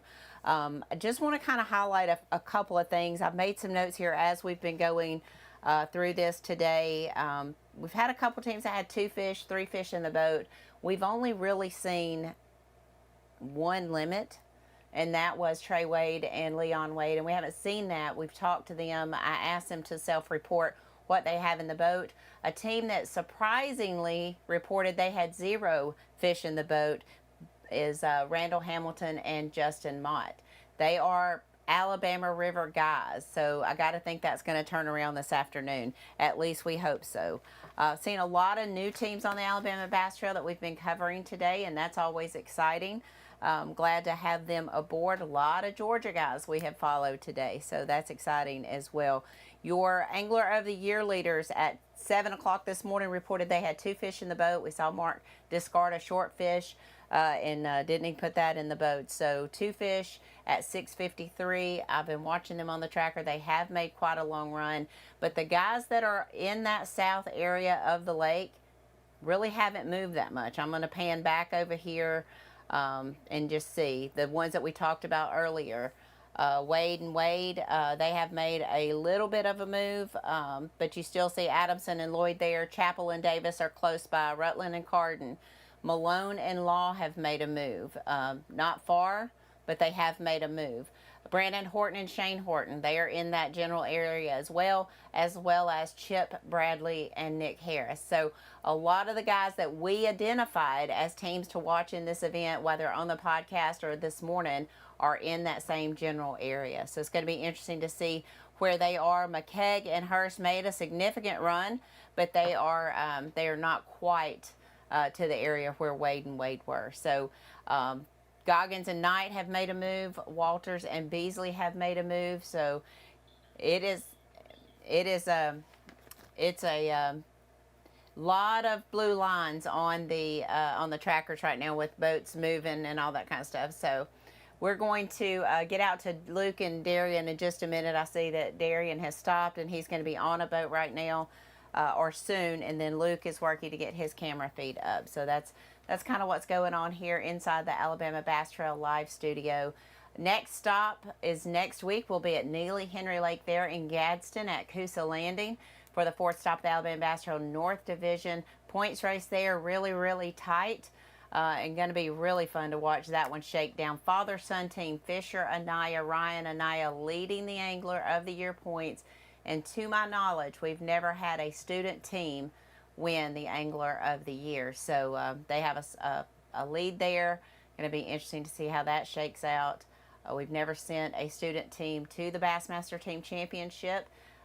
Fisher is old enough to go. He is over 16, so he is old enough to go to that if they are successful and stay inside that top 9 to make it. So a lot of history left to be made on the Alabama Bass Trail North Division if they can stay in contention and take that Angler of the Year spot. So their tournament is the last one of the year, so we'll know straight up who is the Angler of the Year, who's the overall Angler of the Year, and who's the runner-up. So a lot to be determined in June here on the Alabama Bass Trail.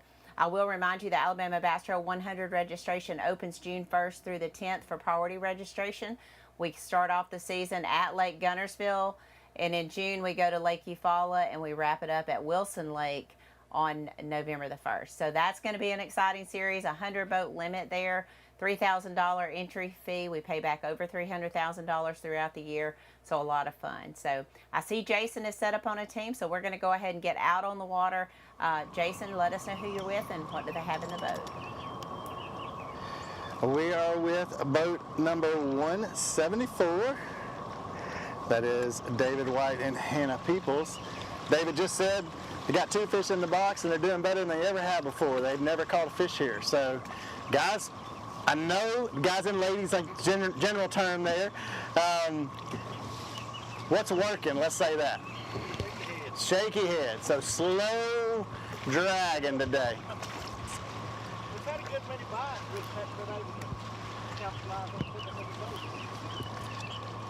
Have y'all been on the river most of the day, or did y'all start out somewhere else? Okay. And that's kind of been your pattern in the past? Same thing? Yeah. I think a lot of teams do come here just to fish the river, you know? But this current really rolling today, though, isn't it? Yeah, I was hoping it wouldn't be, but I knew yesterday when that big rain came, it was going to be swift. Yeah, that water level's come up really good. Ain't hell the high water.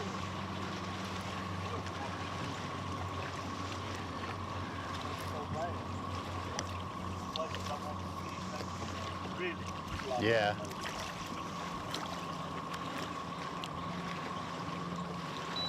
And we got a lot of ladies that fish the Alabama Bass Trail. You're one of them. Tell us how cool it is. It's pretty cool. Right? I mean, getting up at 3 in the morning, freezing off in the morning, you're just freezing to death and those kind of things, pouring down rain, hot sun. We never have the perfect conditions. I mean, today's not that bad. Today's nice in But comparison. I've seen you watching your trooper out there hanging in there all the time, so thank you for fishing with us. You guys have had some good bags in the past too. We've enjoyed it.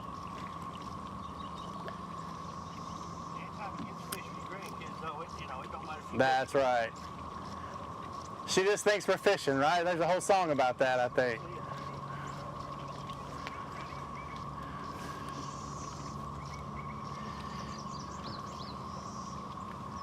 I know y'all hear the cicadas, right?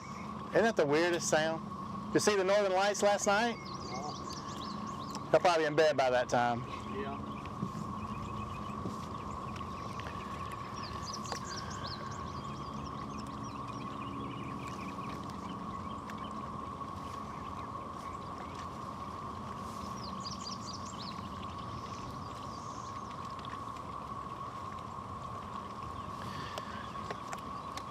All right, Darren, I think I can actually see you. Is that you or is that may be Luke? I think that's Luke.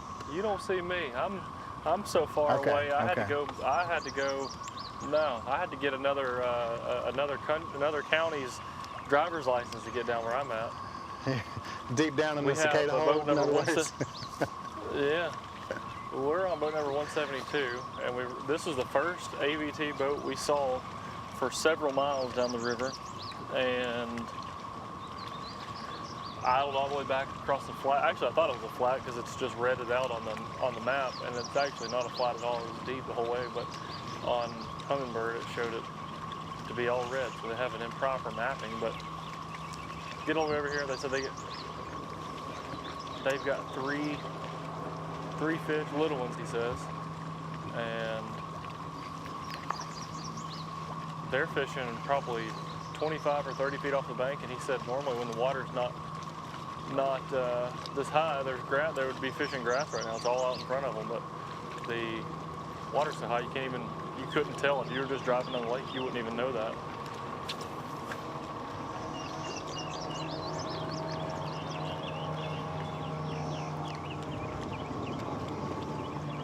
Yeah.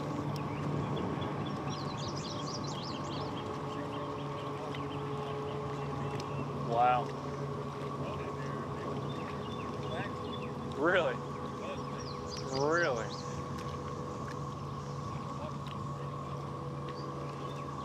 Oh boy, we might have to go in there then.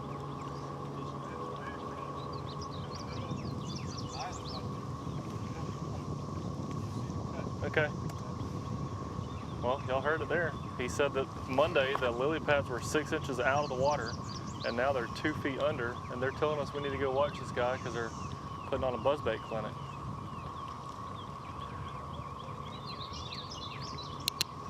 Well,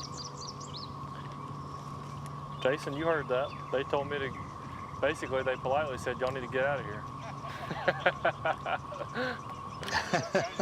No, I'm messing, man. All right, guys, well, we appreciate your time.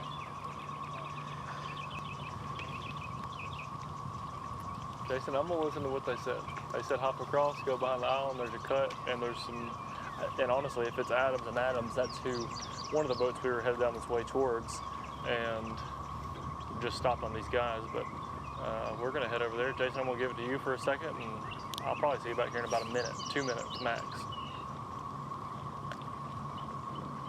Well, we're gonna hang out right here trying to keep the fish catching going. We are sitting right out, I mean, we're in downtown Montgomery, basically. So the river kind of runs through town right here. We are just hanging out, listening to cicadas, watching little bass fishing here on the Alabama Bass Trail.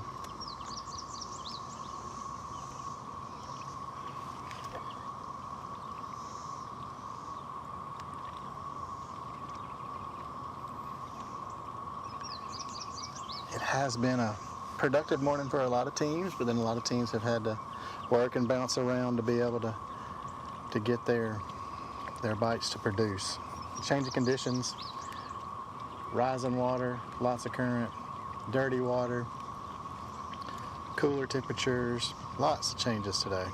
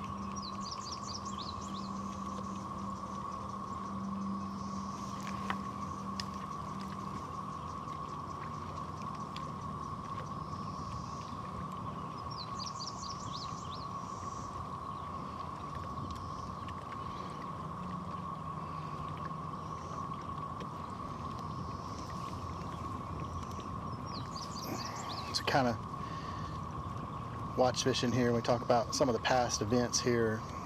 June, we were here in 2020. We saw 18 pounds, 21 ounces. 2021, we were here in September. We saw 1666 wind. April 9th of 2022, that's when Brian Stifler and Wesley Gore came back to the dock at 10:30 with 2019. Enjoyed some pizza and waited for weigh-in to start. And then last year, Adamson and Lloyd, 2023 with 1699. So we've had some good weights here in the past.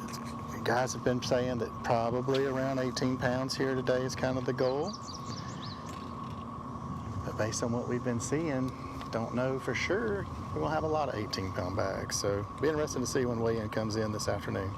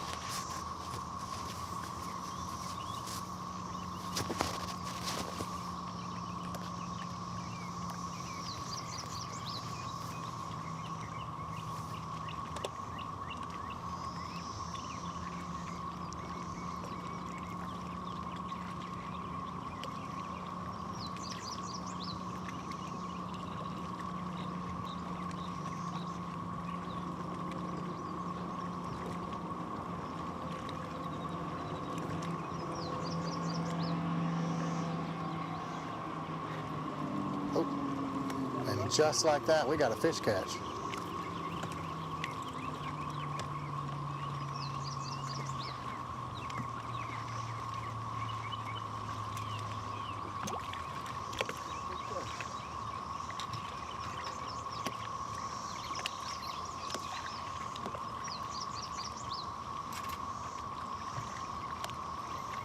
I think it's going to be short there.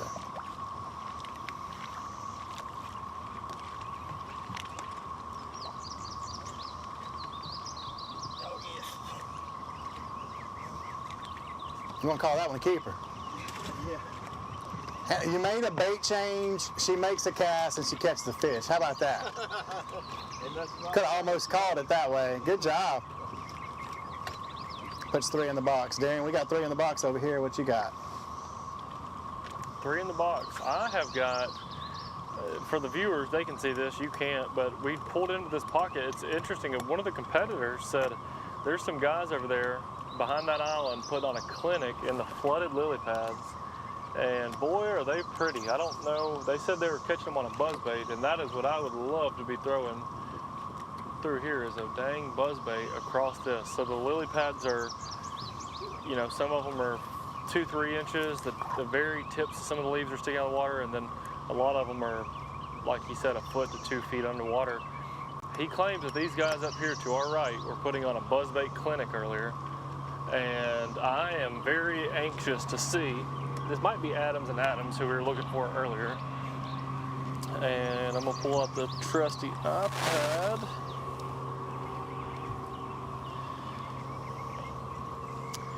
It does not appear that this is Adams and Adams, but so on this bank, so we'll just point this out. On the other side of that little island there is the river. So we're just off of the river, slack water. It's not blowing in here, obviously, it's protected by the current. And then you've got these lily pads, basically from, I don't know, 20 feet off the boat all the way to the bank, there's lily pads. And I have got many questions for these guys, because if this is true, I don't think this is Adams and Adams, if the tracker's right. But rumor is these guys put on a buzzbait clinic, so. And if it's not these guys, things could get real awkward here in a second. So if you're watching, y'all just hang on tight.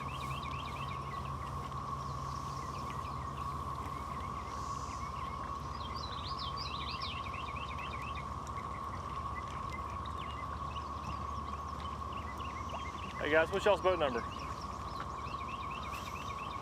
208. There was a rumor from across the lake that says somebody was putting on a buzzbait clinic in here. Was that y'all?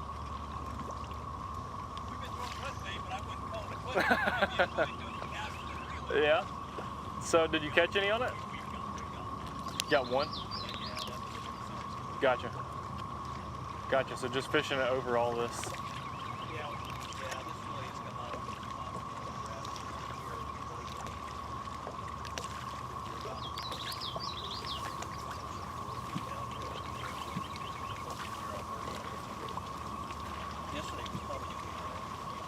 Yeah.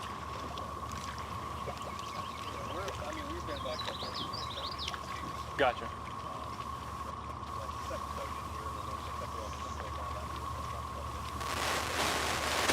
Well, I was just saying, I've got Kay and Luke and Jason in my ear. I was just saying, if these aren't the guys that put on the clinic, it's going to be awkward, because I was told that someone put on a clinic. So someone put on a clinic here today. It was not these guys. They caught one fish, but you know, who knows? Who knows? How about the cicadas back there in the forest? Oh man, I'll tell you what, they've been making a racket. That's crazy, ain't it? Yeah, we're getting some of the mayflies that are coming around here too. Ah. We got a tough battle on the topwater area. Well, good luck, guys. Thanks. Yeah, man. Watch out for the floaters. Yeah, I know it. Oh, there you go. There you go.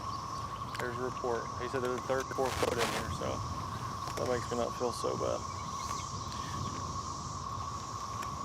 I'm going to go to the trusty iPad again. Adams and Adams, we've been chasing them. Boat number, that's boat number 10. We were on them this morning. That was the first boat we started on. Okay, so Adams and Adams, they're running as fast as possible away from us, and we've chased them all the way down the river. So it looks like in the pocket where we were, look, there's a group of guys on down this river. And you hate to, you know, we always hate to say this, but these guys are known ABT catchers, winners, past winners, anglers of the year. Miss Kay called it out earlier. But there's a little about 1 mile stretch of river down there that every tracker we've got is in one little stretch of river. And my gut tells me that there are a lot of fish biting down there. But Luke ran from down there this morning and said that there was no cell phone service. So doing the live is a double-edged sword, because if you want to run to where all the boats are, you got to hope that there's live coverage down there. So we may have to, I don't even know if anyone's on live with me right now, but we may have to throw to somebody else for a brief moment to even make a game plan where to go next. I'm right here, Darian, so, you know, I can run back up for you if I need to. I was running my yapper, and we're getting close to that bush light breakdown time. Yeah, it's about yeah, so we're just a few minutes away from that, so I guess I won't run anywhere then. Do you want to tell them about the break, or you want me to tell them about this break? There you go, Darian. Me and Jason are sitting there arguing like y'all like kids. Jason's always right, though. In a few minutes, we're going to the official roundup and get to talk about what we've seen on the water today, what we think the rest of the day is going to look like based on what we've talked to. And I'm always excited to hear that, so y'all stick around. We're going to go to commercial break. We'll be right back to wrap up the day, and we'll see you back here in just a few minutes.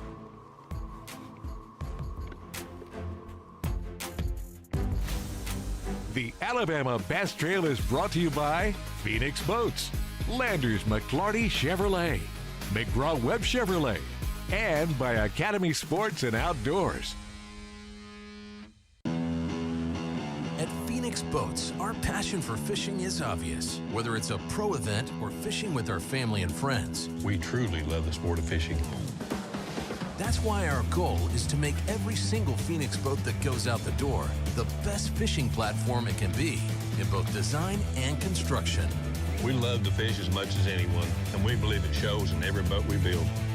Phoenix Boats, built by anglers for anglers. Here at Landers McClarty Chevrolet, it's time to pick your offer on a new Chevy Silverado 1500. That's right, pick the offer that's best for you. Choose rates as low as 2.9% for 72 months, or how about up to $12,000 off all Silverados? They have the best selection in years with over 500 pre-owned vehicles available. Big store, big on savings, and big on customer service. Visit LandersMcClartyChevrolet.com. Welcome to Minnow King. How can I help you? Everything looks good. I'm friggin' starving, man. Been spawning all morning. Ugh, TMI, bro. What do you want? I'll take a Crush City freeloader and gizzard shad. Anything to drink. Water. Pull ahead, please. Welcome to Minnow King. We're gonna have what he's had. Yeah, throw me in a Ned BLT, too. Pull ahead, please. Calm down. Quit feeding him so much. Hey, man, I'm trying to, man. If you overfeed him, he's gonna hide under a log. The perfect checking account doesn't exist. Not at a bank, that is. So why do you keep looking there? At AmFirst, you can get no minimum balance or monthly fees, an instant issue debit card, and free checks with unlimited check writing. But who doesn't want more? Like a rewards program you'll actually use, and convenient digital tools that make it easy to manage your account from anywhere. Now you could try and find that at a bank, or you could save yourself the trouble by checking with us. Stetson Blaylock, Todd Auten, Head Terry, let's go! Garmin Live Scope, I tell you right now, if you don't have it, you are behind. It's just wild. It's like a video game. If you do not have that Garmin Live Scope, you are definitely missing out. Bassmaster Classic Champion!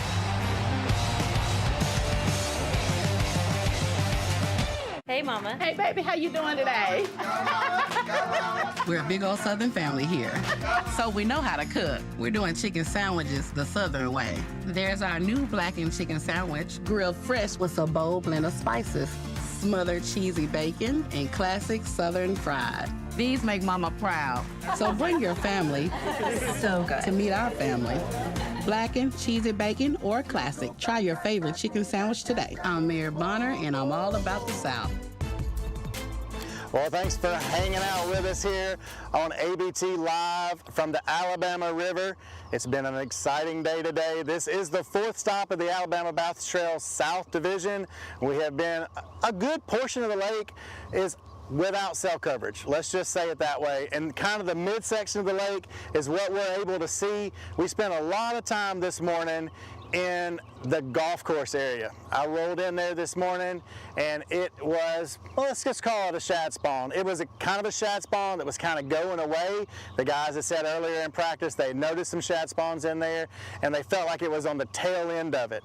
But they said, you know what, we don't really have anything else. The water rose here overnight. As you can see, we're up the river right now and the current is just flowing. The water has been rising all night long. It's going to peak this afternoon. So a lot of the teams that were fishing up shallow said probably the chances were that their spots were just going to kind of be blown out. So they kind of just scrambled this morning. That was a team of Anthony Goggins and CJ Knight, who are right there at the top 5 in the AOY, and they really need to hold on to that, and they actually need to make some ground up. They got about 18 points separating them and first place, right? And what they're going to do today is they just said, you know what? We're going to fish by the seat of our pants. Probably our shallow area is blown out. We're just going to leave the ramp and go right into the golf course area. We were on them. We followed them right. They were boat number 4 when they took off this morning. We followed them right in there. We were on them really quick, and they caught their first fish by the time Luke was probably calling boat number 170. They quickly got that one in the box. It was a 3-pounder. They easily moved on down the bank, ran this little stretch back and forth, throwing a swim jig. Not long after that, they were able to catch a 4-pounder. So here we are, really early in the morning, and they're sitting on about 7 pounds, which they said was really bonus for them. Quickly, they just kind of lost a couple fish in there. It was the same fish they felt like had bitten twice. They threw their swim jig in there, and it hit it twice, and they missed it. Moved over again and lost another 4-pounder. So you got to capitalize on those. I hope those don't come back to bite them literally at the end of the day and cost them some of their AOY points. They did catch another small keeper while we were in there. We've since moved out to the river, and you can see the current is flowing. We've been on a couple teams here and there. They're just fishing these current seams and catches these spotted bass. So Darian's been out here as well as Luke. I don't know that we're going to be able to catch up with Luke. Like I said, with this cell coverage, it's really kind of spotty. But Darian, I think you've got a good cell signal. Tell us a little bit about the area you're in. Yeah, man, I think exactly what you said is right. The main, I think, story of the morning is going to be a guy or a team that slid into a spot, was able to capitalize on the shad spawn bite. I do believe it was there, and you saw it happen. And it could be those guys, because if you look on the tracker, they've ran down to the area of the lake where there's no service, taking a ride out of the ramp and running probably 20 minutes or so. There's a stretch of river that Kay talked about earlier. I've pulled it up on the map. It's a dead zone for us. So it doesn't really make a ton of sense for us to run down there. But there's about a 1-mile stretch of river where there's so many names, and they've been there all day. The guys who always catch on the ABT, past winners, past Angler of the Year winners, multi-time winners, all of those people who normally know what's going on, they're all in the same stretch of river. So my prediction for this tournament is that, yes, we saw good coverage today. We had a lot of fun today, and we saw some good fish catches this morning. However, my prediction is weigh-ins will show the top 10, 20 guys maybe we didn't cover them or we haven't seen them yet. I think the fishing is probably really good in that area, specifically basing that off of how many, I use air quotes on this, big name guys that we know who normally catch them. Those guys are all in the same area, And there's only one reason for that. If they weren't biting, though all of those guys are too good, they would have moved. And especially knowing those guys' names, they're runners and gunners, and they don't stick around if the fish aren't biting. They're all stuck in the same exact spot. My prediction, weigh-ins starting at 2:30 are going to be fireworks. I'm still saying over 19 pounds, even though we haven't seen that today. That is my prediction. I've got an AirPod in my ear. I cannot hear Luke Duncan's readiness, but Luke, if you're there, I'll throw it to you. Kay, if not, I'm going to toss it over to you. Thank you, Darian. Thank you, Jason. And thank you, Luke. I know Luke is not able to be on the wrap-up with us. Something went out with his live backpack, so he is on his way back to the ramp. But one of the things we talked about earlier this morning, and is going to be the story of the day, is the water level. The water level is rising, set to crest about midday today, and then start dropping. How that is going to affect the fishing, I think we'll see at weigh-in. It's going to be interesting as Luke questions the anglers when they come across the stage of who caught them early and who caught them when the water started to fall. So I think that's going to be the story of the day, is who caught them in the high water and who was able to capitalize on that falling water. I think we're going to have more time in the high water than we're going to have in the falling water, but certainly current is playing a role here, and it's going to be interesting. I know Darian mentioned the names, the big name guys in the Alabama Bass Trail. You've got guys who have won this event before. You've got guys who've top fived in this event before, Anglers of the Year, multiple time Anglers of the Year in that same area. Going to be really, really interesting to see how it all plays out here at 2:30 at the weigh-in. It will take place at 2:30 p.m. Central Standard Time right here at Cooter's Pond. Come out, bring your lawn chairs, bring your umbrellas, your tents.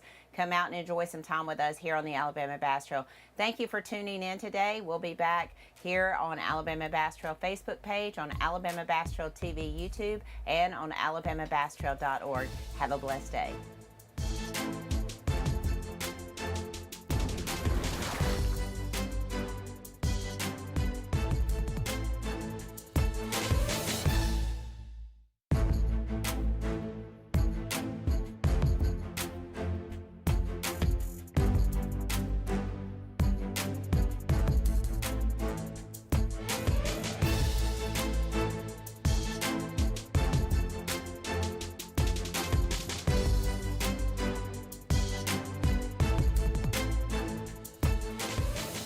This live coverage of the Alabama Bass Trail has been presented by AmFirst Credit Union and sponsored by Phoenix Boats, Landers McClarty Chevrolet, McGraw-Webb Chevrolet, Jax, Garmin, Rapala, VMC, Crush City, Pro Guide Batteries, Mountain Dew, TH Marine,